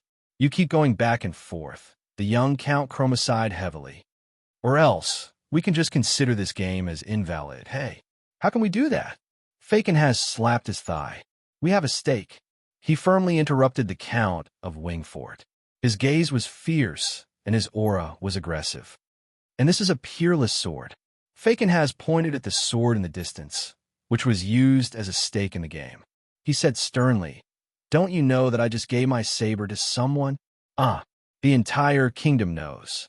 Derek could only roll his eyes in his heart due to his good manners. But you're about to lose. No matter how good this sword is, what does it have to do with you? He smiled elegantly and used vulgar words to pierce the Duke's heart mercilessly. But unexpectedly, Fakenhaz only smiled sinisterly. He stroked his walking stick gently and resumed the manner of an expert. The situation on the chessboard is only a superficial representation. What's important is the player. As the saying goes, we are evenly matched. Little Derek, remember, we are playing against a person, not a chess piece. Derek shook his head absent-mindedly. Once he was certain that time was not flowing backwards, he exhaled in pain and covered his forehead in resignation. Fakenhaz saw his movements, narrowed his eyes, and seized the chance to extend his hand. It's useless to touch my chess piece secretly, Your Grace. The Count of Wingfort buried his head in his hands. He did not even look, but he seemed to have predicted what would happen. You only have one king left. Fakenhaz's expression did not change when he was caught. He naturally and smoothly withdrew his hand, that had been secretly touching the other person's chess piece. His expression was calm. There was no guilt. Derek raised his head. His expression was stern. Seriously, the Count of Wingfort no longer looked at the chessboard. You should really be glad that I have a good temper to give away such a huge bargaining chip, just like that. If Count Bosdorf was here, he would definitely lead his soldiers to Crocaw City and burn that orphan girl from the Amoli family to ashes. Fakenhaz did not seem to have hurt him. He only stared at the chessboard carefully. He stared at the only king he had left. It was as if he could create a miracle with his stare. You seem to have a large army pressing down on us, and I seem to have no chance at all. The Duke focused on the chessboard and muttered to himself, "But where is the turning point?" Derek glanced at him and said tentatively, "Of course, if Black Lion knew about this now, he would also lead his soldiers to the ruins and break your other leg." Fakenhaz was still immersed in his own chessboard. He scratched his chin and thought hard. "No matter what you do, you will die. You bastard, as expected of someone who is taught by Caribbean." Derek snorted in disdain. "Are you sure you are taking the right step? What if His Majesty announces to the world tomorrow that he will list our crimes and force us to, for example, disband the army, raise the tax rate, and hand over the right to appoint and dismiss government officials? What if Count Bosdorf cannot bear the humiliation and leads the people to revolt?" The Count of Wingfort stared at Fakenhaz coldly, but the Duke still ignored him. "It's fine. Chess skills are not the key. Not the key." Fakenhaz pretended to be deep in thought. He rubbed his palm as if he wanted to rub a chess piece from it. "The key is the person playing the chess. Think, Cyril, think again. There must be a way," but in the next second, Derek's aura changed. "But let me say this first, Your Grace." He stared at the Duke of Western Desert, who was mumbling to himself, "If the ending is not good, I do not intend to die with you. Wingfort has its own place to go." But Fakenhaz turned a deaf ear to him. He only stared at his bald king's chessboard. "It's fine. Continue thinking, continue thinking. When the sky turns dark or the sky turns bright, there must be a way to break the stalemate. The sky turns dark, the sky turns bright." Derek raised his head and looked at the position of the sun. He felt a chill run down his spine. "Enough, Sir Cyril." Derek, who had long since lost his mood, pointed at the white king who pushed him down and said impatiently, "It's just a game of chess. I admit defeat." At that moment, Fakenhaz slapped his thigh fiercely. "Look!" The Duke, who was immersed in the world of the chessboard, suddenly came back to life and returned to reality. "Look!" He pointed at the white king who was pushed down by Derek. He grabbed his own black king and laughed excitedly. "Didn't I win just like that?" As he stared at the Duke of Western Desert, who could not stop laughing, Derek's expression twitched. "Win, my foot!" Fakenhaz put down his chess piece. Filled with emotions, he heaved a long sigh. It can be seen that perseverance will eventually pay off, and hard work is the way of the king. The twitching on Derek's face became even more extreme. Fakenhaz stared at the cold and merciless scenery of the ruins outside, floating sand palace, as if it had been plowed by nature's razor blade. He suddenly felt a surge of heroic spirit, and he slapped the table. "In this situation, in this game, when I won, I should give a big white." The Count of Wingfort could no longer hold on. He sighed in resignation and buried his face in his palms again. "Chess, chess. As expected, we are not playing a game of chess, and neither are we playing chess pieces." Fakenhaz chuckled. "We are playing a chess player." Derek gave him a polite and resigned smile. "Chess player, my foot. Just like you, young Derek. You're still too young and too eager to admit defeat." Derek could no longer hold it in. "That's right. The entire game took 2 hours, and you wasted 1.5 hours just on the last move." He stood up and left swiftly. He did not forget to swear. "Who the hell can win against you?" As he stared at Derek's retreating figure, Fakenhaz smiled softly. He turned his head around and stared at the Black King, standing tall on his chessboard. "My uncle can," the Duke said softly with a sigh. "So can Midir." When he thought of this, the Duke of Western Desert's expression changed. He stood up in a fluster and shouted hastily, "Hey, leave that sword behind. It was not easy for me to win the bet.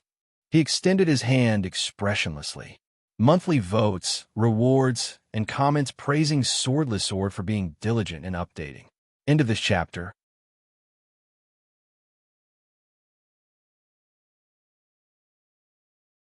Chapter 592. Thales walked out of the cell, where Anchor was being interrogated numbly. He was in a daze. In front of Raphael and Norb, he still instinctively maintained his dignity and bearing as the Duke of Starlake.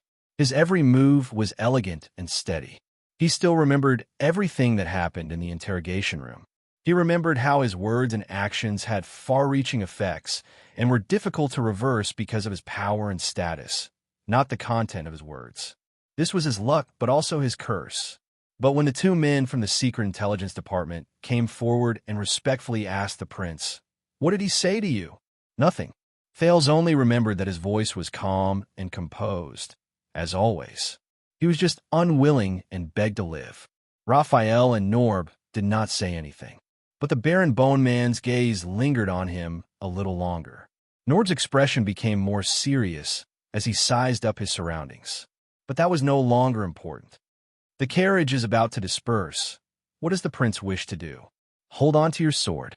The dying Anchor used all his strength to tear the words out of his throat. They lingered in his mind like maggots, echoing and deafening. "Please follow me, Your Highness. The exit is this way." In front of the absent-minded Thales, Norb bowed respectfully in a humble and low-key manner.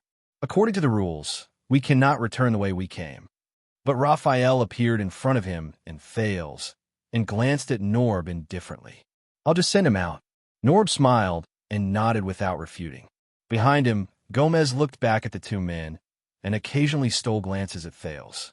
But Thales did not care. The teenager could only remember that he politely and humbly thanked Norb and Gomez, and under their respectful and submissive gazes, he left mechanically. "You said that you're only in charge of the interrogation today."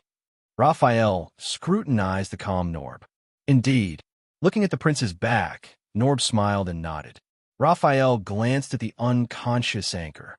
"How lucky," the Baron Bone Man said coldly and turned to follow the prince. "What a coincidence." Norb bowed respectfully and sent Raphael off. Only when the other man disappeared did his gaze become profound and strange. "Very good. The troublesome prince is finally gone." Wiping his sweat, Fatty Gomez tugged at his apron as if he had just finished a big exam, causing his fat to jiggle. He turned to look at the naked Anchor and happily picked up a pair of pliers. "Now we can return to the main topic. See if I don't squeeze him dry, Gomez." "Yes?" Norb turned around, his face expressionless. "Stop." Gomez walked towards Anchor with the vice in his hand, but his smile froze halfway. "Okay, I'll go now, huh?" With an indifferent expression, Norb walked towards the unconscious Anchor with his cane. "From now on, don't use hard torture on him, and don't use soft torture like sleep deprivation. If necessary, give him pain relief." Gomez looked puzzled. "Then how should I ask?" Norb shook his head. "Let's just pretend that we're police officers now.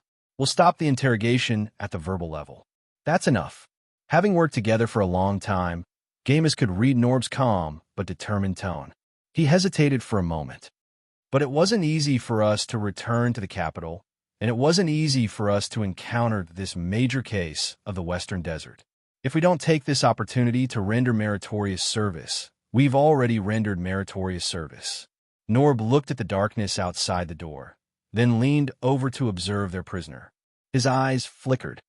"Just now, rendered meritorious service?" Gomez blinked.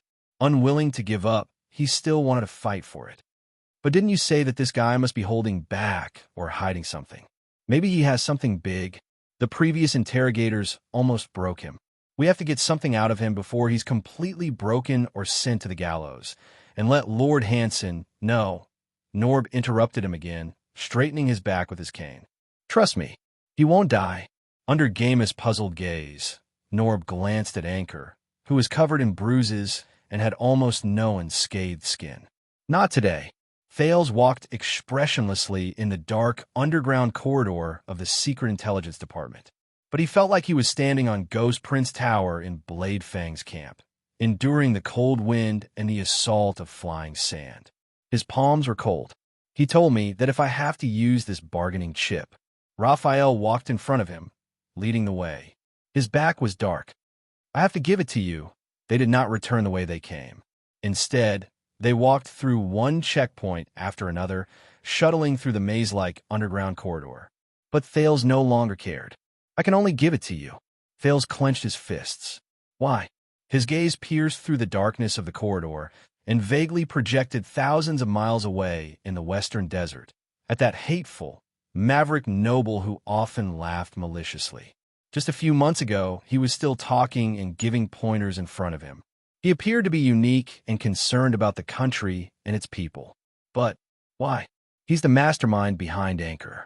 He handed me the bargaining chip that could suppress the vassals of the western desert and destroy the Great Wall, and into the hands of a Jade Star. Thales clenched his teeth. He did not understand at first, and his whole body was anxious. But after he came to a slight realization, he became even more anxious, restless, and uneasy. Why? Cyril Fakenhas, this arrogant and pretentious old bastard. What right does he have to do this? Who does he think he is? What right does he have? What right does he have? Wow, Murat Snake Cub. A male voice with a Northland accent came from behind a cell door, pulling Thales back to reality. Long time no see. Raphael ignored the other party's tone, which sounded like they were old acquaintances, and walked quickly past the cell door. Snake Cub.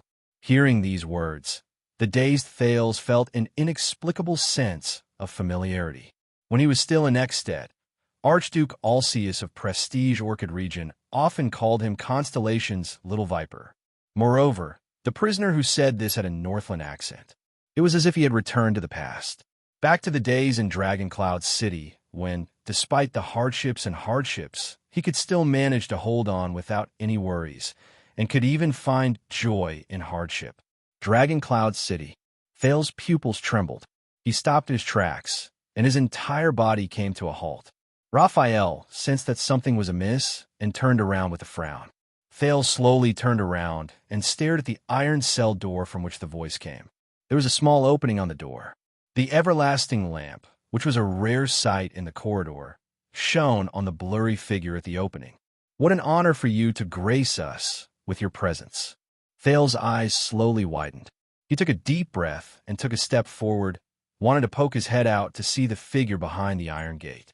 Then, a hand suddenly reached out from behind him. Asterisk clang. Asterisk Raphael appeared in front of him, pulled the iron gate violently, and shut it tightly. Wrong way, Your Highness.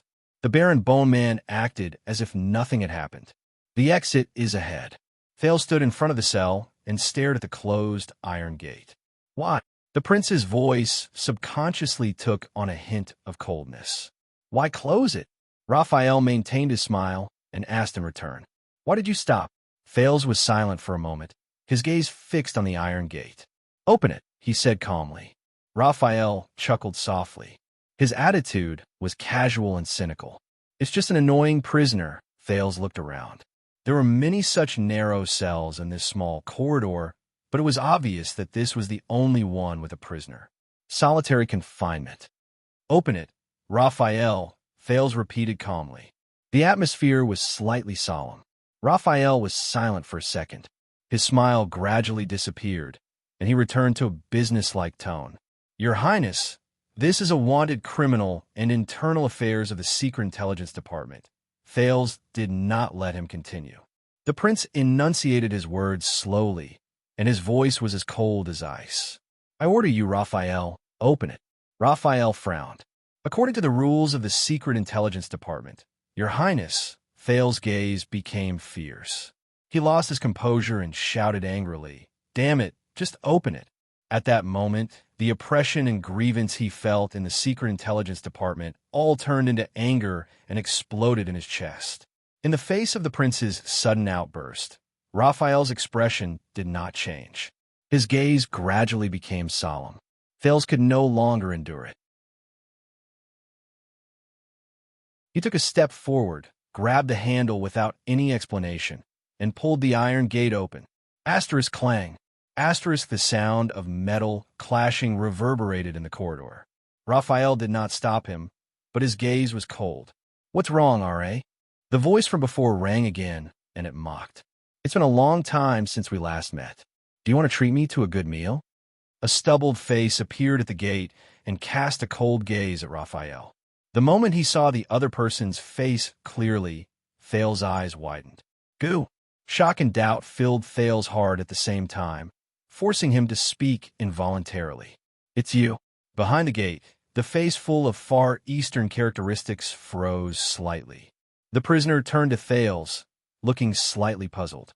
Raphael's expression darkened, and he exhaled in a barely noticeable manner. "That's right." In disbelief, Thales carefully sized up every inch of the Far Eastern prisoner's face. He ignored his doubts about the prisoner's voice and completely confirmed his guess just now. "It's him. It's really him." 6 years ago, the butcher shop owner in Dragon Cloud City, the Far Easterner who gave him shelter and a meal in the despairing morning after Dragonblood's night. "It's you, Goo," Thales said in a daze. In a split second, Dragon Cloud City, Westbound Avenue, the butcher shop, Little Rascal. The scenes of the past appeared before his eyes. "But who are you?" Through the narrow gate, the unkempt Far Eastern man looked at Thales and gestured at Raphael with his chin. "That lover he yearns for day and night, but can't get?" Raphael snorted coldly and did not answer. Thales stared at his old friend, at him holed up in this narrow and claustrophobic cell. He felt complicated and indescribable emotions. He took a deep breath. 6.5, remember? 6.5. In that second, the prisoner's gaze slowly froze. He sized up the handsome young man who was only half a head shorter than Raphael again. He gradually came to a realization and then felt relieved. "Oh!" Goot turned around, and his face disappeared at the gate. A muffled sound immediately came from the iron gate. "It's you. That's why you escaped, young prince. Perhaps you're no longer young." His words were filled with melancholy and sentimentality. "You and your little maid didn't die in the hands of that cunning Camion. Young prince." Camion. Goo's words evoked Thales's memories. It was as if he was sitting in the butcher's shop 6 years ago again, sitting on the table with Little Rascal, holding bowls, and drinking meat soup with a heavy heart. Raphael exhaled through his nose. He was obviously unhappy. "What happened?" Thales pounced on the iron gate and asked anxiously. "Goo, why did you?" Thales stopped talking. "Wait a minute." Goo's impression of himself was still at the moment when Marquis Shiles took the prince and Little Rascal away 6 years ago. Thales's pupils dilated slowly. He did not know what happened to him after that night. He did not know the story of the second prince of Constellation that was later spread among the people. That means Thales furrowed his brows tightly and stared at the darkness behind the gate. Goo's disdainful laughter came from behind the iron gate. Thales took a deep breath and suppressed his anger. He tried to calm down and asked Raphael, who was beside him. "He was imprisoned here 6 years ago." The prince spoke with difficulty. "Why?" Raphael crossed his arms. His expression was slightly dark. 6 years. Goo's voice rose. There was surprise and self-deprecation in it. "Damn it. Without the sun as a reference, the time I calculated is indeed inaccurate." Thales's heart sank when he heard that. He remembered the guards and prisoners in the prison of bones. He remembered the laments they had when they found out how long they had been imprisoned. "Your task is complete, Your Highness," Raphael said coldly.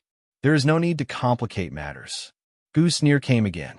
Thales suppressed the strange feeling in his heart and tried to think calmly and rationally. 6 years ago, something must have happened to Goo after they parted ways. It caused him to wander about and be imprisoned. The sin of Hell's river came uninvited. It filled Thales's brain and washed away his memories, washing away an old scene. "Your Highness, do you remember what happened in Dragon Cloud City 6 years ago?" On the day he fled Dragon Cloud City, Putre's words in the secret tunnel rang in his ears. "No, it's not just that.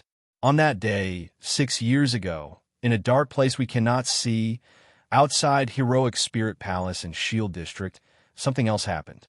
Thales raised his head swiftly. That night, Raphael. He looked at Raphael and stared into his dark red eyes.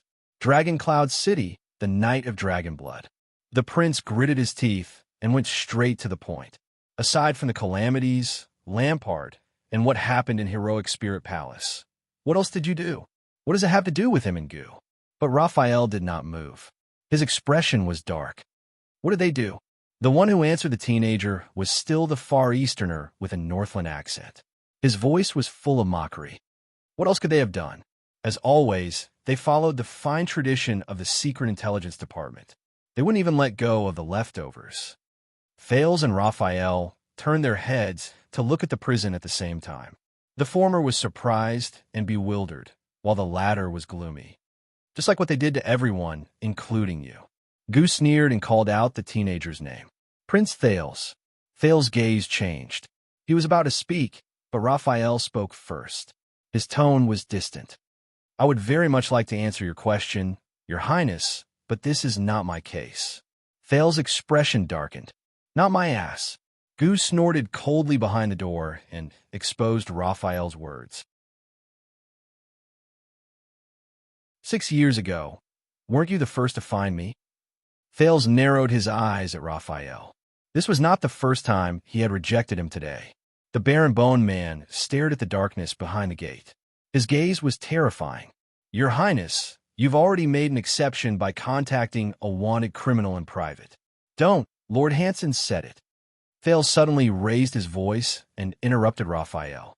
The reason why I don't get along with all of you is that we've always gone our separate ways. Raphael did not speak, but Thales stared deeply into his red eyes, as if he wanted to tear apart the world behind his pupils. Now is a good chance to change. The Far Easterner behind the door laughed. It was half mockery and half disdain. Raphael remained calm and collected. He silently endured the prince's sharp gaze that could almost break an iron wall. Not here, not now, he said faintly. In the dim corridor, Thales and Raphael stood on either side of the iron prison door, facing each other in silence. The everlasting lamp elongated their shadows, like two train tracks that extended parallel to each other. The gate on the door stood between them. It was claustrophobic, dark, and bottomless. He helped me before. I owe him my life. Thales only felt that he was extremely calm. The sin of hell's river flowed through every vein in his body, allowing him to sense the location of this small corridor more clearly. It was as if he was standing outside his oil painting. He stared at the universe in the painting. If he's locked up, I must know why. Thales' tone was cold, but it contained a tone that allowed no refusal. That night, that crucial night, that night not only changed the future fates of two countries, but it also determined the political situation of the world. It was also a night where countless secrets were buried and turbulent in the dark. That night made Putre suspicious. He even had to avoid the surveillance of the Secret Intelligence Department and give Thales a warning in private. Obviously, Gu was one of the pieces of the puzzle. The aura on Raphael's body slowly changed. It went from being round and casual to sharp and dangerous, causing Thales to feel a slight stab of pain. At that moment, the person standing in front of him was no longer the young Raphael who rescued him from prison 6 years ago, who then risked his life to go to Heroic Spirit Palace with him. Instead, it was the Baron Bone assassin, a Secret Intelligence Department agent with a mysterious identity, unpredictable intentions, and terrifying and dangerous methods. But Thales did not retreat. He only met Raphael's gaze. If you want to display your compassion, then perhaps you also need to know. Raphael's voice became deeper, but it was strangely piercing to the ears. His warning was extremely obvious. He has harmed us before. He owes us many lives. Harmed us before. Thales was silent for a second. I'm not letting him go. The prince's expression became a little clearer, but his words were soft and forceful. He gradually increased the stakes. I just want to ask about some things. Secrets related to the Jadestar royal family. Raphael narrowed his eyes. Those who know must keep secrets. He calmly but firmly stated the creed that the former chief supervisor of the Secret Intelligence Department Wise Minister Halva Caribbean had left for the Secret Intelligence Department. My responsibility. Fail's gaze became fierce. You missed the first sentence. The prince gave tit for tat and said coldly, "Thou art the king's eyes and ears." Raphael snorted coldly. "When you are crowned king," the Baron Boneman's answer made the atmosphere even colder and more solemn. "It's not too late to talk about it." Crowned king. Thales was expressionless. But in his body, the sin of hell's river began to boil again, turning its anger and coldness into a dangerous weapon. Raphael immediately frowned. His hands tightened without him realizing it. "You are wrong, Your Highness, who has grown up." However, at this moment, Gu's voice rang out in a timely manner, interrupting the unfriendly conversation. It was still full of sarcasm and disdain. "You are not compatible with the Secret Intelligence Department, not because you have a bad relationship with them." Thales and Raphael turned their heads at the same time. The Far Easterner's face reappeared at the gate. He gently knocked on the iron gate, full of contempt. "But because you are still a human." He stared deeply at the Baron Boneman. His gaze was cold, not a monster. Raphael's expression did not change, but the corners of his mouth slowly tightened. "Do you know, Prince?" Gu suddenly laughed and said to Thales in a serious tone, 6 years ago, in an inn in Spear District in Dragon Cloud City. The next moment, Raphael's arm turned into an afterimage and pressed on the iron gate. Thales quickly acted, but the moment their skin touched, Thales' expression changed.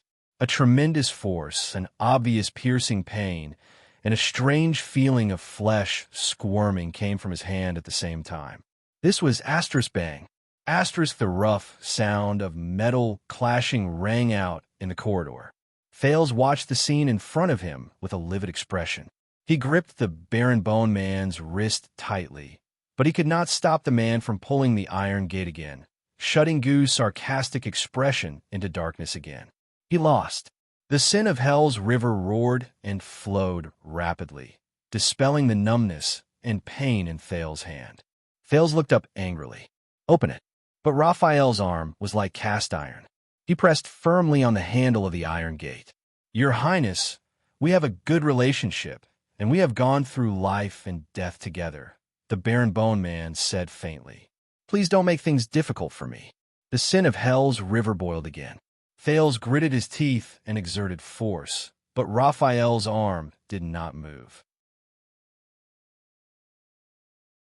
Like a boundless black hole, it silently endured all the power Thales could muster.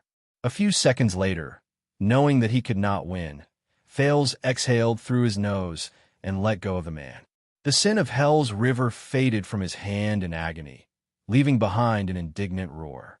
"I think I know." The second prince's gaze was like a sword, piercing straight into Raphael's eyes. "Why you and Miranda can't be together." The Baron Boneman's gaze changed slightly. "That's definitely not because of your identities," Thales said coldly. "It's just because of you. Raphael Lindbergh." Raphael did not move. Even his expression was frozen. Looking at the man's expression, Thales began to ponder silently. Gu did not finish his sentence. But that was enough. The information revealed by the Far Easterner was like a puzzle that had been lost for many years. It flowed into Thales' mind. It was enough for him to piece together the next clue. His next bargaining chip. "Listen carefully, Your Highness. What I'm going to say next is something that the sanctimonious old fox, Gilbert, would never tell you." Putre's warning, which was filled with deep suspicion, rang in his mind. "And it will not be something that the mysterious and abnormal Secret Intelligence Department will tell you. Remember, Your Highness, do not trust anyone in this matter. An inn." Thales looked at Raphael quietly. Gu said that it was an inn in Spear District. As expected, he was satisfied to see Raphael's expression change slightly. The Baron Boneman said in a low voice, "That is because he harbors ulterior motives and harbors ill intentions. He is trying to sow discord and disturb your mind." Thales smiled. "But you told me that the Secret Intelligence Department's headquarters in Dragon Cloud City, which is also the chess room in Spear District that I left, was also an inn 6 years ago." Raphael's hand was still pressed against the iron gate. His expression was as cold as ice. "I did not say that." Thales took a step forward and smirked in disdain. Then you must have forgotten. Raphael's gaze flickered. The handle of the iron gate deformed in his knuckles, and the sound of metal bending could be heard. Thales furrowed his eyebrows. He looked at the barren bone man's fair and delicate hands and remembered the man's stunning appearance when he broke into the prison and took 6 lives with 1 slash. Impossible. Raphael's expression was stiff as he slowly enunciated his words. Where did you hear that from? Thales did not want to think about the man's strength. He met Raphael's dark red eyes again. Karen Booker. When the name came out of Thales' mouth, Raphael's gaze became colder. Thales knew that he had taken the right step. That was the strange part. So, the prince followed up with another attack. He was not only the owner of that inn, but also a special class intelligence officer from the kingdom's secret intelligence department who had been lurking in Dragon Cloud City for 20 years. On that chaotic day, he was killed in a burglary. This time, Raphael was silent for a long while before he spoke softly, enunciating each word clearly. Who told you that? Thales remembered the headquarters of the kingdom's secret intelligence department in Dragon Cloud City's Spear District and a secret passage that allowed him to escape. I met Booker when I was in Dragon Cloud City. He was a good man, but he would never die in a robbery. Raphael snorted coldly. You were running for your life all day. It's impossible for you to know him. Thales did not back down. I know a lot of people. And you're just too ignorant. This sentence, which he learned from Ricky, made Raphael fall silent for a long time. That doesn't help, Your Highness. Raphael did not dwell on the topic anymore. He shifted his gaze to Gu's cell. Forgive me for not being able to comply with your excessive request. Thales became more and more irritated as he looked at the stubborn Baron Bone Man. He would not cooperate. Just like the kingdom's secret intelligence department, they had never liked the prince, let alone obeyed him. The prince came to this conclusion. But at this moment, Thales remembered the Black Prophet's words. Whether you like me or not is not important. What's important is whether the fact that you don't like me can surpass the established position between you and me and bring about real results under your control. At that moment, Thales stared at the unfriendly Baron Bone Man. He clenched his fists, then slowly relaxed them. Yes, you're right. You can't do it. The Duke of Star Lake lifted his chin slightly, as if he did not care about Thales' behavior. Maybe I should go find Norb. After saying that, Thales turned around without hesitation and went back the way he came. Raphael, who was left behind, stared at the teenager's back. His frown deepened. Thales' movements remained the same, but he deliberately increased his pace. The sound of his footsteps echoed in the dark and depressing corridor. One step after another, it sounded like the beating of war drums. Raphael's gaze froze. 1 second, 2 seconds. The prince's figure slowly blurred in the darkness. In fact, Thales knew that what Raphael was unwilling or unable to do for him, Norb, who had been away from the kingdom's secret intelligence department for many years and had just returned to the capital, might not be able to do it. But the prince shook off the unnecessary baggage in his mind and strode forward. He remembered the most effective way of bargaining that he saw on the streets when he was a beggar. Finally, when Thales counted to the 10th step, Your Highness. Thales' footsteps stopped just in time. With his back facing Raphael, the corners of his lips curled up slightly. Thales turned his head around. His expression was still dark. Raphael released his hand from the iron gate, but did not open it. Instead, he walked towards Thales step by step. No matter who you look for, it will be useless, the Baron Bone Man said faintly, even if it is His Majesty. Thales' heart sank. His Majesty. Damn it. Your Highness, you must do this, and you should do this. The truth about the bloody year, about your own birth, can only be unearthed, investigated, and verified by yourself. Remembering Putre's warning, Thales took a deep breath and tried hard not to think about the figure on the throne. Then I will be happy to try and see what my father has to say. Thales turned around and was about to leave again. At this moment, Charlton, Raphael's words floated around the walls and successfully stopped Thales in his tracks. Charlton, Charlton? The name he had not heard for a long time rang again. Fail's expression changed slightly. Whether it was the beautiful figure in Sunset Pub or the horror of jumping off the cliff of the sky, they all came to his mind at this moment. What do you mean? As if time had slowed down, the second prince slowly turned around and spoke in a low voice. Raphael stood in front of him and took a deep breath. He seemed to have made up his mind with great willpower. The Far Easterner you care about, the Baron Bone Man said softly, he is a solid ally of the Charlton family. For more than a decade, he has been secretly working for the regicide family. Look around. Raphael said he is... What is he? Fail's expression remained the same, but his eyes slowly widened. The regicide family, ally? Do you understand now? Raphael regained his composure and looked into Thal's gray eyes. In this matter, no matter who you look for, it will be useless, even if it is His Majesty. The Baron Bone Man narrowed his eyes and enunciated his words like steel. His words were like knives. Especially His Majesty. Typing will be slower when you're outside. End of this chapter.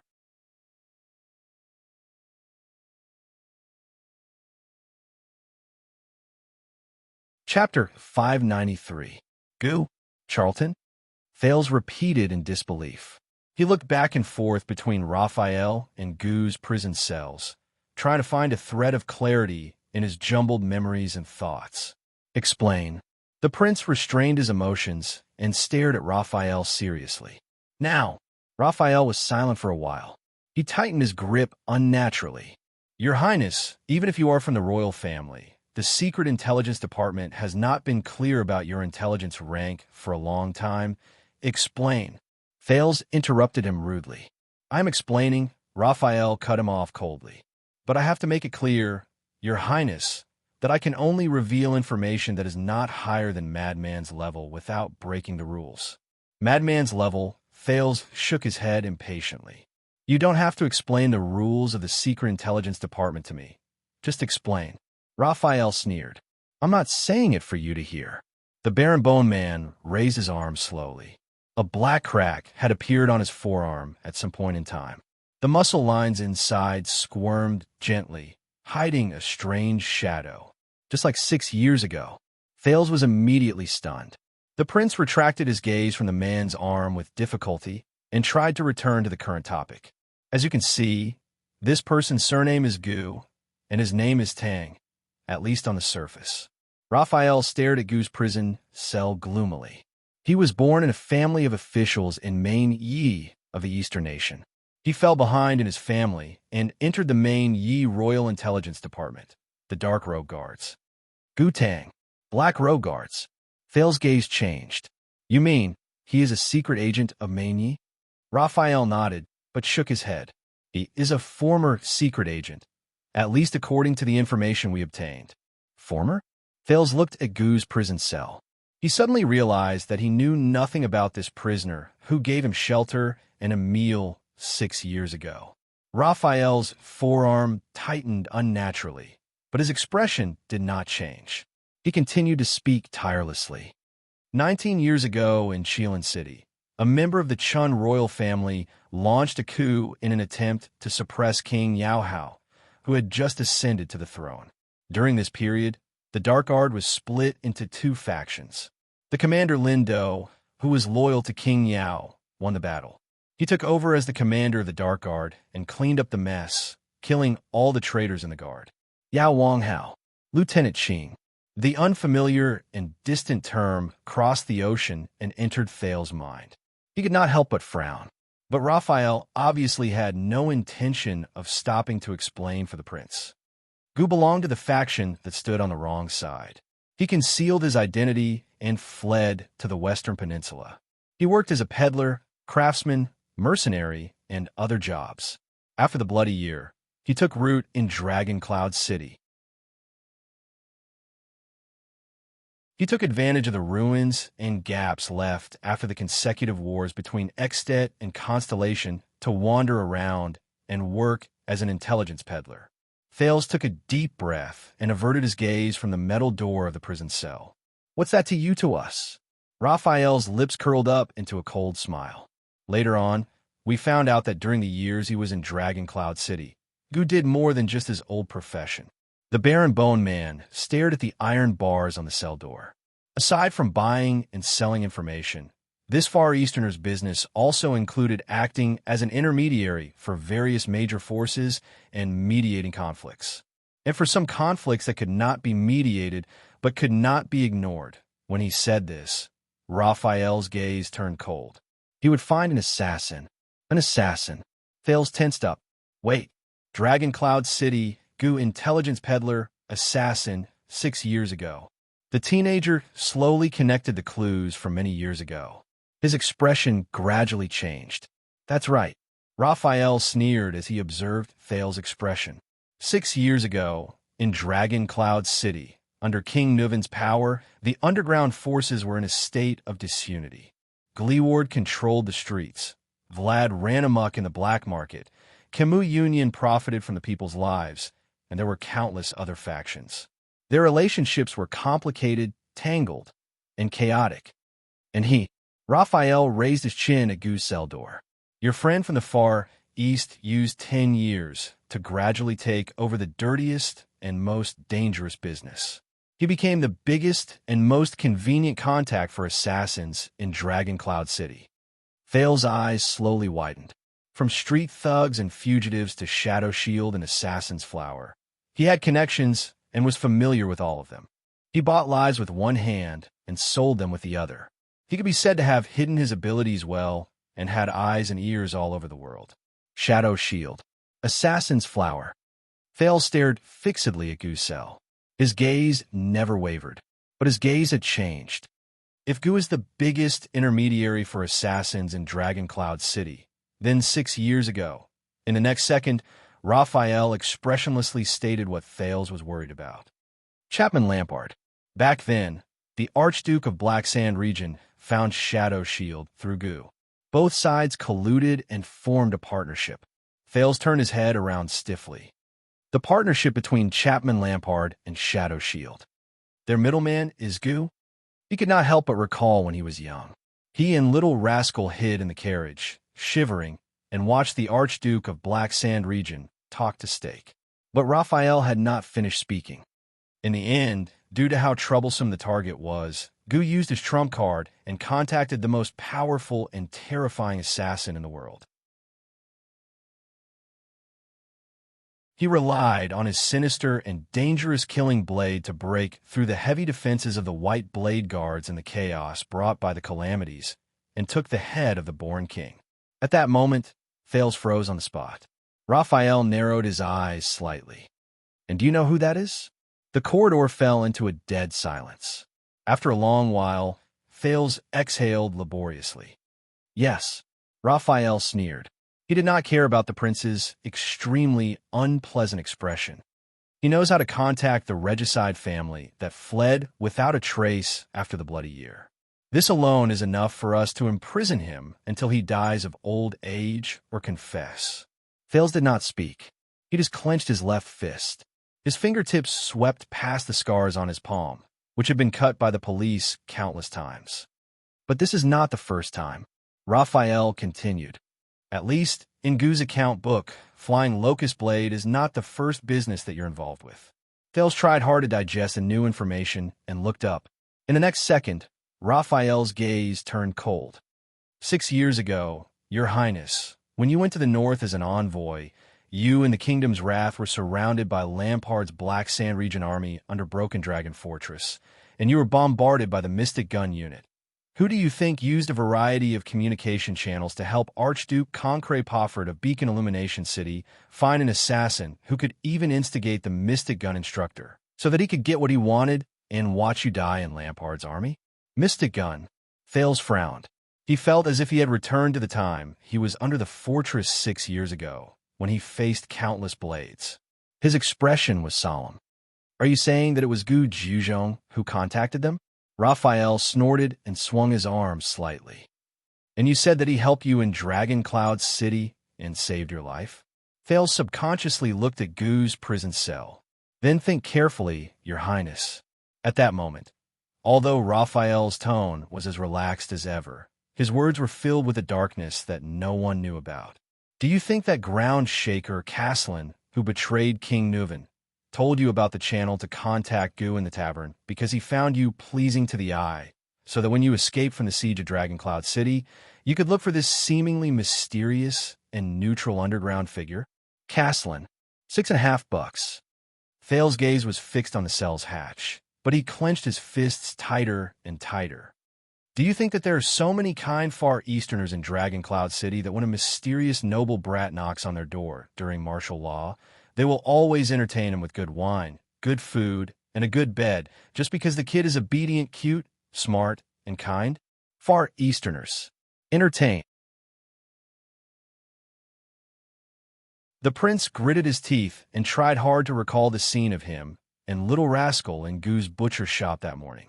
Do you think that things are really so coincidental that when all of Dragoncloud City is in a mess, a shady intelligence peddler only needs to leave his house for 2 minutes to smoothly bring back the envoy of country, the Marquis of Goodflow City, Charles Bamra, who came alone so that he can turn around and give you to Chapman Lampard? Intelligence peddler. Giles. Raphael's words were as sharp as blades. One after another, they pierced through the defenses in Thale's heart.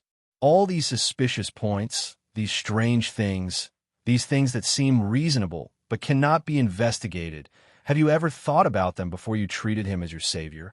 At that moment, Thales took a deep breath and suppressed the gradually boiling sin of Hell's River.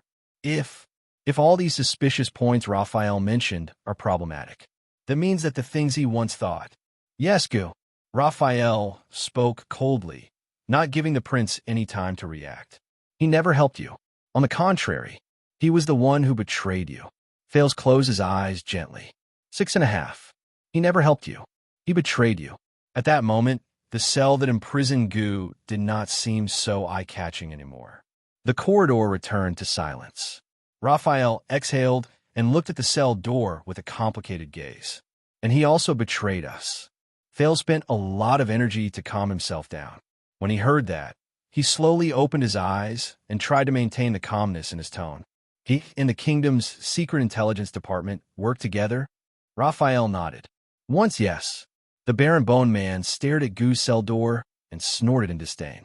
Obviously, whether it's Extet, Constellation, Camus Union, or even Shadow Shield and the Tower of Eradication, this self-proclaimed neutral intelligence peddler is used to working together with everyone.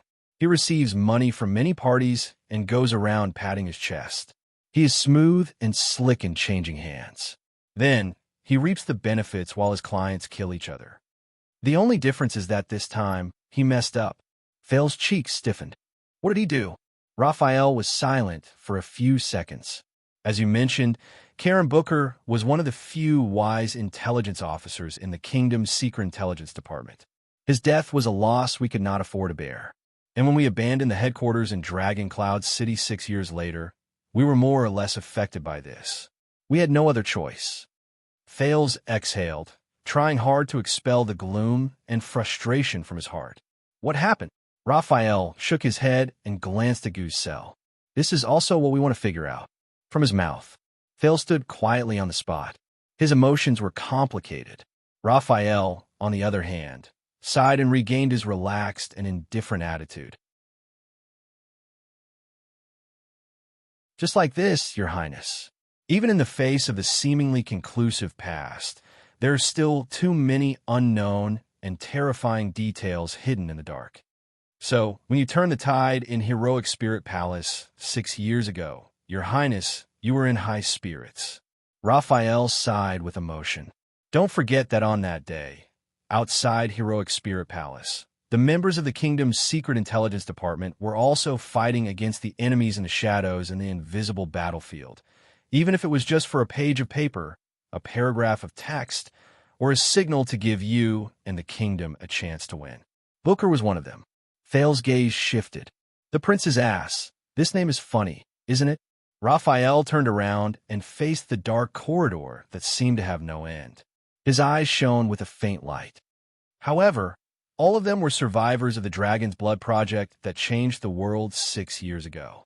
After the kingdom's secret intelligence department fought against King Nuvan, the secret room, the White Blade Guards, Chapman Lampard, Shadow Shield, Camus Union, and other enemies, they fought against each other to the death. They were the only survivors among the corpses and sacrifices on the ground. Thales raised his head in surprise. And we don't tell you certain information, not because we don't trust you, but because you can't discard your burdens like us, forget yourself, and wholeheartedly devote yourself to the dark and dirty mission to complete the goal. Raphael narrowed his eyes and gestured to Goose-Cell. Even if you think you owe your target your life.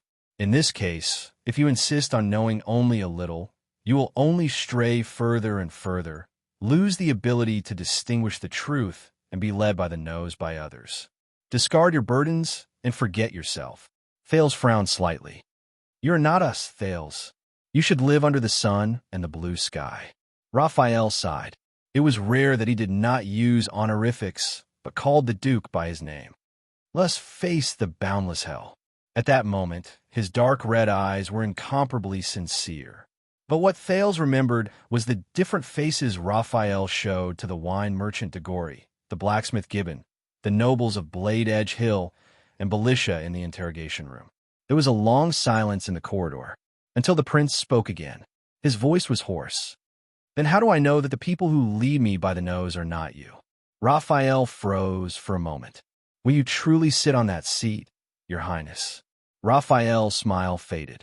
When you truly can decide everything in the world with a word, when you can decide everything in the world with a finger, when you have full control over the goals, missions, operations, budgets, development, and future of the kingdom's secret intelligence department, you will know.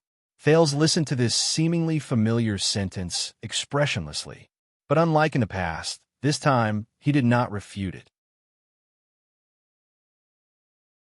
In a gloomy mood, Thales followed Raphael out of the maze-like underground corridor, passed through many checkpoints, and left the main residence of the Secret Intelligence Department's manor through the main gate, returning to the place where they first got off the carriage.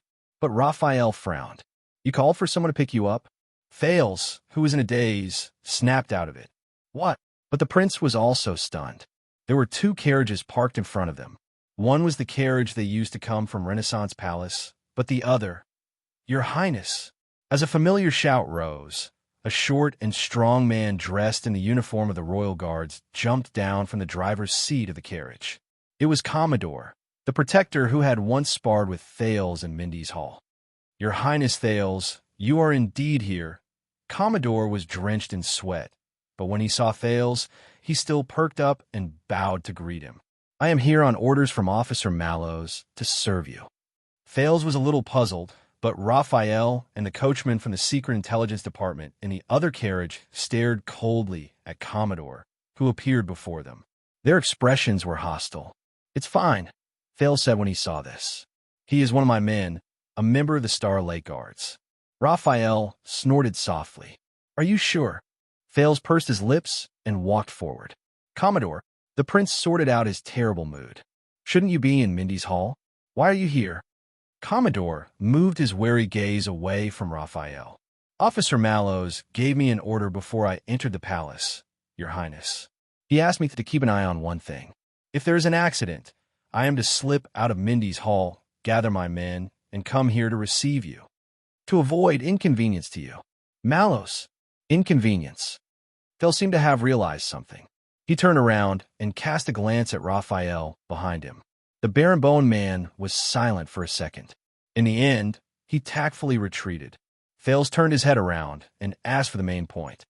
You said an accident? Not long after you and the officer entered the palace, Your Highness. Commodore hesitated a little, but he still told Thales the truth. The people from the Flag Bearer Division came. Flag Bearer Division. Is it one of the 6 divisions led by Vice Guard Captain Vogel Talon at the banquet? What are they doing here? Thales was slightly puzzled. What do you mean? Commodore carefully observed Thales' reaction. You know, the person leading the team is the 2nd Flag Bearer Gaitan. They did not allow any explanation and immediately sealed off Mindy's Hall. They detained everyone and said that they want to conduct a full investigation. Thales was shocked. What? Sealed off? Mindy's Hall? Why? Commodore forced a smile. Gaetan said that it was because of the accident at the banquet yesterday. Thales exhaled stiffly and painfully. As expected. This again. They said that our dereliction of duty meant that there was a loophole in the security or even a mole. This might endanger the prince's safety, so they needed to conduct a thorough investigation and audit from top to bottom. Commodore sighed. He was a little dispirited. The investigation by the Flag-Bearer Division was very. Jeanville was interrogated for 2 hours before he came out. He did not look too good, and Morgan was practically tied up before he went in. Corsta was even suspected to be a foreign spy. Stone told us to obey and not resist, but Ness almost fought with them. Penal Officer Patterson wanted to use his status to plead for mercy, but Gaetan was famous for being shrewd and ruthless in his work. He did not give face to anyone. Thales' eyebrows furrowed even tighter. In any case, it was a huge operation. The Jadestar Private Army, the Nobles Affairs Office, and the Inner City Police Station were also there. I suspect that there were even people from the kingdom's Secret Intelligence Department among them. The team was mighty, and I reckon that many people saw it. As Thales listened to Commodore's narration, he slowly widened his eyes. What does he mean? Mindy's Hall, the residence in the capital given to the Duke of Star Lake by the king. Locked down and investigated? Thales exhaled and tried his best to unclench his fists. He tried to understand the current situation. How did you sneak out? I used to work in the Inner City Police Station, Your Highness. Commodore's gaze was a little evasive, as if he was not too willing to talk about these few relationships. There were a few police officers who were in charge of locking down the perimeter. I was acquainted with them. Praka could have sneaked out as well, but Gaetan had an old grudge against him when he was young. He kept a close eye on him, and I reckon that he would not let him have an easy time.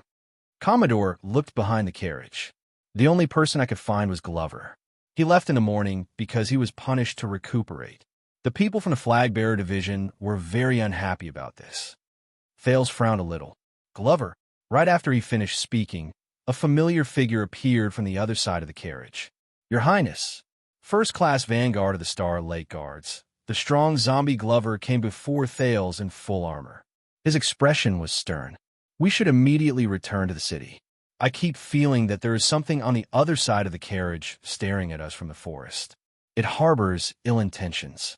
When he saw the vanguard he was the most familiar with, Thales was completely at ease. But he immediately frowned and looked at Glover's back. But your injuries, Glover shook his head. He pulled open his collar and revealed the bandages inside. It's fine. My power of eradication can alleviate pain, and Glover swung his arms, and his eyebrows furrowed in a barely noticeable manner. Lord Mallows, he was merciful when he whipped me. It's as if he knew that this would happen, and he still needed me. Thales was slightly stunned, but he immediately remembered what Mallows said to him in the morning before he explained the temple and imperial style. Has no one from Renaissance Palace come yet? I guarantee you that they will definitely come, sooner or later. Thales suppressed his terrible mood. He understood something and asked, what about Doyle? Was he also whipped by Mallows on purpose, so that he could be released from Mindy's Hall to avoid trouble? Glover shook his head. No, I've seen it. Doyle's injuries should be real. He was beaten badly. Firstly, after what happened yesterday, the Doyle family is at the heart of the storm, Glover thought quietly. Secondly, Lord Mallows is probably very vengeful, especially after Doyle called him Tormund Jr. during the banquet while he was drunk. So, Mallows knew that this would happen. Thales' words interrupted Glover's thoughts. He entered Renaissance Palace with me. Where is he now? Commodore, who was by the side, answered, Well, an acquaintance of the Flag-Bearer Division owes me a favor. He just sent me a message to tell me that Lord Mallows is still in Renaissance Palace. He hesitated for a second. He is with Vice Captain Talon. Thales exhaled. I understand now. So, Tormund Mallows is my favorite personal captain. Even if he predicted the current situation, at this moment, he could not even protect himself. The Flag-Bearer Division. The Prince sighed Vogel Talon. How courageous. Commodore and Glover looked at each other. Thales turned around and called out to Raphael, who was a distance away. Raphael, do you know about this? The Baron Bone Man walked closer. Thales noticed that his eyes had been disguised into another color. Under the hostile gazes of the two royal guards, Raphael revealed a friendly smile. What is it? Thales glanced at him and snorted coldly. Nothing. If it is inconvenient for you, Your Highness. Raphael was obviously very good at reading people's expressions. He saw some clues from the trio's expressions. The Secret Intelligence Department welcomes you to stay for a few more hours. Thank you, but there's no need. Thales refused decisively. I think you don't mind if I go back with my personal guards? Raphael looked at Thales for a few seconds. Go ahead. The Baron Bone Man smiled widely and called out the other two people's names and backgrounds as if he was reciting his family's treasures. Caleb Glover from the Glover family and Gianluca Commodore from the police station. They are famous members of the Royal Guards. Of course we can trust them. Glover and Commodore frowned at the same time, but Raphael had already bowed, turned around, and walked away. Glover watched Raphael's back as he left. Only then did he slowly loosen his grip on the hilt of his sword. The person who cleans up my mess, Thales said gloomily. The prince was about to board the carriage without any explanation. Now, let us return to Mindy's Hall and deal with the flag-bearer division. However, Glover shook his head firmly. No, Your Highness. Thales' expression changed slightly. Commodore took over the conversation, and his smile was a little stiff. What Commander Mallows means is, do not be in a hurry to return to Mindy's Hall. Thales looked puzzled. Commodore said carefully, those people from the flag-bearer division, they have His Majesty's warrant. His Majesty's warrant. Thales was stunned. And the people from all the departments are, Commodore said awkwardly, if you show up rashly and the situation becomes ugly. He did not continue speaking. But Thales already understood. The prince stood in front of the carriage in a daze. So, Thales said absent-mindedly, I just entered Renaissance Palace, and right after that, my nest was raided. Now, I have a home, but I can't go back. Commodore looked ashamed. I am very sorry, Your Highness. We did not protect you well during the banquet, which led to such an accident. No.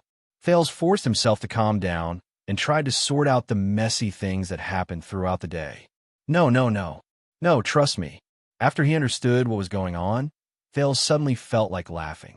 This is definitely not your reason.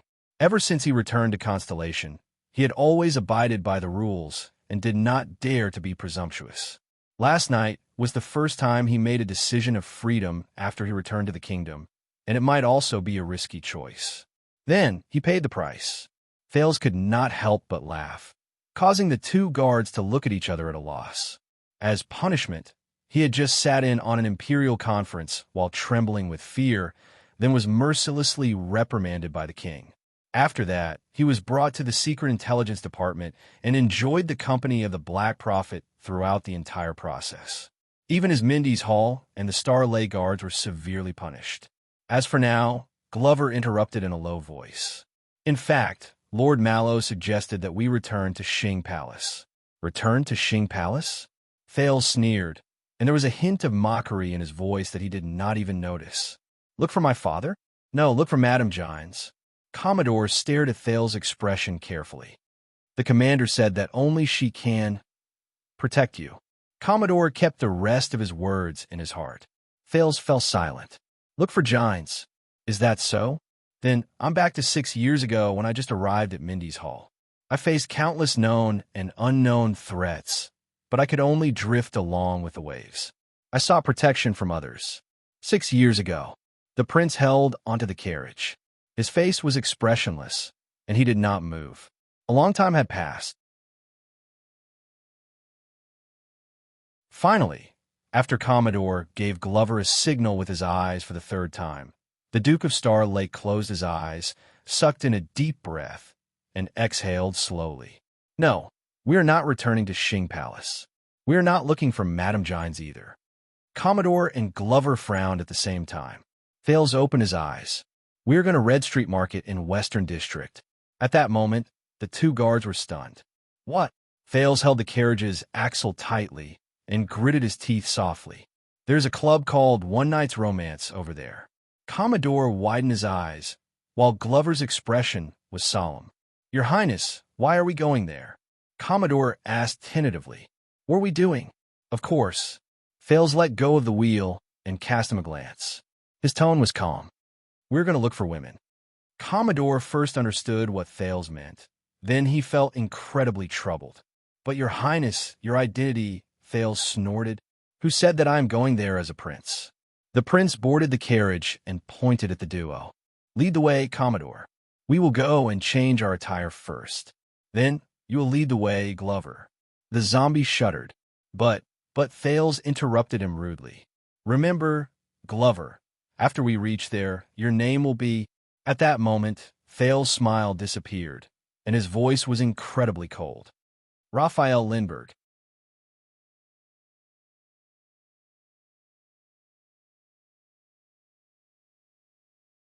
Chapter 594.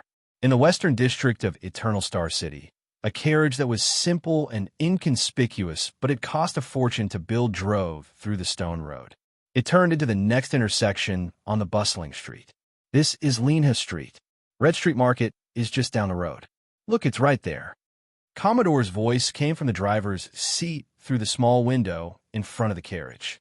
However, Fales was not affected in the slightest.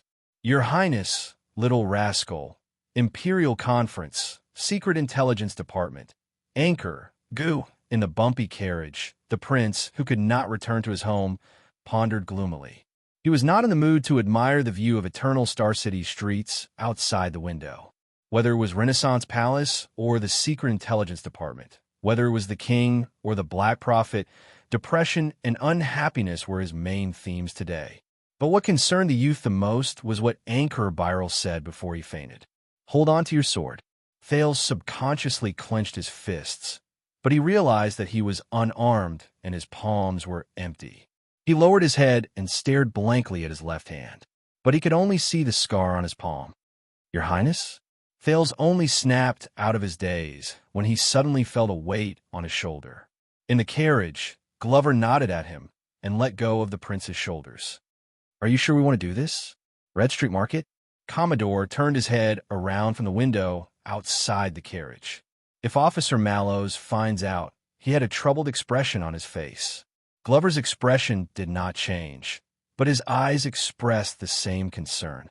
Fales adjusted the collar of his newly changed clothes and sighed. These people, even if he had the title of Royal Guards or Star Lake Guards, even if he was the second prince come Duke of Star Lake, the second most respected person in the country. However, be it Commodore or Glover, or even Doyle, who had the best relationship with him at the moment, they still had doubts about him, right? As for Mallows, you're right then. Fales remained silent for a second before he turned his head and shouted towards the empty window. Do you have any objection, Mallows? Glover and Commodore were both stunned. Mallows? What do you think? He knocked on the wall of the carriage and pretended to listen for a while. Looks like the prince turned his head around and looked at the stiff Glover and the resigned Commodore. He spread his arms in regret. He has no objections. Glover's eyebrows twitched, but he did not say anything. Commodore could only put on an unnatural smile and turn back to drive the carriage. Their carriage slowly entered the main road of Red Street Market, joining the other carriages and passers-by. Outside the window, it immediately became lively. Greetings, hawkers soliciting customers, cursing, and so on. It drew Thale's attention from the past back to reality. If one did not look at anything else, Red Street Market was probably no different from the other affluent parts of the Western District. Wide main streets, neat houses, alleys that extended in all directions, and crowds of people jostling each other. However, the number of entertainment venues here was unmatched by other places. Taverns, hotels, gambling dens, theaters, street stalls, and roadside shops that specialized in good stuff. Of course, there were also the various clubhouses that Red Street Market lacked. As he stared at the street outside the window, Fales could not help but feel a little dazed. When he was still a child beggar, Fales had snuck into Red Street Market more than once to look for business. Of course, It was in the evening, when it was busier and safer. It should be known that beggars were as sensitive to fixed territories as cats and dogs, gangs, and even countries, even if they were to try to make a living under different gangs. But at that time, the child beggar Thales was mixed in with the crowd. He was either pushed around, bullied, or looked down on. This was the first time he sat in a carriage and strolled around Eternal Star City as a normal citizen or even a noble guest. Commodore lifted the reins and whipped his whip. His work experience of protecting important people had given him the skills to drive a carriage. He shuttled through the streets, ignoring the small brothels and even the prostitutes in the surrounding area. He went straight to his destination. Along the way, they met many men. Some of them welcomed and sent them off with great enthusiasm. Some of them were new arrivals and were at a loss. Some of them were impatient when they called out to their friends. Some of them were shy and reserved. Some of them were dressed simply and furtively. Some of them were dressed fashionably and acted elegantly. Some of them were rushing around with important matters, and some of them were strolling leisurely and laughing. There were also many women on the street. There were procuresses with fake smiles, women who were busy washing, female workers who were covered in dirt, female servants who were in a hurry, poor girls who dressed up like boys and ran errands all over the street, noble women who came to take their husbands home with anger written all over their faces. There were even noble ladies who sneaked out of their carriages and hid behind handkerchiefs and fans as they looked outside with flushed faces. Thales and his carriage blended into the crowd. It was inconspicuous and did not stop along the way. Soon, it drove into the central area and entered a group of houses with luxurious decorations and shining signboards. "Hey, sisters, we have guests. Look at that carriage. It's made of good materials." The sin of hell's river surged, and a delicate voice instantly entered Thales' ears. "Go and put on your makeup. Tighten your corset. Oh my God, what kind of perfume is this? Go and wash up. Damn it, who took away my sexy lingerie? That's a secret handmade design by Zavik Taylor. Be more heroic. Delicate beauties are no longer in fashion nowadays. Everyone likes tough ones. In an instant, the three people in the carriage were like bees who had strayed into a bush of flowers. They bumped into the most eye-catching scenery in the entire Red Street Market. All kinds of beauties. Thales subconsciously gulped. This carriage, it must be some young master who sneaked out. It's too early. It's not even evening yet. Looks like he's in a hurry. They were all over the houses on both sides of the main road, under the porches, on the balconies, in the alleys, behind the windows, hiding in every corner that one could not notice, but that was clearly there. Most of them were in the prime of their lives, and they were beautiful and alluring. He must not want others to know that he came at this hour. Let me guess, he's someone who likes to swallow swords. Then let's wake Tony up? No, he served 3 men last night. His front and back are hurting. He can't even walk. Let him sleep for a while. Then I'll tighten the bandages and change into men's clothes. Bah, men's clothes are easy, but do you have a lower part? How do you know I don't have one? Maybe it'll be bigger than his. Then let me try first. Hey, oh, you're really coming. Let go. I'll scratch you to death. You little be asterisk tisich. Ha. Fake. We'll never become men. So what? I'm pretty good like this. Besides, the men here aren't as big as us. Is that so? Let me see. Maybe I rubbed them until they were big. Hey, you're still.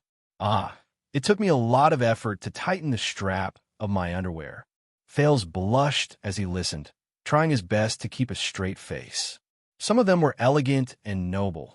Some had seductive bodies and sexy temperaments. Some were seductive and captivating. Some looked pitiful and delicate. Some were charming and enchanting. Some were dignified and elegant, and some were as cold as ice. Some of them revealed their true faces in a flash, earning the guests' attention and cries of surprise. Some laughed and covered their faces as they shrank back, evoking sighs of anticipation and disappointment. Some wantonly hooked their fingers lightly, stirring up the fervor and madness of the men. Maybe it's that lover of yours, the one who gave you the family emblem and said he's coming to marry you.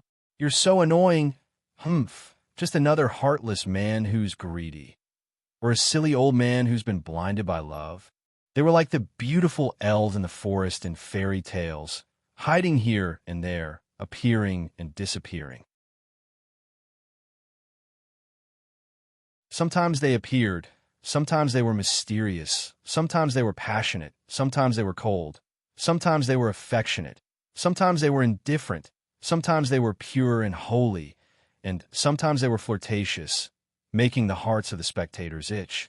It made people want to give up everything, follow them, get to the root of the matter, see their true faces, enter the room, and kiss them. Asterisk slap. Asterisk Glover extended his hand out of the driver's seat and slapped Commodore, who had his head raised in a daze and forgot about his business. It also shocked Thales, who had his horizons broadened. Sorry, ahem. Commodore touched the back of his head, which was in pain, and said awkwardly, I've been here a few times. Of course, it's because of official business. I've been here a few times. This is just the beginning in the afternoon. It'll be even livelier at night. Second-class protector, Commodore, Glover said coldly. He moved in front of the carriage window while he was at it and blocked a beautiful young lady who was winking at Thales gently from the second floor. His Highness still has matters to attend to. Of course, Commodore apologized sheepishly.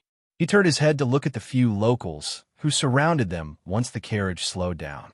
No, we don't need a tour guide. We don't need introductions, and we don't need... Hey, don't tug on my reins. All right, take this money and stop bothering us. The protector sent away the hospitable local escorts in exasperation. Obviously, Commodore did not lie about this. He was indeed not good at this kind of situation. The carriage continued to move forward for a while, took a few turns, and passed by a group of hot-blooded young nobles who were commenting on different ladies and beauties. Look at them. They're so confident, frivolous, and comfortable. Thales said to himself in silence.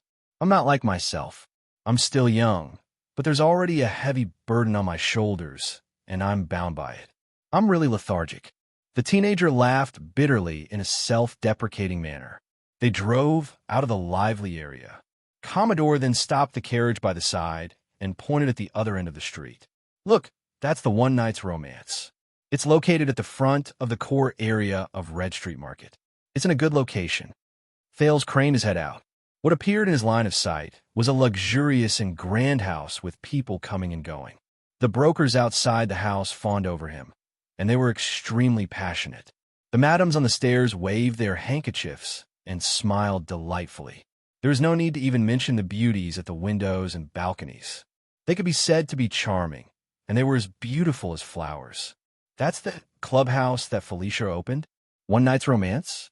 But for some reason, the teenager felt that it was strangely familiar, but also a little unfamiliar. It's a little new. Glover frowned as he observed the exterior of the One Night's Romance building. He voiced his puzzlement. It doesn't fit in with its surroundings. Commodore sent away a broker who wanted to come forward and introduce some business to him. When he heard this, his eyes lit up. Of course, it was rebuilt on the ruins of an old chess room. The former police officer was in high spirits. 6 years ago, on a certain night, two gangs fought for the right to protect Red Street Market. They fought until their eyes were bloodshot. Those sons of Beatrice cheese even brought out eternal oil. The sound of the explosion even alerted the chief garrison officer of the capital. Thales' heart skipped a beat when he heard this. He stared at the newly built clubhouse and compared it to the roads around it. He slowly confirmed his memories. No, 6 years ago, it was not the explosion caused by eternal oil that caused this building to be rebuilt. He supported himself against the wall of the carriage and told himself in his heart. No, Commodore noticed that the prince had an unusual expression on his face. He hesitantly opened his mouth to speak. He spoke hesitantly. Before we get down from the carriage, may I ask why we are here, Your Highness? We can't really be here to look for a woman, right? Glover sized up the situation around him warily, but his ears subconsciously turned towards Thales. It was obvious that he wanted to know the answer as well. Of course not. Thales smiled mysteriously. I just need to confirm something. Something that is not necessary to spread. even if it is to Mallows. Do you understand? The prince stared at Glover in the carriage and Commodore in the driver's seat seriously. Perhaps it was because of their statuses, or perhaps it was because of their aggressive gazes, but both of them looked at each other and nodded in the end. All right, you are the master. I have no right to comment. But if the fact that we came to Red Street Market is known by others... John, trust me, Thales said to Commodore in resignation. You're not the first person to be worried about this. And I have been lectured for an entire day because of this. Commodore hesitated for a long time. In the end, he still buried the words, then, "Did you not learn your lesson?" in his heart. He jumped down from a driver's seat and opened the door for Thales. He then focused on the rather promising task of accompanying the prince to run away from home and seek pleasure. No. Glover extended his hand in time and pressed down on Thales, who was about to get down from the carriage. We cannot go there directly. It is too obvious, regardless of whether it is His Highness' age or our temperament. The zombie stared at the crowd, coming and going on the street warily. We will be recognized. Commodore quirked his eyebrows and put away his expression that said, I am the protector here. Oh, they have already recognized us. Thales was puzzled. Glover looked at him. The former police officer pointed at the street with a habitual expression. I'm not talking about His Highness status, but this is Red Street Market. All the people on the street, regardless of whether they are child beggars on the street, doormen of clubhouses, coachmen, or helpers in pastry shops, have been living in Red Street Market for a long time. Their eyes are sharp, and they have long recognized that this is a carriage from a wealthy family. Glover's expression was solemn as he thought quietly. But Commodore changed the topic, and he became relaxed. But you do not have to worry too much. Many nobles and children of officials will come here to seek pleasure. Of course, it will be livelier at night. In fact, I'm willing to bet that Protector Doyle is definitely more familiar with this place. Thales exhaled. If only Doyle was not whipped. Commodore tried his best to dispel the duo's worries, but Glover still looked wary. He did not let down his guard at all. It was as if after he entered Red Street Market, he turned into a suspicious beast. Thales looked at their expressions, quirked an eyebrow, and nodded. All right, but we might as well keep a low profile. The prince stuck his head out of the carriage and pointed at the One Night's Romance, which was located diagonally across the street. When we go in, can we not cross the main road and not go through the main entrance? For example, Thales looked at the street, which was bustling with activity and filled with customers. Go through the back door? Commodore scratched his chin. Theoretically, we can go around to Lower City District and enter Red Street Market from another direction. Then, we can go through the back door. This way, we can avoid the crowd, but I strongly suggest that we do not do this. Lower City District. Thales frowned, while Glover's face was filled with suspicion. Even though the security of Western District and Lower City District is under the responsibility of the Western District Police Station, forgive me for being straightforward, but their jurisdiction and authority only goes as far as Red Street Market. Among the 5 police stations in Eternal Star City, Western District has always been the worst.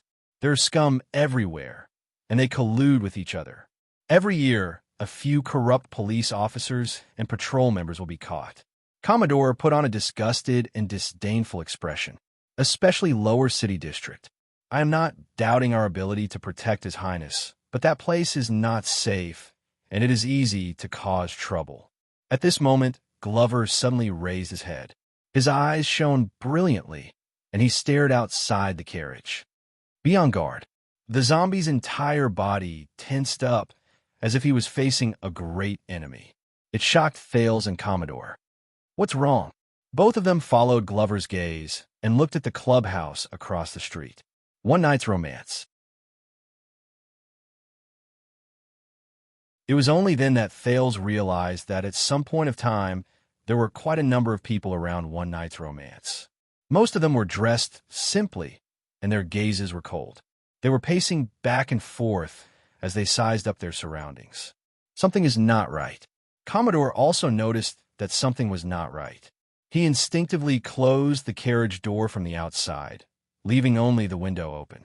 These people are not customers, Fails slowly gathered at the center of his brows. They are thugs.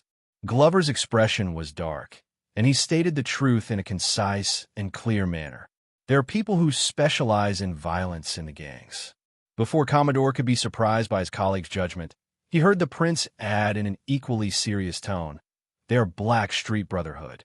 They're the thugs." A thug stopped a customer who wanted to enter the clubhouse. While the customer protested in dissatisfaction, the thug searched the person's entire body violently while he interrogated him in detail. Something happened. Fails cautiously stared at the crowd outside the clubhouse, whom he was once very familiar with. The people inside and outside the carriage were silent for a while. Commodore gulped. Maybe they are here to watch over the business? Honestly, this is normal."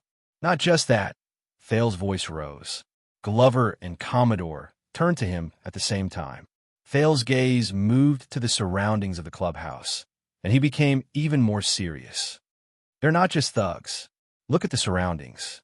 The helpers and apprentices in the various shops, the runners and child beggars on the streets, and even the hawkers and peddlers by the roadside. They're not in a normal state." Under Thale's reminder, Glover and Commodore did what they were supposed to do. They carefully observed the situation at the end of the street, and their expressions slowly changed. Commodore returned to the driver's seat and asked with uncertainty, "Are they frightened by the gangs?" "No." Thales shook his head, and he became even more certain of his thoughts, because they are also from the Brotherhood. Commodore turned his head around in puzzlement. "What?" Thales searched through his past experience on the streets and made a guess. Out of interest or habit, these people are actually the Brotherhood spies, and they are happy to pass information for them. Obviously, they have also been instructed and reminded to pay attention to the movements around them. Commodore said solemnly that were they deliberately trained by the Brotherhood to be like this? No. Thales shook his head, because this is their original appearance. The Blackstreet Brotherhood was not born in the void. Instead, it originated from desperate people who had nowhere else to go.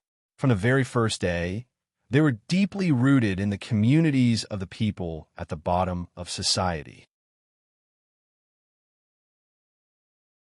Under Commodore and Glover's puzzled gazes, Thales said airily, "In the worst places, if you are in a difficult situation, unable to continue living, miserable, and struggling to survive, the Brotherhood is one of the ways out for you. There is no need for disguise or cover-up. Everyone lives their own lives. When there is a need, you will consciously and tacitly inform the members with the black ribbon tied around their arms and provide them with convenience." When he thought of the past, Thales became slightly absent-minded. Glover and Commodore exchanged a surprised glance. They were rather surprised by the prince's knowledge. "Gene, you said that one night of amorous encounters was established after the gangs fought against each other." Thales asked cautiously. "Yes. 6 years ago, the scumbags from the Brotherhood and Blood Bottle Gang fought each other. They brought disaster to Red Street Market, causing the important people to not be able to visit the brothel."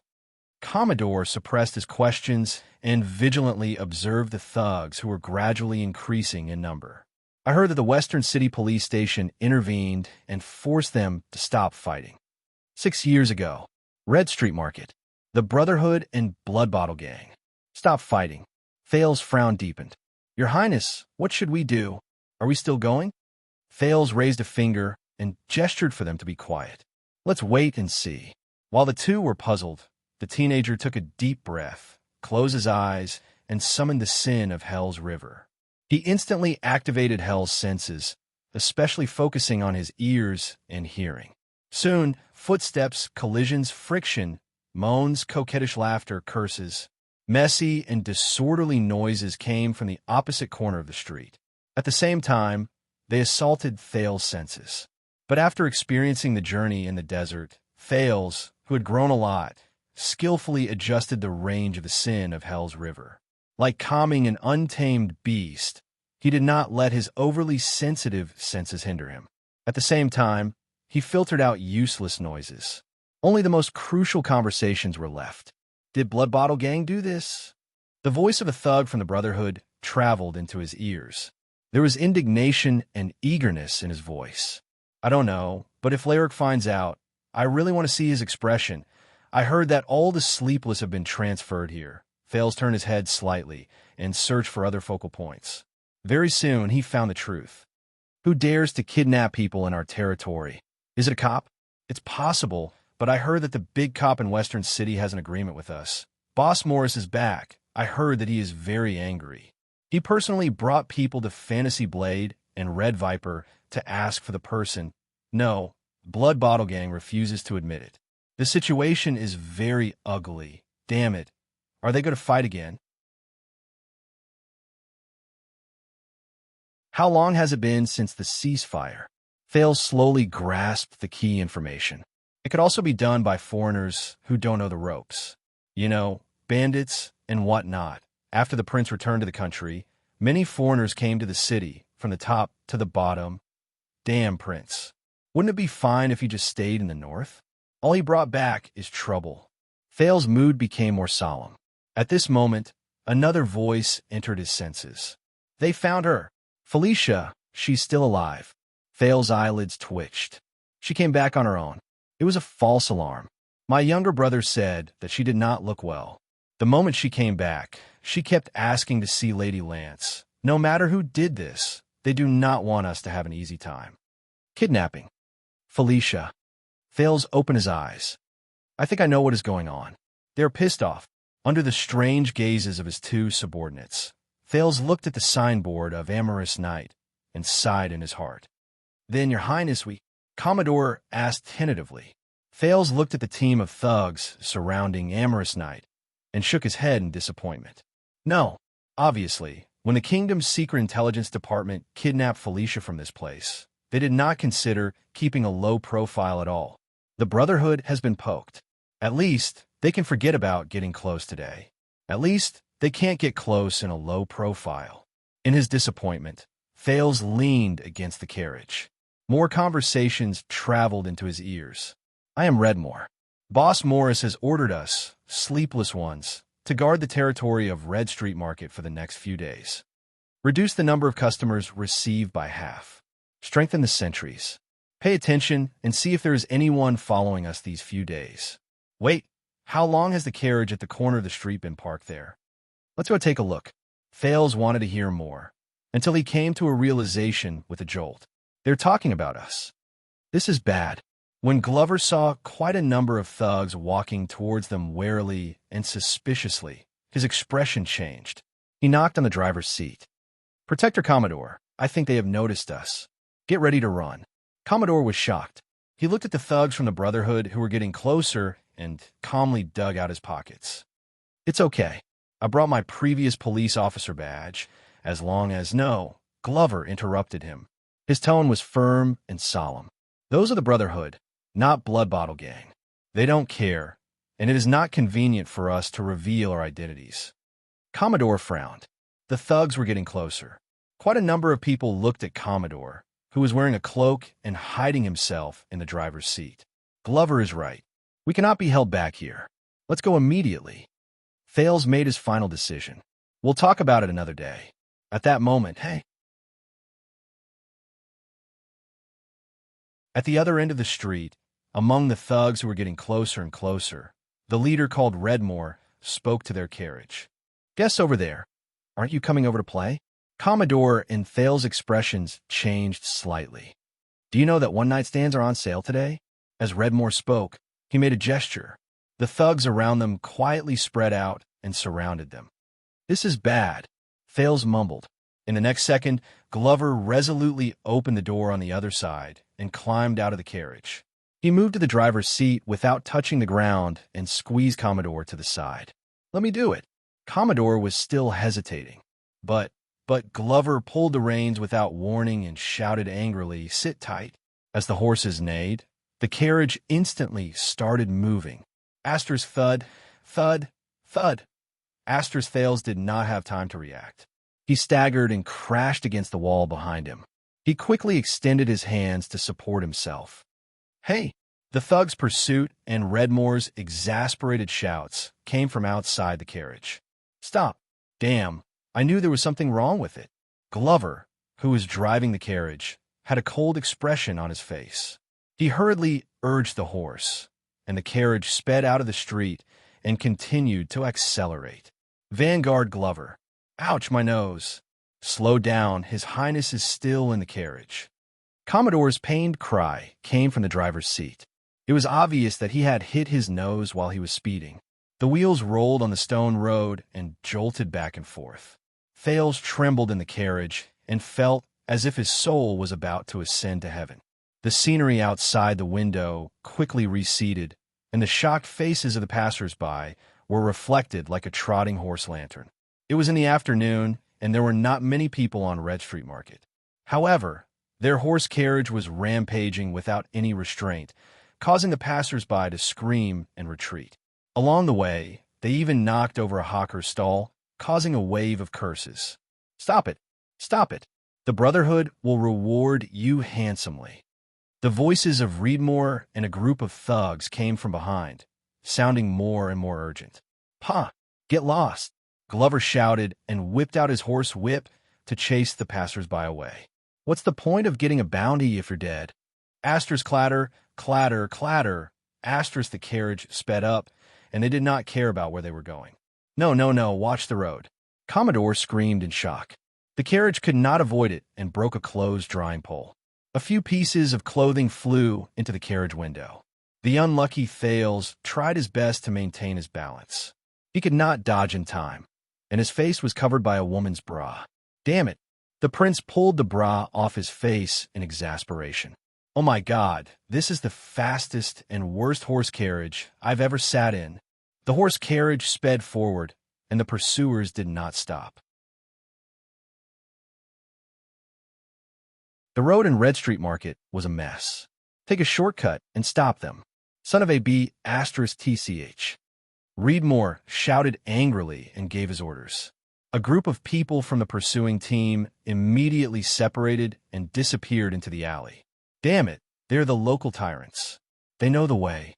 Commodore, who finally managed to stabilize himself in the driver's seat, said anxiously, "Have you thought about where to go? Go back the same way we came." Glover's expression was calm, and he pretended that he did not hear anything. He only focused on urging the horse and drove the carriage faster. However, in the next second, the zombie's arm tightened its muscles and pulled back its arm fiercely. Asterisk thump. Asterisk amid the sorrowful cries of the horses and the sound of hooves being pulled back, the entire carriage came to an abrupt stop and turned around. One of the wheels was thrown into the air, and the carriage flew into the air. At that moment, it was as if time had slowed down. Thales' eyes slowly widened. In the carriage, his body also rose into the air. The scenery outside the carriage window moved up and revealed a lady who was drying her underwear on a balcony on the second floor. She also exchanged a glance with Thales in the carriage in surprise before she disappeared from his sight. Damn it! Outside the carriage, before Commodore's sorrowful cry could finish, it was drowned out by the howling wind. In such a dangerous position, the carriage, which had half of its wheels empty, went along with the powerful inertia and crashed into an alley. Commodore was not the only one who was unlucky. Asterisk bang. Asterisk Thales spun 180 degrees in the air before he crashed into the carriage at the back. "Giddy up!" Glover shouted angrily again. Asterisk rumble. Asterisk the half of the wheels in the air landed on the ground again. It trembled and sped up again. Damn it! The carriage stabilized again. The prince crawled up from the sofa in the carriage in agony and cursed in his heart. Forget that this is not a carriage to the clubhouse, but he still wants to speed up to make the turn? Those who don't know might think that you're going to catch a thief. No, catch a prawn. Before Thales' soul could land, he discovered to his horror that the walls outside the window were getting closer and closer. Asterisk thud, thud, thud. Asterisk in the extreme tremors, the prince activated the sin of Hell's River and held onto the wall of the carriage tightly. He moved closer to the small window behind the driver's seat. "Where are we going?" Thales' words were strangled in his throat. Through Glover's shoulder, he saw in despair. In front of the carriage, there was only an alley that was getting narrower, dimmer, and darker. It seemed like there was no way out. It was a dead end. "Over there. Follow closely." Even though he could not see them, the shouts of his pursuers became more urgent, as if they were right beside him. As he stared at the alley that was as narrow as a grain of rice, Thales felt a chill in his heart. They can't get through. The horses whined helplessly. The walls on both sides were getting closer and closer. Thales gulped. Should I ask Glover to stop the carriage? The Brotherhood is not easy to deal with. But if I reveal my identity, they might not dare to do anything. The news of the Duke of Star Lake wreaking havoc in Red Street Market with a carriage full of underwear might spread throughout the kingdom.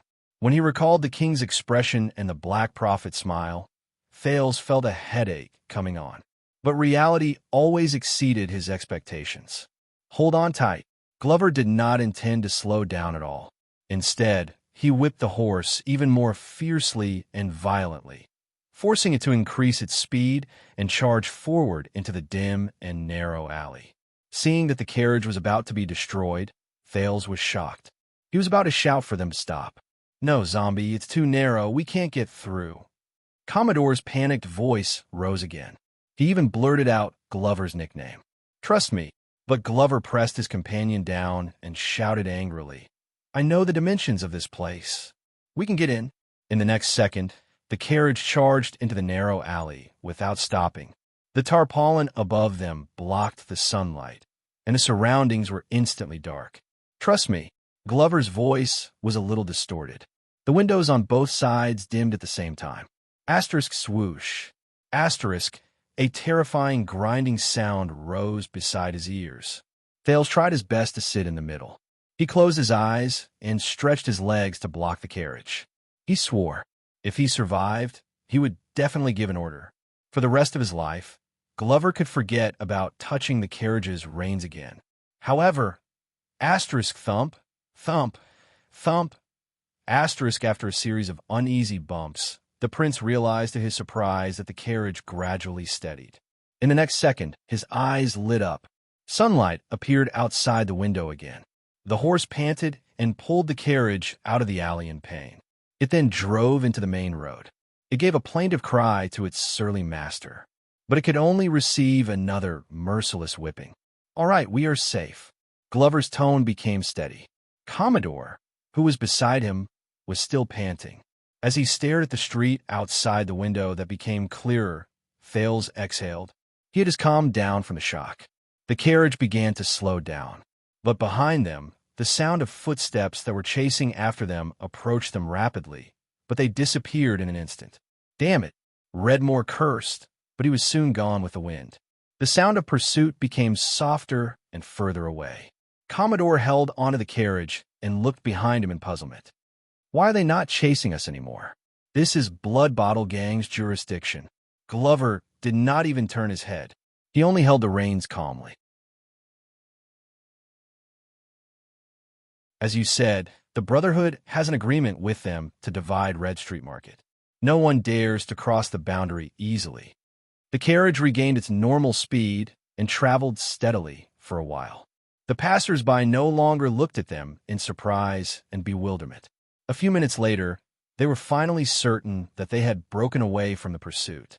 Glover sized up the rear warily for the last time before he returned the reins to Commodore. With different emotions, the three of them exhaled at the same time. But Vanguard Glover, once he regained his ability to think normally, Commodore was the first to ask a question. I remember D. saying that every time he brought people to Red Street Market to play, you always refused. The former police officer drove the carriage carefully. At the same time, he looked at Glover in puzzlement. But how do you know this place so well? You even travel through the alleys with ease? Just like going home. Commodore suppressed this sentence in his heart. Thales did not say anything, but he also moved closer to the small window and looked at Glover. Glover's expression did not change.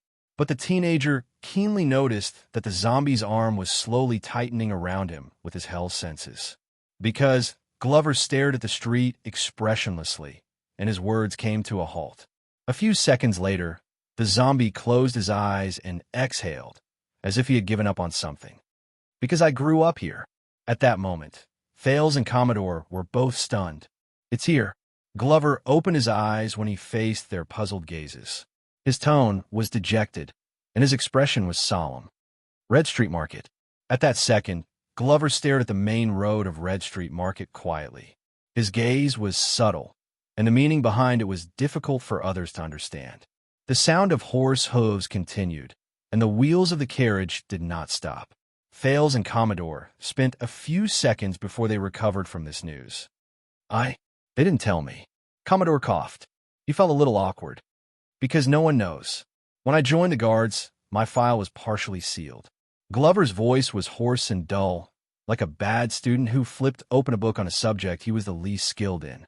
In Mindy's hall, the only one who knows about this is Lord Mallows. Fales stared at his back quietly in the carriage.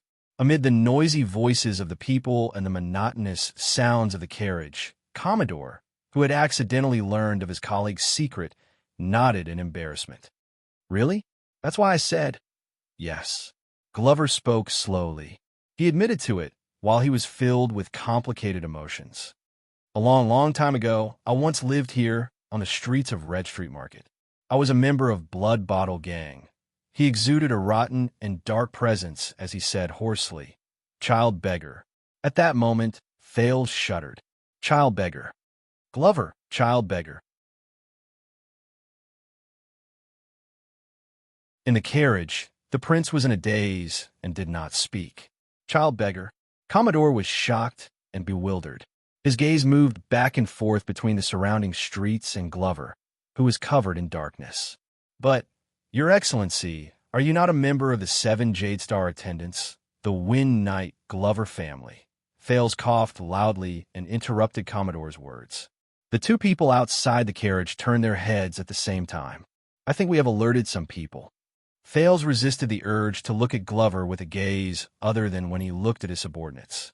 Instead, he tried hard to maintain his normal tone and said seriously, "We have to hide for a while." The three of them were silent for a while. Of course, Commodore understood what he meant. He averted his gaze and no longer stared at his colleague with a strange gaze. The zombie cast Fales a glance. In the end, he nodded slightly and looked at the road ahead. "Follow me." First-class Vanguard Caleb Glover, who was born with a noble background, sneered softly. There was a mocking tone in his words that he thought only he understood. "I know the way."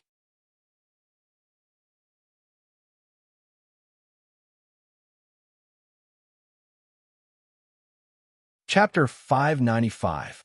I can't figure it out either. Let's go to the usual place to read it. This can also be considered as a great promotion for free reading. Kingdom Bloodline, Chapter 87. I know the road, currently typing. Please wait a moment. After the content has been updated, please refresh the page to receive the latest update. You're tuning in to the Romance Rendezvous YouTube channel. We're so grateful for your support, and don't forget to subscribe to join us on this incredible journey through captivating stories. Your generosity through donations truly makes a world of difference, as it's the primary source of revenue that allows me to expand and enhance this channel for you. Thank you from the bottom of my heart for being a part of this adventure.